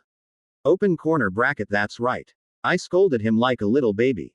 Open corner bracket agree. Zuzuzuzuzuzuzuzuzuzuzuzuzuzu, was there anything special when you two ate that guy? Open corner bracket something special, open corner bracket there was something, open corner bracket taste, open corner bracket stable, open corner bracket great. Quote. It was delicious. Zuzuzus other than the taste. Other than that, there seemed to be nothing particularly impressive about it, and Adai did not shed any thought. Number 26 also stayed still without sending any waves. I thought it was too much for the two of them to remember, but suddenly number 26 started to glow. I remembered. At that time, I ate something hard and round. Zuzuzuzuzuzuzuzu, something hard and round. Yes, I felt full after eating, so I left it alone. When I hear that, I remember it. When Cynthia called metallic gremlin, what was he holding in his hand? It was a silver orb. I think I know what the barbaric orb that rules Tatabos is talking about. Zuzuzuzuzuzuzu, is it still in your body? Open corner bracket it's hard and round. Zuzuzuzuzuzuzuzu, if it's still there, can you take it out? If it remains in the body without being digested yet, it can be taken out. I'll try. The guy grunted and gave strength. A silver light is faintly visible from inside the trembling pink body. Soon, a silver tentacle protruded from its body. What was there before has changed so much. Tentacles colored in vivid silver, like the skin of a metallic gremlin. The ends were lumped together in the shape of a sphere. It looked as if the silver orb Cynthia was holding earlier had fused with the guy's tentacles. As it is digested, is it applied to the body as a characteristic? Amov, wait a minute. Then Isabel spoke to me. That tentacle is a barbaric orb. However, next to the name it says, transforming. Zuzu, mutation. The guy continued speaking with blue light shining in his eyes. Huh. It seems that the properties of the equipment changed during the process of number 26 digesting it. If you see that the orb-shaped object has turned into a tentacle, you can say that it has actually become a different object, or rather a different being, as he said. Zuzuzu Zuzuzu Zuzuzu, can you check your abilities? In response to my question, Isabel looked at the sphere again and frowned slightly. Maybe because it is not in a normal state. The tools are not working properly. Zuzu Zuzuzu, as expected. One thing is certain. As long as I have those tentacles, I can control a group of metallic gremlins. That has already been confirmed. Because the entire group regarded number 26 as the leader. Now I understand why he gnawed at me like crazy even though he knew he couldn't win. This may have been because they mistakenly believed that number 26 was trapped inside the ship. Zuzuzu Zuzuzu Zuzuzuzu, is there a possibility that they will change? We need to check the entities outside as well, but I think the possibility of that happening is low. He probably won't resist even if I kill Tatabos. Zuzuzu Zuzuzuzu Zuzuzu, that thing isn't dangerous, right? It's integrated with the body, so there shouldn't be any problem. While Isabel and I were talking, number 26 put the tentacle that had been pulled out back into its body. I had a sneaking desire to see what would happen if I cut off the sphere at the end of the tentacle, but I didn't act on it. Isabel said that the tool was not normal. If you separate it for no reason and a problem occurs in its function, you will be wasting a valuable weapon. And there is no big difference whether I control those silver monsters through him or if I steal the item and control them myself. An army of metallic gremlins. In any case, the band of space marauders has become mine. If you use it well, it will be a great help when invading the territory of Megacorp or Star Union. Good. Now that I've confirmed that they're not dangerous, I've decided to leave this matter to rest. Now there are two things left to do in this star system. Checking the properties obtained by eating the metallic gremlin, and taking rocks floating in outer space and feeding them to the mountain crawler. Oh, now that I think about it. I had forgotten because we were busy fighting, but we are not the only ones here. 3 drifting ships with broken propellers are waiting outside. Watch next episode. C384. Holy shit. Why isn't the light on yet? Frank shouted inside the dark situation room. The light of the flashlight in his hand wavered, representing his feelings. Well, it looks like there is a problem with the energy management system. So, I guess I'll have to go and check for myself. What the fuck? The fucked shoes are around. If we can't move the ship right away, we'll all be lost. No, I tried to run away while the mysterious ship caught my attention, and this is what it looks like. After the ship suddenly shook violently, many of the internal facilities became inoperable. The life support system was still operating, but there was no relief. If he doesn't run away right away, his future is only set. Shit. I'm glad that the newly appeared ship is taking its time, but I don't know how long that luck will last. You fix it here until it gets back to normal. Yes. But anxiety and resistance appear in the eyes of the subordinates. Frank knew that too, so he added a word. No. You bastard. I'll go and check, so wait here. Ah. Yep. The subordinates, who had been anxious, looked relieved when the deputy commander said he would go and check it out in person. Your personal communicator works, right? Turn it on and wait. You follow me. Frank, holding a plasma rifle in his hand, left the situation room with 2 of his subordinates. The hallway where the energy supply was cut off was really dark. The 3 walked on the metal passageway, relying on the light of the flashlight. Why is it so quiet? Where has everyone gone? Shut up, you bastards. Even though it is immersed in darkness, it is the road I usually take. As long as you have a flashlight, there is no problem in moving around. The problem was sound. The hallway they were walking through was extremely quiet. Even if there was a problem with the ship's equipment, it was not normal for no sound to be heard this much. But Frank was rather relieved by this silence. There's still time. If a group of metallic gremlins attacked, there was no way it would be as quiet as it is now. We must run away as quickly as possible before their airstrikes begin. While they were thinking like that, a fork in the road appeared in front of them. Unlike his men who tried to go right, Frank headed left. Isn't this the way? If you go this way, you'll find a hangar. I know. Yes. From Frank's perspective, it was impossible to escape with this ship. Even before the ship collided with something and ended up like this, there was already a problem with the propulsion. At that time, the fate of this ship was already decided. Escape this ship by boarding the aircraft carrier. Yes, you're boarding an aircraft carrier when there's a bastard outside. The subordinates looked like they had heard a ridiculous joke, but Frank was sincere. There are a lot of metallic gremlins out there. Since there are so many mouths to feed, they will naturally target the larger prey first. You can just fucking bounce while I kill time on this boat. Well, that's. The cartel won't sit still. As long as the three of us get along, we won't get caught.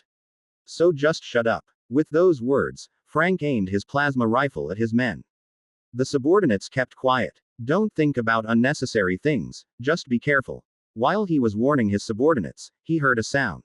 It was the sound of light footsteps and heavy breathing. He wasn't the only one who heard the sound. The flashlights held by the three of them were pointed forward into the thick darkness. Eventually, the person who made the footsteps appeared in front of them. What? Is that the vice ministers? The opponent was a cyborg slave brought by Frank. The naked sex slave ran and fell into the arms of her master. Why are you here? Lord. Master. There's a monster over there. What? All three of them stiffened at the word monster that came out of the slave's mouth. Frank sent a hand signal to his men. The two subordinates moved towards the front, tense. The moment they turned right at the crossroads at the end of the hallway, they had no choice but to stop. Why did you stop going?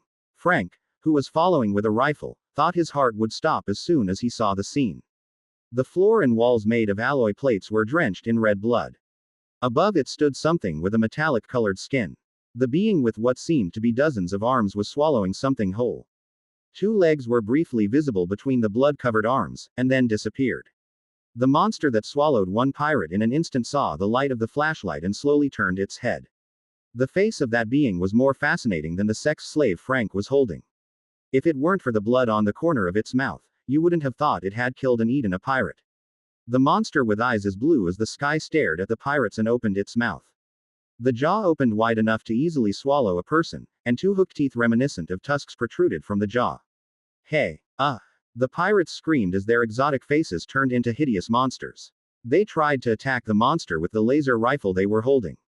However, the monster's movements were much faster than that. The monster approached in an instant and used its long snake-like body to entangle two of Frank's men at the same time.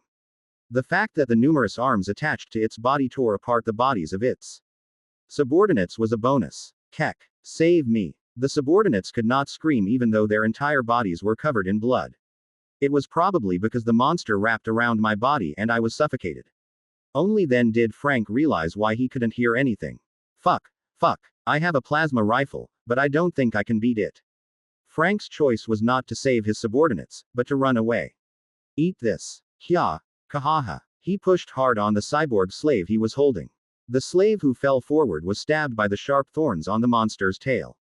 Quote ellipsis question mark quote. A monster tilting its head as it looks at a female slave who was stabbed by its own tail. While the enemy was paying attention to the slaves, Frank hurried to the other side. I can't die. How did you survive? I will never die. Thanks to his mad sprint, he quickly arrived at the hangar where the aircraft was located. The monster didn't chase after him, perhaps because it was busy eating the slave he abandoned. He set the hangar door so that it could be opened from the aircraft and quickly boarded the small fighter jet. I'm not dying. I won't die. He survived the collapse of the Marcio cartel. There was no way he was that lucky and would die in a place like this. Believing so, Frank opened the hangar door. When the door opened, the scenery outside was visible. A ship is floating in outer space where there is almost no light. This is a pirate ship under his command. And behind it, there was a ship I had never seen before. The ship was close to the pirate ship. When I looked again, they weren't close together. To be precise, an unfamiliar ship was swallowing up a pirate ship. This is not a concept where a large destroyer or large battleship loads a small corvette on board. Literally, the unknown ship was chewing the entire pirate ship with its large teeth and jaws. The scattered metal fragments were taken care of by a silver cloud hovering around them. Frank saw that and let go of the control stick. The owners of the ships that were attacked by the metallic gremlins were people I did not expect. Zuzu. He's the deputy leader of the Shinomatsu cartel. Yes. Isabel answered my question in the affirmative. I heard that there are a lot of pirates roaming around here. A pirate might know about the Shino Alliance, so I asked Isabel. While I'm swallowing the ship, I want you to infiltrate another ship and read their information. In fact, I didn't have high expectations because there was no space dog mark on the surface of the ship, and it wasn't as messily remodeled as a typical pirate ship. I thought it would be a small fleet made up of ordinary merchant ships. That's right, but he's a pirate belonging to the Shino Alliance. I almost ate it all without realizing it. I looked down at the vice president, feeling fortunate that I had sent Isabel away first. He was staring at the wall in fascination. Zuzuzu zuzuzu zuzuzu, but why is it like that? I didn't do anything to the deputy leader. It was like that even when I tried to catch it. So far, people who have encountered my true body have had one of two reactions. Either they're scared and trembling, or they're gritting their teeth because they want to kill me. A pirate named Frank was none of these. Open corner bracket. I think I know why it's like that. Open corner bracket. Go. Mother Sky, who was feeding the ship's alloy fragments to a tamed mountain crawler, joined the conversation. I was really scared when I saw the smell of blood coming from his body. Pirates were using slaves on the ship. That bastard even threw a slave as bait just to survive. You could have tormented me more instead of just scaring me. Or just kill him. Goo. Both of them had memories of being slaves or almost becoming slaves, so there was no mercy when fighting Space Dog. Well, even if you're not sane, it'll be okay because we'll infect you with parasites. The good thing about parasites is that it doesn't matter what the other person's mental state is. The parasites that came out of my body easily found a new body without much resistance. Then let me ask you a few questions.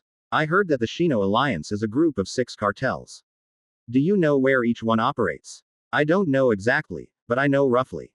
When I asked, imitating a human voice, Frank bowed his head meekly. Is it because the name has a 3 in it? Frank knew more than any Shinoroku cartel leader he had met before. Then do you know who the leader of the alliance is? I don't know that. I just know where it is. You don't know who it is, but you know where it is. The union holds regular meetings. At that time, the leader of the alliance also participates in the meeting. That's also quite interesting information. It wouldn't be a bad idea to turn the megacorp colony first and then target it. It is very likely that the current leader of the Shino Alliance is either a player or someone related to him. The faction is probably the ruling faction. Of course, he could be an outsider like me, but that's probably not the case. If that were the case, we wouldn't have formed the alliance in the first place. Although not as much as Imorph, Space Dog is hated by the sapient race. In such a situation, creating an alliance is perfect for getting attention from others. Since the opponent is under the protection of the ruling faction, they are probably acting as a blatant coalition. Good. Because there is something to be calculated with the ruling faction. While Isabel has a bad relationship with the returning faction, the ruling faction has an enmity with the Mother of Heaven, PS 111. At some point, you will have to fight against Megacorp and Star Union rankers who belong to the ruling faction. Before that, it would be of great help to obtain information about the ruling faction through a pirate player. I had PS 111 record information about the Shino Alliance players. After that, he was sent back to the broken down pirate ship. This is so that it will not be discovered that I was in contact with pirates like I did with the Shinoroku cartel.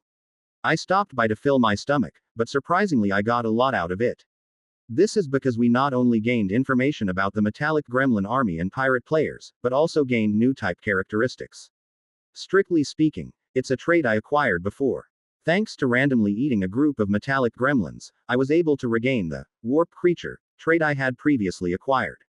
It's a trait that can be obtained from Warp Boy, with a low probability, so I guess I was lucky. It feels like the bad mood caused by the side effects of the hunger trait has completely eased. I still felt nervous as if someone was following me, but it wasn't enough to bother me too much. Then let's fill our bellies a little more and leave. Even if it were me, the mountain crawler would be hungry. After feeding the mountain crawler some rocks floating in space, I prepared to go faster than light again. Filled square, filled square, filled square. Tatabos and the group following number 26 also followed me and started traveling at faster than light speed. Sail at faster than light speed with metallic gremlin while being an amorph. Every time I saw it in the game, I thought it was a rare genetic essence and liked it, but I never thought we would fly together like this. I don't know what's going on in the world. Warp creatures have a trait that reduces the time required to enter super light travel by half. I Left the star system much faster than before I came here. Dash. The Queen suddenly appeared in an empty space. The Queen, who was changing the color of her outer shell to resemble black space, confirmed the residual energy left behind by the Predator. Open corner bracket. The Predator meets the beasts and takes unexpected action. Open corner bracket. The traces of the beasts make it difficult to track them. Open corner bracket. There is no hindrance to the plans of the Empress and the Great Enemy. The second trap is still effective. Contacted with the first bait. The first trap is also effective. Report to the Empress. Stop the chase and return. With those words, the Queen slowly melted into the darkness of space. Watch next episode. C385. The first thing I did when I got home to Galagon was move the mountain crawler. It wasn't that difficult to load a guy as tall as 100 meters onto the Gigacracker. Although the Gigacracker is a super weapon, its route is a mining ship. There is a large gate used to load minerals. The mountain crawler was moved by modifying the eroded ship to fit the size of the gate and then docking it. Management was left to Coldblood and Mini Screamers. In fact, there was nothing to call it management. All I had to do was transfer minerals to the Gigacracker and feed them whenever needed. After moving the mountain crawler, I asked the kids to bring me a few things I needed. This was because they would not stop by Oddye's nest and would go straight to the Megacorp colony. And the first one that brought what I said was PS-111. I brought you MPS-05. He put down the mini screamer he was holding in front of my body.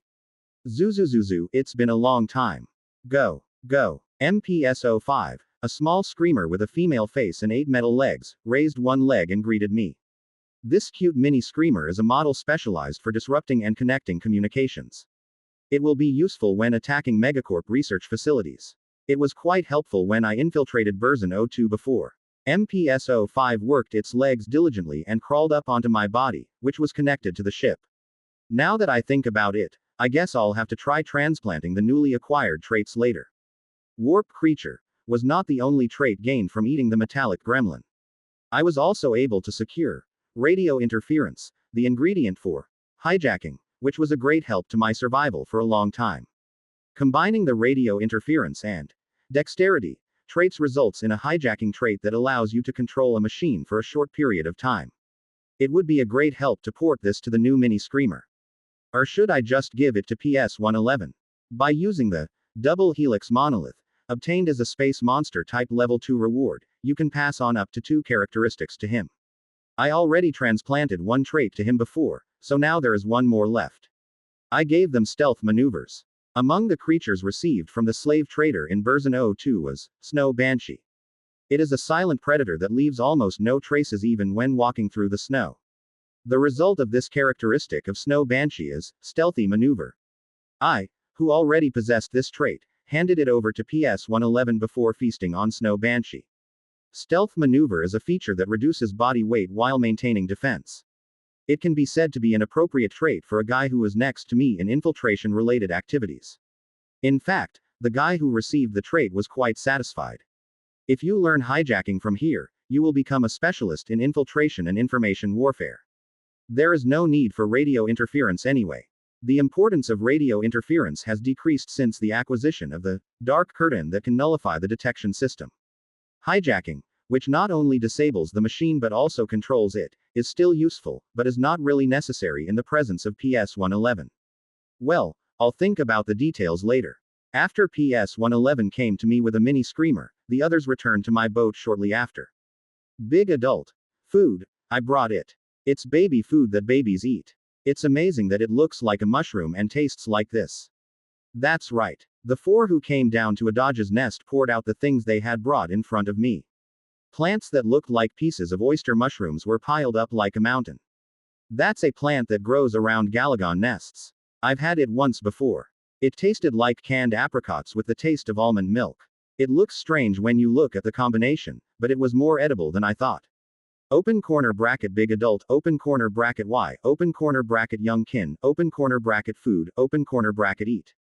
Adai tilted his head as if he couldn't understand. As he said, that is a plant that blue Galagons mainly eat. The plant itself has a lot of water and is very nutritious, so it is used as a staple food for young Galagons. At that time, number 26 next to me raised its tentacle as if he knew. I know. Are you trying to sperm? Sperm. It's not sperm, it's storage. Please pay attention to your pronunciation. That's right. I'm trying to save it. Fortunately, this encounter with a group of metallic gremlins went well. However, there is no guarantee that this will be the case in the future. The side effects of starvation should not interfere with behavior and thinking. So I asked them to gather food for me to eat whenever I was hungry. Well, I'm not the only one who eats it. I looked at the Heavenly Mother who had gone with the children to look for food. Assembling her griffin form, she took a bite of a plant fragment. Do you think it would be okay to cook and eat this? It's not poisonous. There's actually a soup made using mushrooms that look similar to these. Open corner bracket really. I'll try making it later when I get a chance. Griffin and Mutant Screamer, who still had a relatively large amount of human spirit left, were discussing how to make food taste good. Quote ellipsis dot quote. Behind the two who were chatting amicably, Sei-chan was seen eating food hungrily. The guy who survived on only a few calorie bars before arriving had lost a lot of weight. Being infected with parasites does not mean that you have escaped human limitations. If you don't eat, you will starve to death. He knows very well about LV-06, the place I'm trying to go. You must keep them alive as much as possible until they arrive. Open corner bracket then, I will bring more baby food to save. Open corner bracket people, open corner bracket support, open corner bracket food, open corner bracket move, open corner bracket please. Yes. Open corner bracket I will go and come back too. Me too. I hope you have a good trip. After that, the kids went back and forth a few more times, and there was enough food in the boat to last for about a week. It takes about 5 days at most to get to LV-06, so I guess this is enough. Then let's go. After confirming that each child was in their desired spot inside the boat, I prepared for faster than light sailing. As the ship surrounding me was engulfed in blue light, the group of metallic gremlins staying nearby also began to move in the same way. Originally I thought about not taking him. To intelligent beings who have entered space, metallic gremlins are no different from the Grim Reaper.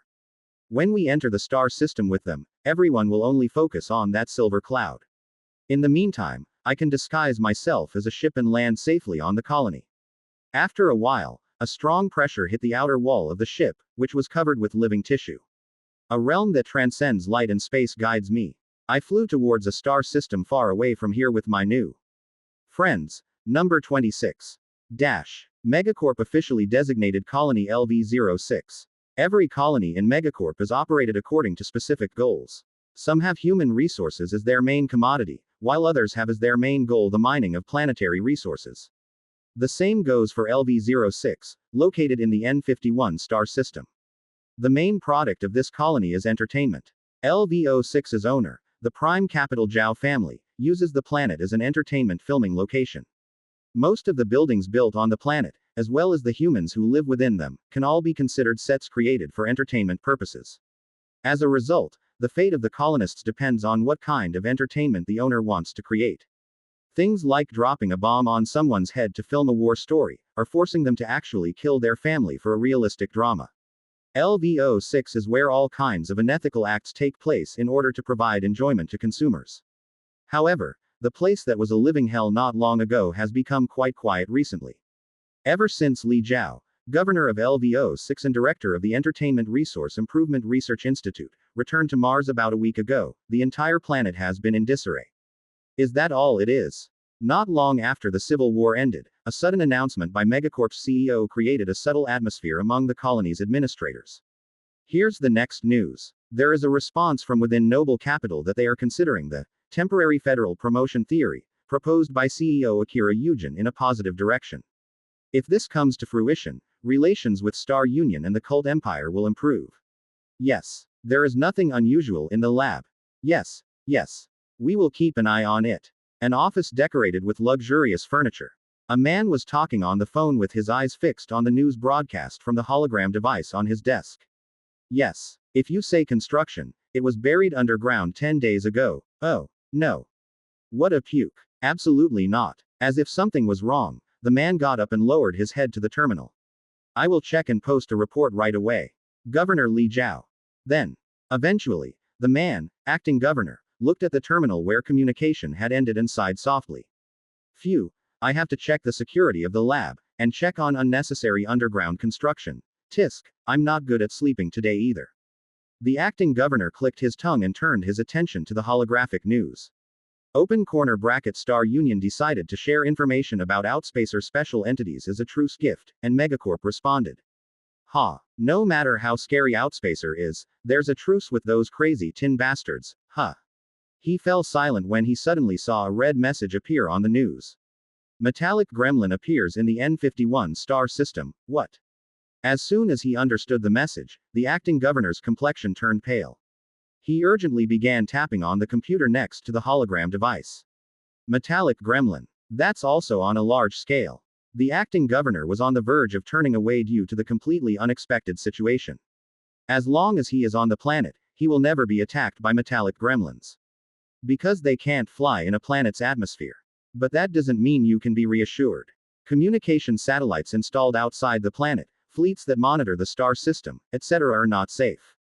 If anything goes wrong with them, it's all his fault. After a while, the entire defense fleet stationed in the colony was dispatched to exterminate the metallic gremlin group. A star system map was output from the holographic device, and the movements of the fleet were displayed. Triangle-shaped marks from colonies and space fortresses move, as if surrounding the X-shaped mark. In a few minutes it will collide with the X mark. Please. Just as I was praying for the incident to end with minimal damage, an abnormal phenomenon occurred in the hologram. The X mark indicating a group of metallic gremlins suddenly disappeared. Why is this like this? While he was panicking, wondering if the enemy had disturbed the detection system, a new report came to him. Confirmation of leaving the group. What? Did you really run away? I couldn't believe it even after receiving the report, so I even contacted the defense fleet directly using a communicator. The answer was the same. Ha ha ha. Only when he was sure that the crisis was over did he relax and sink into his chair. I guess I should have a drink. Although Li Jiao had asked me to do something, I felt like I couldn't write a proper report in this mood. As I was about to leave the office, the personal communicator in my pocket rang. He checked the communicator and frowned slightly. When did this guy get here? The person who sent him the message is a business partner he has known for quite some time. I was just about to have a drink.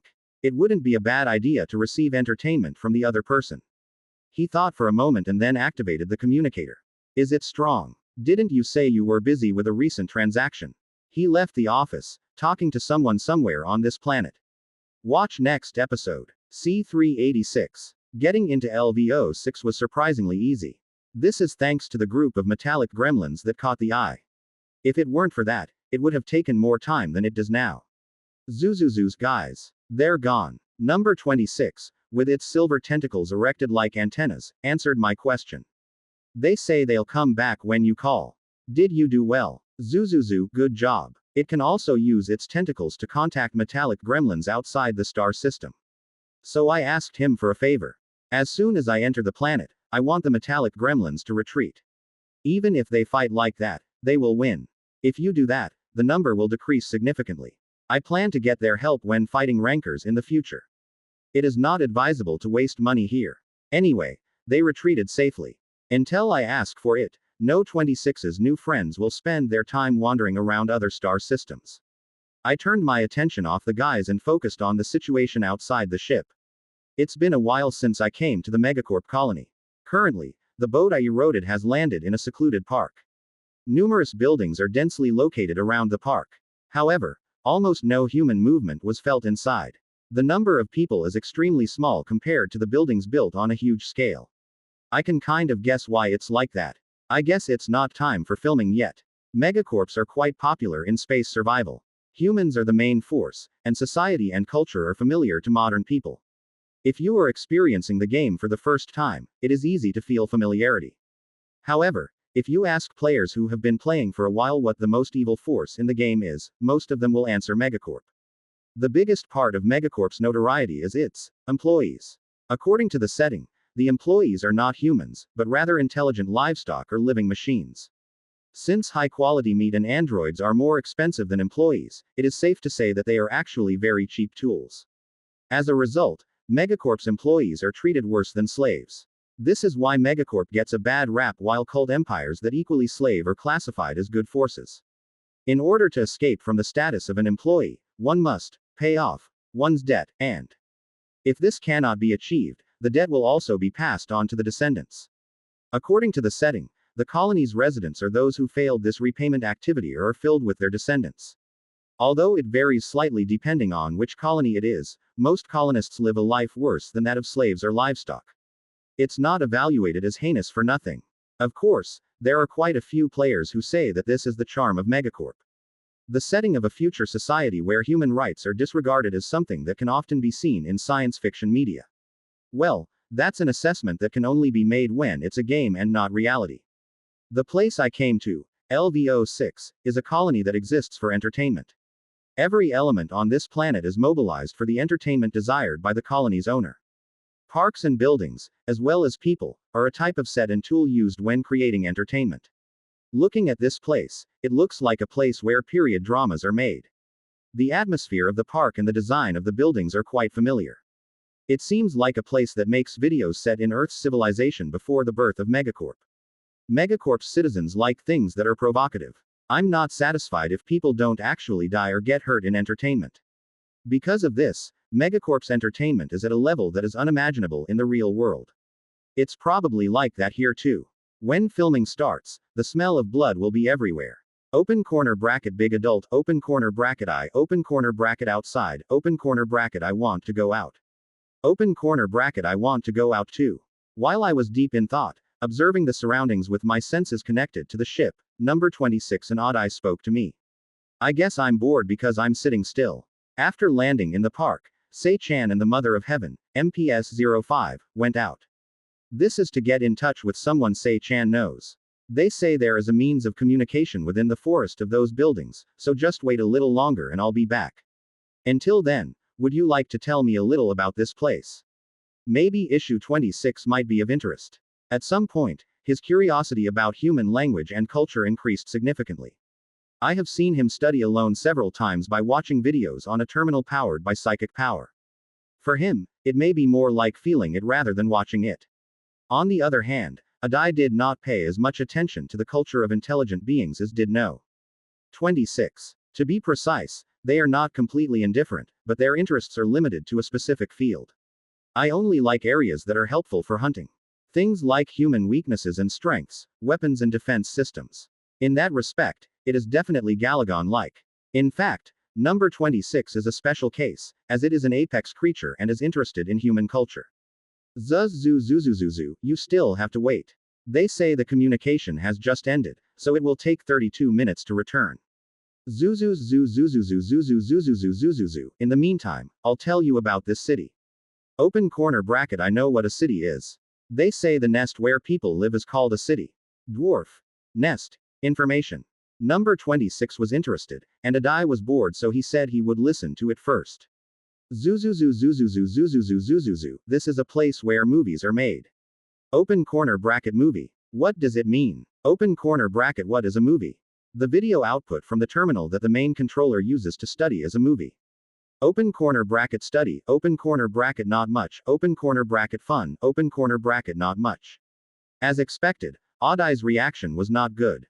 As soon as the word study came out, the guy's interest cooled and he rolled his body into a ball and started arranging the scales on his wings. And then can I get a movie here? It may take some modifications for the main controller to use it, but it is possible. Zuzuzuzuzuzuzuzuzuzuzuzuzu. If I find something good, I'll look for it. After PS 111 and I spoke, number 26 brightened up and showed that he was in a good mood. Isabel, who was watching this, opened her mouth in amazement. Number 26 certainly seems very smart. Huh, that's right. I'm smart. I think Isabel was as impressed with No 26's intelligence as I was. I don't see anything particularly unusual. Does it have something to do with food? Isabel used the heavenly eye of all heaven, but when nothing came out, she tilted her head. I have also previously checked number 26 as an insight trait. Then, like now, nothing came out. It's probably natural. Looking back, there have already been several cases similar to his. Black Galagon, who predicts the future, Mountain Crawler, who has grown to an overwhelming size, etc. I think his extraordinary intelligence might be some kind of mutation like other cases. Adai is also a special entity. I've preyed on numerous Galagons in the game, but I've never seen a case where the characteristics of white Galagon and red Galagon are mixed like this one. Adai, feeling my gaze, looked at me while trimming his scales. Open corner bracket big adult, open corner bracket I, open corner bracket scales, open corner bracket I trimmed, open corner bracket how do you like it? Zuzu zuzu zuzuzu, it's always pretty. To be honest, it was lying down at an angle and gently waving the tip of its tail. He seemed to like my compliment. While everyone was spending their time like that, 30 minutes passed in an instant. After completing the contact, Sei-chan and the Mother of Heaven, MPS-05, returned to the ship. We made an appointment to meet. We are planning to meet for drinks at 11 tonight. Today, I told him to call the other person out at an appropriate time when sending out strong praise. But I didn't know it would be today. The person who answered my questions was not a bastard, but the Mother of Heaven. They say he was suddenly promoted to acting governor and is busy. Acting governor. You were originally part of the genetic design team, right? I heard that about 10 days before we arrived, the governor and high-ranking officials changed completely. At her words, I looked down at Sei-chan. Why do I have to hear that now? Well, when I'm dealing with customer S, I don't have any contact with other customers. I, over there, requested that there might be an information leak or problem that could occur. So you're trying to say you haven't heard any news? That's, that's, The parasite inside my head listens to my will and begins its activity. Sei-chan shivered, foaming at the mouth as the pain squeezed his brain. I watched him for a moment and then told the parasite to stop. Sei-chan, feeling pain and losing control of his body, fell to his knees. Please save me. Never make a mistake like this again. Stop. Quote. What is the name of the new governor who was replaced? Likewise, is it the Zhao family? Yes, yep. This is Li Zhao, a member of Prime Capital. Li Zhao. I think I heard the name, Li Zhao, somewhere. It's a common name, though. I'm sure it was an important name, but I can't remember. As I was trying to recall my hazy memories, PS-111 joined the conversation. There is information that Li Zhao, the new governor of LV-06, worked at a weapons research base on Mercury before coming here. Is that information true? Well, I'm not sure what I heard, but I heard that joint research was conducted with the Carmelda family on Mercury before. After hearing Sei-chan's words, PS-111 kept his mouth shut. The face covered in metal skin was as expressionless as usual, but a slight emotion could be felt within it. The guy is agitated now. When her twin sister showed a strange reaction, Isabel approached her. Sister. What's the matter? Amov. The name Li Zhao, I've told you about it before. Do you remember? The moment I heard what he said, something flashed in my head. When PS-111 first met on the ice planet in the past, he mentioned his creator. Chloe Carmelda, head of the Carmelda family. And senior researcher Li Zhao of the Zhao family. Wait for a sec. The governor here is the one who created PS-111. It is as the Mother of Heaven said. The guy who participated in the creation of the mutant screamer model, the prototype of PS-111, is now the governor. Yes. The person who manipulated my genes is Chloe Carmelda, director of research, and senior researcher Li Zhao. In addition, there is also the grand leadership of Star Union. PS-111 nodded at my words. Is Li Zhao here? Yes. No. According to the acting governor, he left the colony 2 days after taking office. Where? Well, I know that too. Just give me the order and I'll figure it out somehow. I stopped paying attention to the trembling Sei-chan and thought. There is a high probability that Li Zhao is also a player. PS-111 is a being created using a human clone of cold-blood ranker Penelope. It would be safe to say that all of the key people who participated in the development of Mutant Screamer were former rankers. I came because I thought there would be no players in LV-06. Of course, I was as careful as possible while getting here, but it's a different story if the enemy is a player. There is a high probability that not only my intrusion, but also the relationship between me and the metallic gremlin can be inferred to some extent. First of all, I'm glad you said you weren't there. The enemy is not yet aware of my intrusion. There is only one thing I can do in this situation. Where do I meet the acting governor? This is what I originally wanted to do when I came here. Watch next episode. C387. A bar with impressive ebony-colored tables with a classic design. A man sat in front of a table while music filled the store with an old-fashioned feel. 2 glasses of whiskey from Ganymede.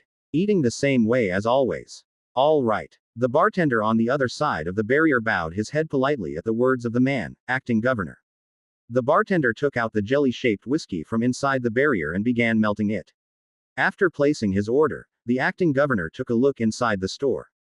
The bar he came to was a set created for a period drama set on Earth in the past. It's a shame that they said it will be removed after the next filming.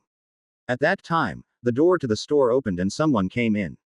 The other person was someone the acting governor knew well. It's here. Long time no see. Sei Chan, a man with hard skin reminiscent of a rock, came and sat down next to him.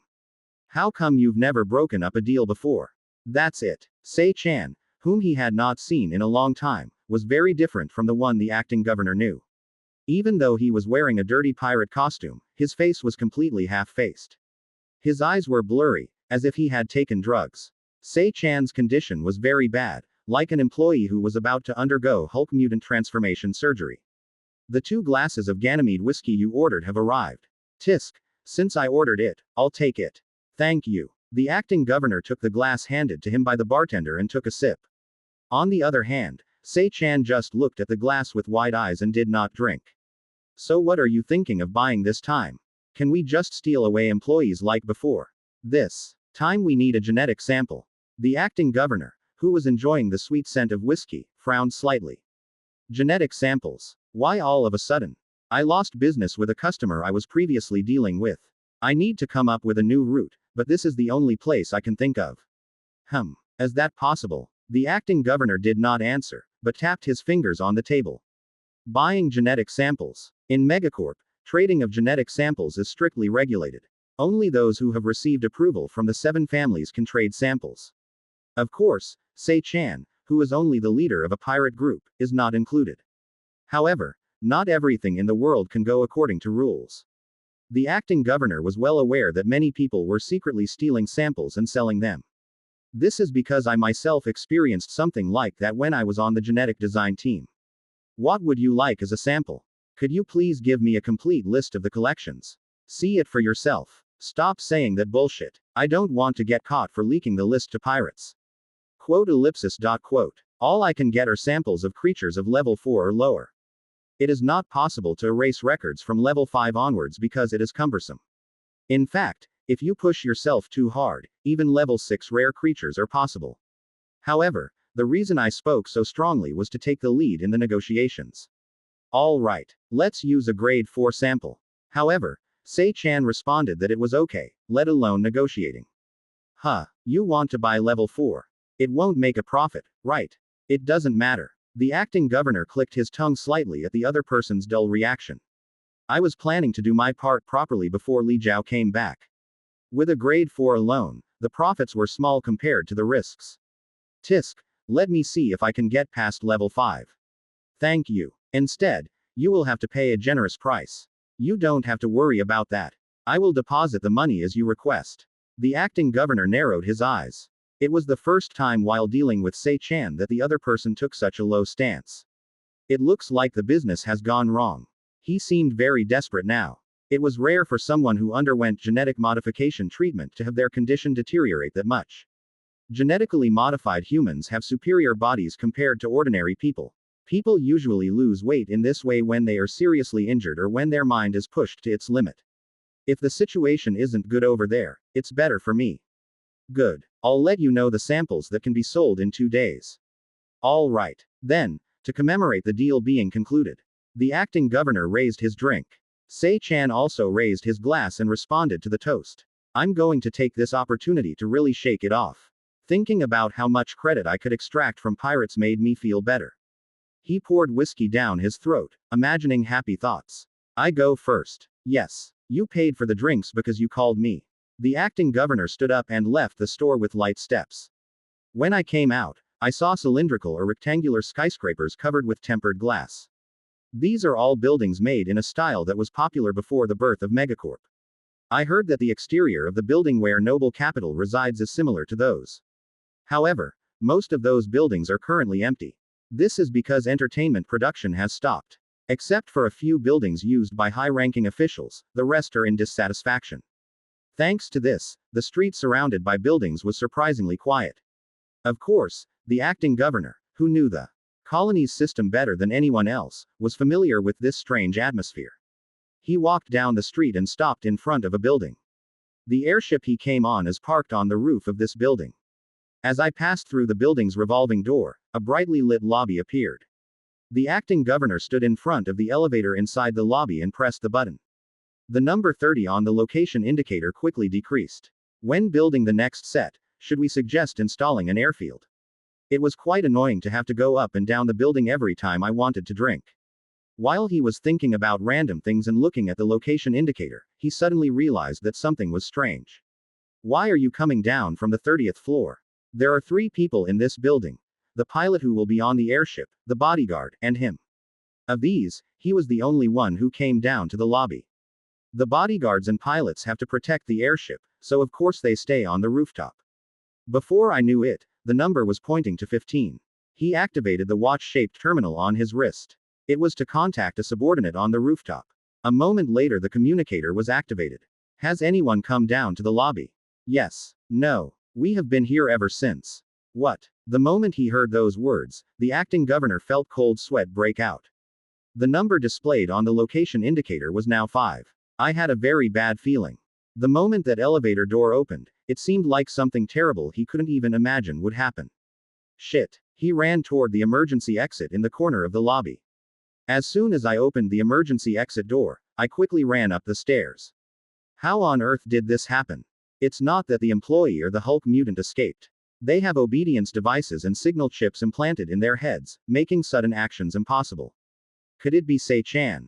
I thought it was a henchman he brought in, but that doesn't make sense either. This is Megacorp's colony LV-06. It is suicidal for a pirate to attack the acting governor of a colony. Is there a problem? The bodyguard's voice came from the terminal as if answering his confused mind. Open corner bracket acting governor. I am being chased by an unidentified entity. Open corner bracket yes. Huh. Contact the crisis management team and tell them to seal off this building. All right. Despite the acting governor's urgent words, the bodyguard responded without being shaken at all. After ending the communication, the acting governor stopped near the 8th floor. I felt like my stomach was turning because I suddenly jumped while drinking. I can't run anymore. Ouch. He opened the emergency exit door and went out into the hallway. Then I chose one of the dozens of rooms and entered. He quickly locked the door and fell down, leaning against the wall. I felt like my heart would burst from fear and pain. He held his chest as if squeezing it and slowly caught his breath. I can't chase you this far, they'll chase me. As he gasped, he saw a large piece of tempered glass on the other side of the door, that is, on the outer wall of the building. There was a view of the set through the glass, but the conditions were not conducive to enjoying it. After that, about 10 minutes passed when he started to catch his breath in his room. There was no sound outside. I told you to contact the crisis management team, but why is there no news? By now, you should be able to see airships flying busily outside your window. While he was feeling strange, the terminal on his wrist lit up. It was a communication sent by a security guard. The crisis management team has just completed the lockdown. What? I can't see anything. It is because we are moving secretly for the safety of the acting governor. At the guard's words, he approached the glass on the wall. Even looking through the glass, there was no sign that the crisis management team had arrived. I am now moving to protect the acting governor. I will knock on the door when we arrive, so please open it. With those words, communication was cut off. Within a few minutes, there was a pounding sound from the door. He was looking out the window and approached the door. As he was about to reach out and grab the doorknob, a thought passed through his head. For a moment, did you tell the security guard about your location? There are cameras everywhere in this building, so it's not difficult to find where he's hiding. The problem was that the time was too short to come to us that way. We have arrived, so please open it. It's not his bodyguards outside. Are you inside? Acting governor. Thump thump. Acting governor. Acting governor. Acting governor. Thump thump thump. At the sound of repeated knocks, the acting governor took a step back and accidentally fell. The moment he fell to the floor and made a noise, the knocking on the door stopped. It's inside after all. A low-sounding voice. The thing that broke through the door and attacked him. Dash. It's been a while since I moved alone. In this operation to capture the governor's representative, he decided to act alone. Megacorp's colonies are heavily monitored due to the control of their employees. There are cameras everywhere, so there is a high chance of getting caught if you move around with children. But not me. Infiltrating enemy territory alone and hunting down targets is what I do best. Besides, my conditions now are much better than when I was sneaking in the game. Because there is a clever underdog. After unlocking Nightmare Horizon, I transformed into a clever underdog. Numerous hairs covered the carapace and outer skin of the entire body, and the body shape changed to walk on 4 legs like a centaur. Along with the change in body shape, the size of the huge body, which could far surpass a skyscraper, has also decreased significantly.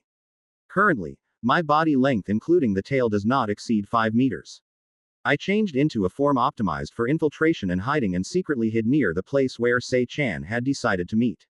Thanks to the clever underdog's perk, Unknown Creature's Fur, I was never caught on camera. And while the acting governor went to see second, he organized the personnel on the airship. He gulped down his whiskey happily, completely unaware that his load was disappearing into my stomach. Well, even if you knew about my attack in advance, nothing would have changed. I looked down at the acting governor I had just subdued. The guy who was hit by a lightly swung front paw was trembling, completely losing his will to fight. How then? A cute child wriggles inside an arm wrapped in fur and leather on top of a hard shell. An eel-like parasite stuck its head out. The one who sees the parasite lets out a brief scream and tries to run away. I held him tightly with my long, strong arms across my chest. Wait. The moment it opened its mouth to say something, the parasite entered it. The opponent struggled to vomit out the foreign matter that had invaded from the outside, but it was in vain. In just a few seconds he will be serving his new master. Let's see how much you know. At that moment, I suddenly felt a chill on the back of my neck. At the same time, the body of the acting governor, who was being held in my hands, went limp. What? The eerie feeling I just heard was the sensation that comes when a parasite dies. I quickly grabbed the acting governor's skull with my wing arms and applied strength. When I broke the hard bone, I found a fully cooked parasite. Inside the flesh left behind by the parasite was a mechanical chip that looked similar to an obedience device. A word from the author's review, Organic Evolution. It is not the strong who survive, but the survivors who become strong. You can transform into one of several special states. Omitted. Clever abbreviation. Shrinks the body into a small creature and conserves body energy. The collapsed state does not exceed a maximum of 5 meters. The use of some traits is restricted, but perks related to special status are provided. The user can disable it at his/her discretion. The maximum duration is 7 days and the cooldown is 30 days. Unknown Creature's Fur. This is a perk provided by the clever underdog trait. The subtle waves generated from the shaking of the fur provide the user with a stealth effect that allows them to avoid detection equipment, characteristics, and skills. P.S. Some electronic equipment is not affected by this effect, so please be careful. Traits sealed due to Clever Weakling. Status: Erosion Tentacle, Monster's Reinforced Wings, Medusa Engine, Complex Spectral Body, Black Devourer Cannon, Hell's Vision, Destroyer Carapace, Exothermic Spiked Armor, Warp Creature View. Next episode. C388. I looked at the chip from the acting governor's head. Its appearance was similar to an obedience device implanted in employees. As the surface was very hot, it was clear that this small device was responsible for killing the parasite and the acting governor. Why does this person have something like this on his head? This brain-melted corpse was, until a few seconds ago, an agent of the colony's highest authority. It is absurd to carry a bomb to your head when you are not an employee. I didn't do it voluntarily. Li Jiao, prime capital of Megacorp and governor of LV-06. He put a bomb on his agent's head. In this world, there are not many beings who have the ability to take over and control the brains of intelligent beings. Among them, there is only one who enjoys the strategy of disrupting the enemy's lines by infecting traitors. You were targeting me. The moment I realized this, the building shook violently. The trap set by the enemy began to operate. I hastily turned off. Clever underdog. My body grew rapidly and broke down the walls around me. Inside the collapsing building, I spread my wings and arms wide and flew upward. When I was in the air and looked down, I saw several buildings collapsing at the same time. The road itself was cracking and the ground itself was collapsing. That's not what I did. Star Union, which specializes in conventional weapons, has superweapon level bombs. Its power is so great that it can destroy the entire planet. The official name is PMB, Particle Manipulation Bomb. This bomb is often referred to by the nickname Alpha Boy, rather than its official name. This bomb boasts the most powerful power among all implantable bombs in the game. I've experienced this many times in the game when fighting Star Union. So we know very well what happens when the bomb is activated. The city that is sinking into the ground as the result of PMB. I made it work when the chip inside the acting governor's head is activated. A bomb was planted on the heads of Megacorp's upper class, and a super weapon from the hostile Star Union was hidden in the colony. And they turned the entire planet into a trap just to catch me. These are all things that only a player can do. Li Jiao and the players knew I would come here and set a trap. If it's PMB, you need to avoid it quickly. The surface damage by the energy emitted by the bomb is already in the process of being destroyed. The sky above is still better, but it's not normal. Because the planet's atmosphere is distorted by energy, colorful auroras appear everywhere. If I go any further than this, I will be finished, so I must quickly escape the bomb's influence. As I flew above the rainbow-colored sky covered in all kinds of colors, I saw a large pink jellyfish floating in the distance. It was number 26 that went into battle mode. It hugged the other kids with its fins and tried to protect them. Above that, Adai, wearing red armor, was seen spinning round and round. Perhaps thanks to his almost all-purpose defensive ability, the guy looked fine. However, it is not possible to completely protect the entire body, so if it takes longer than this, it will be in danger. I moved the monster's tentacles and sent out an intangible wave.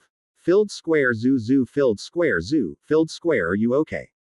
Filled square filled square. Filled square zoo zoo filled square zoo filled square zoo, filled square to these filled square you filled square.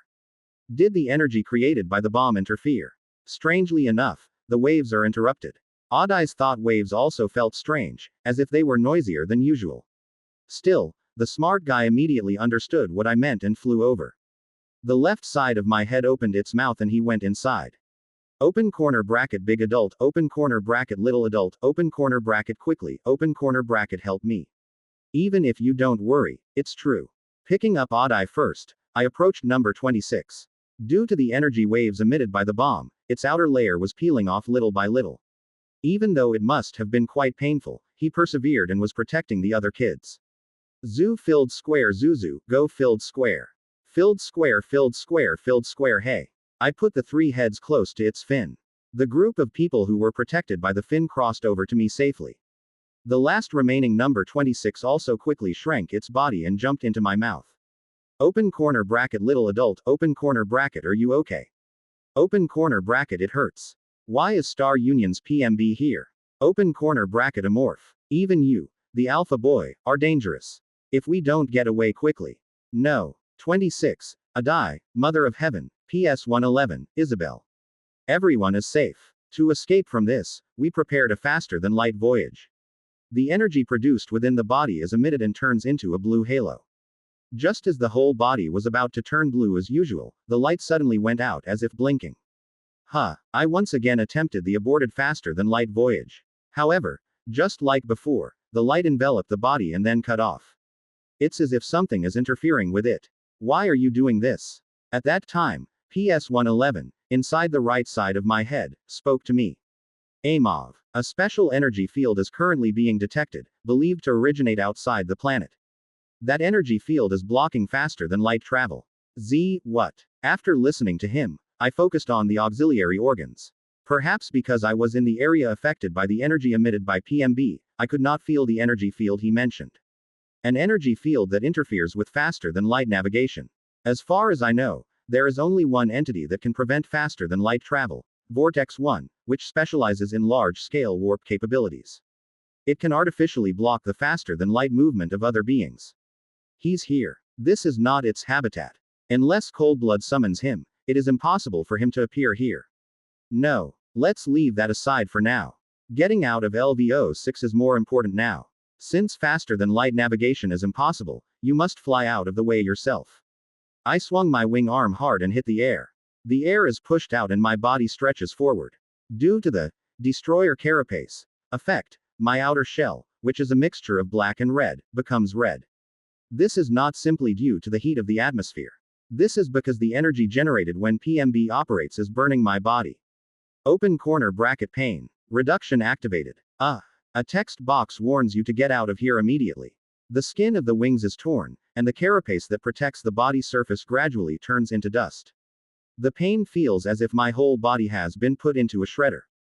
Bad memories come to mind, perhaps because of the pain of my body melting away. The accident that day changed my life and the lives of my family. No, I can bear this much. Unlike the past, I now have a strong body and characteristics. I didn't stop and kept going upwards. Did Amav's body also understand my will? The skin, which seemed as if it would be torn apart at any moment, began to slowly regenerate. The outer skin and carapace also slowly regained their original form. The powerful healing ability, superior homeostasis, and the pain relief that relieves pain are helping my will to survive, not break down. Little bit more. As I flew around so frantically, the surroundings suddenly became dark. It has escaped the atmosphere. We're almost off the planet, but we shouldn't be complacent here. PMB, which has eaten the entire planet, finally releases a huge amount of energy. If I get caught up in it, I will definitely die. We need to quickly widen the distance.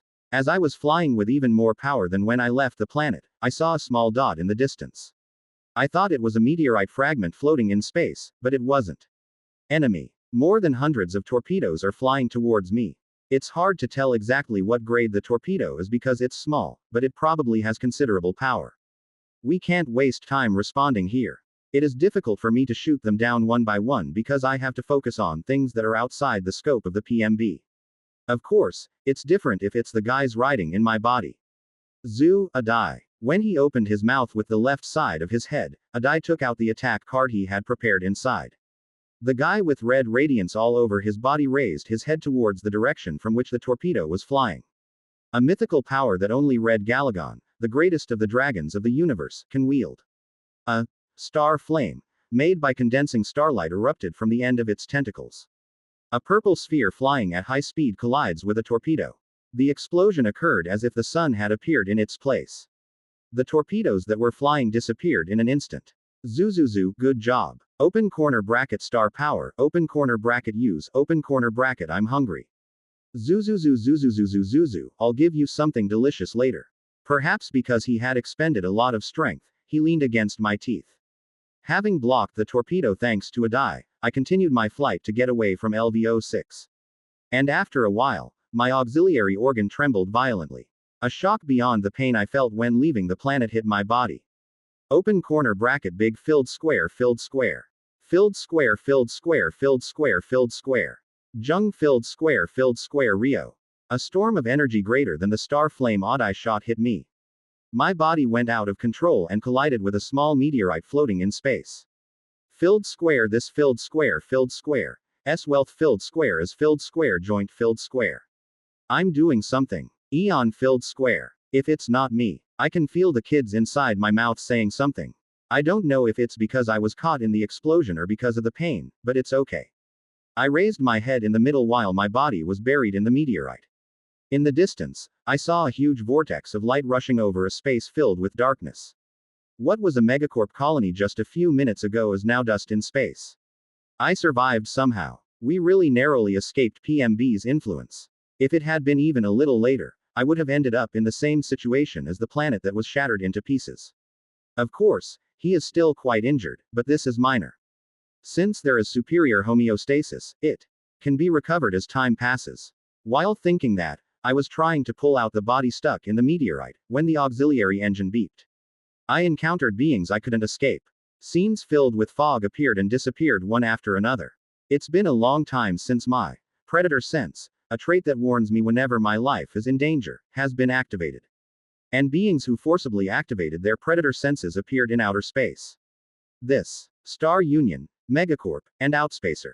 The fleets of three races that can never mix, either in the game or in this world, are surrounding me. A word from the author, author's review, predator sense. The extra sense characteristic is strengthened. Based on the information you have, you can detect threats that will occur in the near future in advance. Asterisk PS. A good hunter knows how to read the future. Watch next episode. C389. Green flashes pour down like a shower.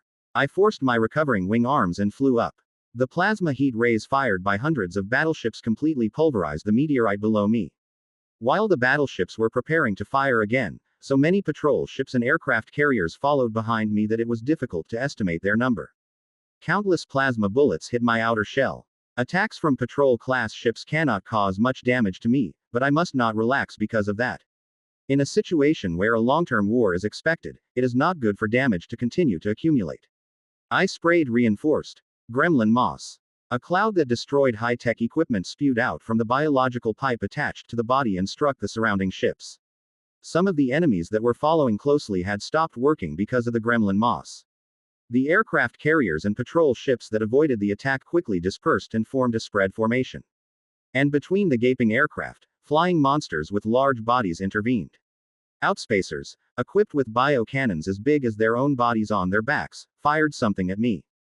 Projectiles that looked like nails with what looked like spores stuck to them got stuck in my tail and hind legs.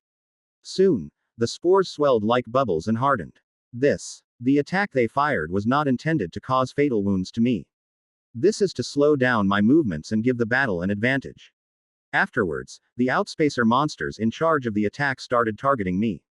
A large 40 meters monster approached me at very high speed. What about that? It was a type of outspacer I had never seen before, with 4 arms, 2 legs, an elongated head, and a long tail. I tried to keep it in check by pulling out the erosion tentacles with the Medusa organ activated. Surprisingly, just before the tentacle's appendage touched it, it turned its body and narrowly avoided it. As I dodged, the blade at the end of its arm cut off my tentacle appendage. The appendage, which boasted considerable durability even though it was not at the level of a carapace, was cut off without any use. I used the genes of the Hellside Hornet. Moreover, I don't know how it was modified, but the blade on that arm is sharper than the original. I hit its body with another eroding tentacle to stop it from attacking anymore. Due to the impact, the enemy's body stumbles and its movements become slightly slow. To finish it off, I tried to catch it with its clawed right tail. Just as the pincers were about to tighten it, the tail stopped as if caught in a restraint. It wasn't just a feeling. A web of very powerful psychic power was entangling my tail. Meanwhile, the outspacer escaped leisurely, avoiding the attacks of my claws. Why psychic power? I turned my head to see if there were any cult members hiding there, and saw a strange-looking flying object in the distance. I thought it was an anti-ship drone, but it wasn't. Screamer. The beings who disturbed me with their psychic power were the Star Union Screamers. Screamer uses psychic power. It's easy to be mistaken because of PS-111 and Isabel, but originally, Screamer cannot use psychic powers. This is because cults with potential for psychic power cannot be used as material for cyborgs or Screamers.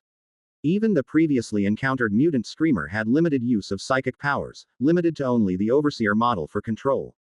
But how? Just as its abilities were very different from regular Screamers, its appearance was also quite heterogeneous. The head was developed to the point where it was malformed, and the metal legs it used to move around did not exist. Various mechanical devices were attached to the bloated head. The face, covered with stitch marks here and there, was very ugly, but somehow it looked familiar. I feel like I've seen this somewhere. Oh, really? A being that looked more like an Inyanbug than a Screamer radiated psychic power. A faint purple net flew in to catch me. I accelerated at once and went out of range of psychic power. That face resembles Jason. Jason, a cult player who belongs to the ruling faction. During a fight with me before, he tried to escape using his special powers and was decapitated. At that time, the body except the head flew away at faster than light speed, so I was unable to secure it. You used that body as material. I don't know how they found it, but I think Jason's headless body was found by his colleagues. And just like PS-111 was made, it was made into a mutant Screamer. That's why he can skillfully use psychic powers as a Screamer. While I was avoiding the attacks of Jason-made Screamers, a green light flashed in front of me. Megacorp and Star Union battleships showered plasma heat rays along my path. Among the numerous battleships, there were 6 SAX Alpha-class battleships on which the Star Union's highest-ranking member was aboard. Near the super-large battleships, which were clearly visible from a distance, large and small outspacers were guarding the battleships in formation. It was truly an all-out offensive that transcended race. It was a scenery not easily seen in games. Was there an outspacer ranker in the ruling faction? In the top 20, the only outspacer rank is 4th. Below that, down to number 40, there are a few more, but it's hard to think they'll go against the will of number 4. And in outspacer, the more the same species unite, the more synergy there is. Alsh's was like that. There are a total of 2 outspacer rankers belonging to the returning faction. Since 2 of the rankers are on the same side, it will be easy to put pressure on fellow rankers who have different opinions than themselves. Therefore, it is safe to say that all outspacers follow the return group. What that means is that the ruling faction and the returning faction joined forces to capture me. Or the outspacer rankers independently formed a temporary alliance with the ruling faction. It's a guess, but looking at the composition of the enemies, it's likely the latter. The leader of the returning faction is said to be the 7th rank, not the 4th rank, or the Tiger, because there are no cult ships here. There may be cults aboard the Megacorp warship, but that's probably not the case. If that were the case, they wouldn't have been able to use the screamer made of Jason, a former cult priest, so openly. I like it anyway. It is too early to feel relieved that the cult has disappeared. The alliance between the outspacers and the ruling faction alone is already a big threat. They prepared well to catch me, and used almost every means at their disposal. On the other hand, preparations here are minimal. Because I was caught up in PMB, my condition is not perfect, and some of my characteristics are on cooldown. There are no metallic gremlins and no giga crackers. Currently, the area around this area has been sealed for faster than light navigation for unknown reasons. Even if number 26 calls, it will take quite a while for the metallic gremlins to get here. Even if they arrive safely, their mobility will be greatly lost in a situation where faster than light navigation is blocked. Metallic gremlin, which has lost its means of transportation, is nothing more than a slow-moving target and is of no help in battle. First of all, we need to make it usable for faster than light navigation. Only then will this side have a chance to retreat and reorganize or call in reinforcements. It's fortunate that there are no Vortex 1s among the enemies. Earlier, I thought that he had taken control of Vortex 1 and brought it back, but it seems that was not the case. Faster than light navigation must have been blocked by a method I don't know. To change the unfavorable situation, you must first eliminate him. I, who was moving to avoid the heat rays, suddenly turned my body at the same time as I used the variable biological weapon. The outspacer who was chasing me must have seen this as an opportunity and tried to stab me with 4 sharp weapons. I don't know if he knows, but I also possess the genetic essence of the Hellside Hornet. The large bone scythe sticking out from the end of my fighting arm clashed with its blade. And the result was my victory. The blades on 2 of its arms were shattered. Being sharp isn't everything. I'm almost twice as big as him. Naturally, the size of the blade created on the combat arm is much larger. But I guess he didn't expect this situation at all. The thing with its long snout wide open showed a clear look of confusion. Without missing the opportunity, the erosion tentacles reached out at the creature all at once. The tentacles' appendages clawed at its legs and tail. I held onto it tightly and tried to kill it with the Medusa organ, but I was interrupted. A huge heat ray fired by a Sax Alpha-class battleship hit me directly in the back. One tentacle was torn off and the shell was dented. Because of that, I lost the outspacer I was holding. The guy cut off the part that touched the appendage with the blade without hesitation and quickly retreated. As it is a special entity, it is highly likely that it is equipped with a means of recovery. I will recover and come back soon. However, even after knowing that fact, I did not chase him. Instead, I returned my deformed arm to its original state and spread a shroud of darkness around my body. The biological pipe that vaporized and sprayed gremlin moss this time sprayed a pitch-black fog. The enemy fleet's main guns fired again, but no ship hit me as I hid behind the curtain. In that state, I opened the mouths of each head. Then, as if they had been waiting, the kids inside jumped out. Zuzuzuzuzuzuzuzu, I'm sorry, but I need to help you. Open corner bracket hunting, open corner bracket starting. Open corner bracket there are a lot of bad people. Open corner bracket. Is this what happened in the end? What can I help you with first? Despite this situation, what the kids have to do hasn't changed much. Number 26 will mark enemies using psychic power, while Sky Mother and Adai will deal with the fleet. PS 111 will provide support fire above me. What has changed is Isabel's role. If you have the Heavenly Eye, you will be able to catch the enemy's secret move. With Isabel's privilege of reading the other party's information, she can easily check who is interfering with faster than light travel. And, if there are any other cards hidden by the enemies, Isabel will find them and let you know. Zuzuzuzuzuzuzu, okay. You all understand, right? Open corner bracket yes. I understand. Open corner bracket formidable enemy, open corner bracket hunting, open corner bracket difficult, open corner bracket still, open corner bracket I'll try my best. Open corner bracket. Wow, it won't be easy, but I have to do it. Members who can express their thoughts through thought and wavelength have sent messages telling us not to worry. Open corner bracket space, communication, difficulties, but I try my best. Open corner bracket I, too, will help. PS 111, who had learned from number 26 that she could communicate with psychic power at the time of reconstruction, and Isabel, who had been transplanted with that technology, also responded, albeit in a slurred manner. Zuzus, Zuzuzu, Zuzuzu, Zuzuzu, be careful not to get hurt as much as possible. Open corner bracket yes. Even older babies shouldn't be in pain. Agree. Honestly, it is difficult to say that the current situation is good. Because I had never experienced a battle with a large fleet commanded by rankers of 3 races in this world. I hope the kids don't get hurt, but that's probably just greed. But, since coming to this world, my life has been a series of crises. Numerous dangers and powerful enemies constantly obstructed my survival. But it was always me who stood at the end. It's the same this time too. I and my family will survive. Watch next episode. C390. The black clouds surrounding me and the kids keep flashing. The plasma heat rays fired by the enemy fleet are penetrating the dark curtain. Although they haven't hit us yet, we can't be complacent. The enemies are rankers that I have fought with dozens of times in the past. He must be fully aware of the method of destroying the dark veil. Before the enemies broke through the curtain and attacked, I took out a powerful card. It is a trait that dramatically increases my combat power, embodiment of the hunt. My vision is dark. I can feel the hard carapace surrounding my eyes and the auxiliary organs under my chin. The moment the carapace surrounding the auxiliary organ took the shape of a blade, my detection area exploded. Warships charging plasma from afar, large and small aircraft approaching the dark curtain, movements of PS-111 and Isabel riding on my back, etc. Reinforced auxiliary organs capture all kinds of elements. I could even vividly feel the healing process of the wounds on my body. As I concentrated my senses, the changed physical condition was quickly transmitted to the brain through auxiliary organs. I was familiar with changes such as a body that had grown to a length that easily exceeded 100 meters, a mouth with pharyngeal jaws, and bony sickle arms protruding from the waist, as I had experienced them several times. What has changed is that the colors have become more diverse thanks to the destroyer upper. Good. After completing my transformation, I swept my body once with my forked tail.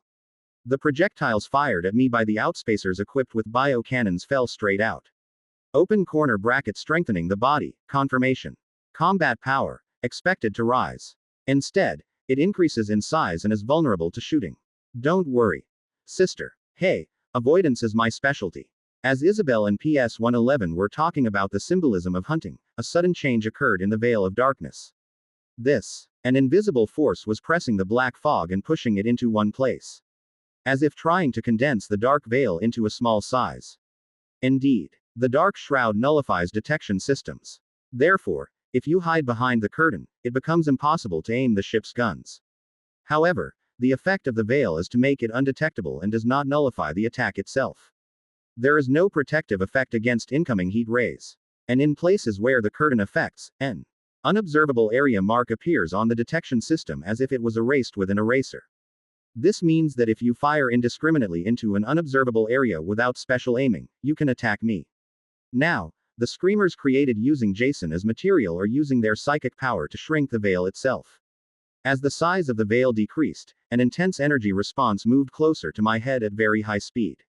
I slightly twisted my head to the side in the middle to avoid the heat ray. Accuracy is increasing. It's time to take out the next card. Zuzuzuzuzuzuzuzuzu, I'll move soon, just do as I say. After moving the monster's tentacles and sending waves to the kids, I used my next trait. Akira. Star Union Screamer succeeded in targeting the target. Akira, sitting on the throne on the bridge, looked at the map implemented as a hologram. There was nothing visible, as if only one point of the normally implemented hologram had an error. The Eugene family's flagship, Heavenly Sword, is equipped with a state-of-the-art detection system. Unless it is a special case like a black hole, you cannot escape the sight of the Heavenly Sword. That's why everyone was confused by the abnormally formed black fog. Except Akira. You don't know how much I suffered because of that guy's abilities. As that's so. The newly appointed Code Black tilted his head at Akira's words. The entity that cults call the three-headed demon is unknown in everything except its name. Her superiors are talking about creatures that are not even in the Megacorp database as if they are familiar with them. But Akira had no intention of answering her questions. Of course, thanks to that, I was able to prepare for the attack, so I'm just thankful. In addition to the Screamer, we have prepared several means to neutralize his dark veil. I was prepared to win no matter what he came up with. Even the perks he might have. He stared at the hologram for a moment and raised the corners of his mouth slightly. What happened to the shadows? Everyone is ready to go immediately. What about the controlled outspacers? The lower level entities maintained their defensive formation, and the higher level entities, Queen's Guard, completed their recovery. The special entity is deploying a warp interdiction field. Currently, a large army of outspacers is moving here along with the Megacorp fleet. Before coming here, Akira announced that he had succeeded in controlling the outspacers using the secret technique prepared by the Eugene family. So the fleet crew knows that it is the outspacer corps secretly trained by the Eugene family. Of course, they are actually troops supported by the 4th rank Empress, but Akira is the only one here who knows that fact. Akira. The target is moving. At that time, a change occurred in the holographic map. The enemy mark had begun to move in the area marked blank due to the darkness. Then we will move too. So be it. Code Black bowed his head politely and left the bridge. This is to command other shadows waiting on the ship to hunt the enemy. After she left, the vice captain took command in her stead. The enemy can spread microscopic substances that can disable high-tech devices. Concentrate on checking and manning patrol ships and aircraft carriers, and let battleships maintain long-distance shooting formation. Akira rested his hand on his chin and looked at the holographic map. In fact, he didn't have high hopes for Code Black, who had already retired, or for the shadows on the ship. Although the newly created shadows have been upgraded and have much better equipment than their predecessors, they are difficult to deal with against Imorph. But it still didn't matter. Because their role was not to defeat Amov, but to defeat him. The defeat of the shadows will lead them into a fatal trap. Then struggle as much as you can. Just as I was about to smile that everything was going according to plan, a new sign appeared on the hologram. Confirmed by the majority of enemies. There were 5 red marks on the map indicating enemies, not just one. Are they his pets? Thanks to the disaster that occurred in the Cult Empire's Burzin 02, I already knew that he was not alone. Akira heard that it was taking as slaves the unusual-looking sea demon, the small, deformed Galagon, and Wolf Rancor, whom Jason had missed while hunting. Was he hiding? Considering Imhoff's size, hiding a pet would be very easy. The only problem is why there are 5 enemies shown on the map. Sea demons that live in the deep sea are unable to travel into space. Unless you are riding on a morph, you cannot move alone in this space. Therefore, it is normal for only 3 characters to be displayed: Galagon, Wolf Rancor, and a morph. After a while, the video information recorded by the aircraft and patrol ships was synchronized with the flagship's hologram. An enemy swimming in a weightless world appeared in the center of the hologram. Enemy entity confirmed. Oops. A total of 3 identical entities have been confirmed. And there were a total of 3 iMoves there. Divided. 3 single-headed adult imorphs were charging towards the fleets of the 3 races. It looks like you're confused as expected. The enemies who were focusing their firepower on me are confused. I'm doing this because the goal was suddenly split into 3. Because you probably didn't know about the existence of the Hydra Division. The Hydra Division, obtained by preying on Alshas, has never been exposed to the enemy until now. The Rancors probably weren't properly prepared for the cloning ability. So you have to eliminate your target while the enemy is confused. I accelerated towards the enemy's main force in the distance. The patrol ships and aircraft that were keeping me in check nearby rallied to block me. Some of them fired objects much smaller than the aircraft. It's a combat drone. When fighting ships, combat drones are not a very good means of attack when fighting biological enemies like me. Nevertheless, what the enemy has revealed means that they are prepared. Either they used a gravitational field forming device to time my movements, or they added a blood river. Open corner bracket 1 o'clock, 7 o'clock direction, river set, be careful. Isabel warned me with her universal eye activated. I opened my mouth wide in the direction he spoke. The acidic fungal glands located inside the throat go into action immediately. The strongly acidic fungal liquid stored inside spews out and travels across space. The enemies try to disperse when they see the acidic fungus flying in the form of a heat ray. However, some of them could not move properly as if they were blocked by something. This is because the intangible radio waves caused a malfunction in the propellers on the drone and ship.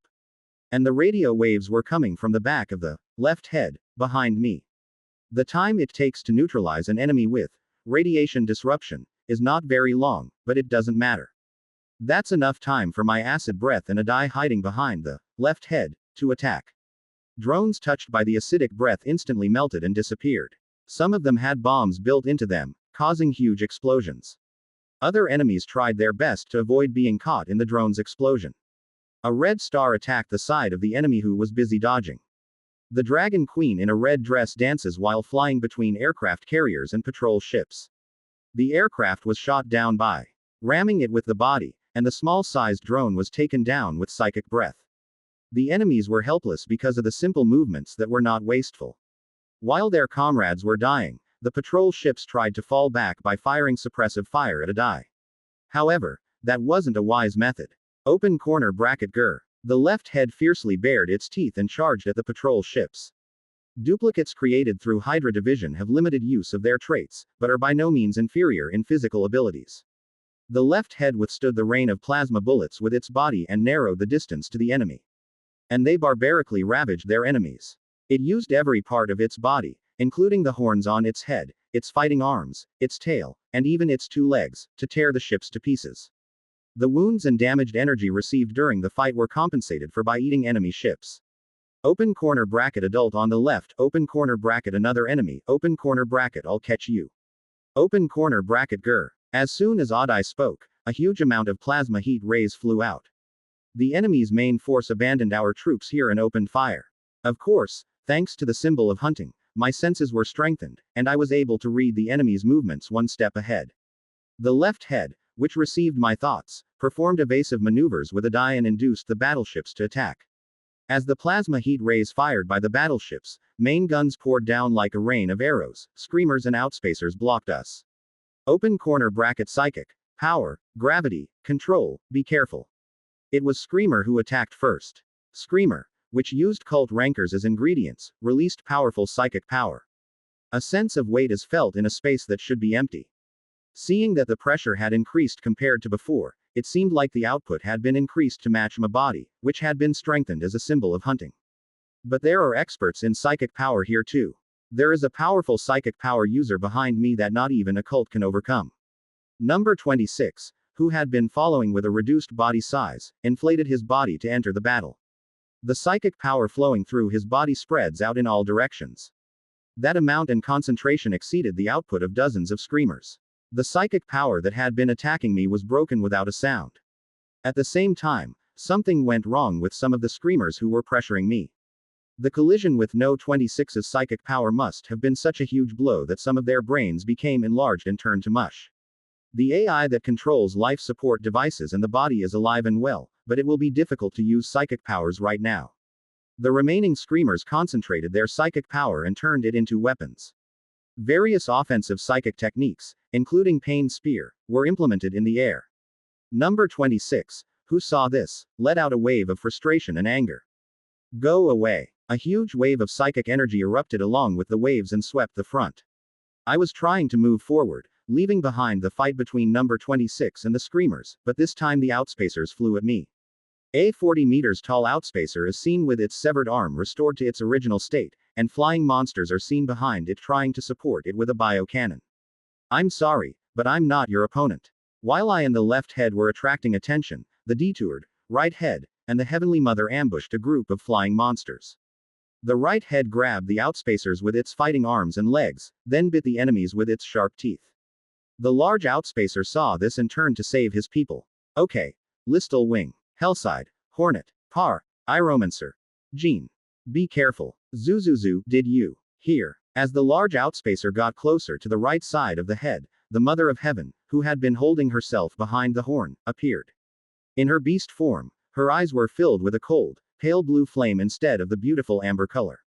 Wendigo's unique ability, Ice Demon, which drives the opponent crazy and forces a one-on-one match, has been activated. I heard you well, don't worry. I'll take charge of this guy. A large outspacer possessed by an evil spirit let out a silent roar and charged at Griffin Wolf. The Mother of Heaven, riding on Imov's head, drew out the priest's golden spear and faced the enemy. There are no more interruptions now. I flew to where the main force of the fleet was gathered. The fire from the Megacorp and Star Union fleets continued to pour in, but it did not stop. Sometimes I avoided it and sometimes I just held on with my body. When the distance to the enemy main force got closer, Isabel suddenly warned me. Open corner bracket head, danger. Huh. Hearing the urgent warning, I quickly turned my head to the side. Without any warning, my left horn just melted away. How can this be? A weapon that changes the structure of matter with an invisible attack. I've seen it once before. Isabel's pistol. I can feel small humanoid objects moving between the Megacorp battleships. Judging from the movement, it looks like a human wearing a reinforced suit. Egerton's Silver Lion Knights, or open corner bracket Eugene. Genes, modified humans. The identity of the person who attacked me was a shadow I had fought before. The Eugene family's elite assassins came with rancor weapons to hunt me. Watch next episode.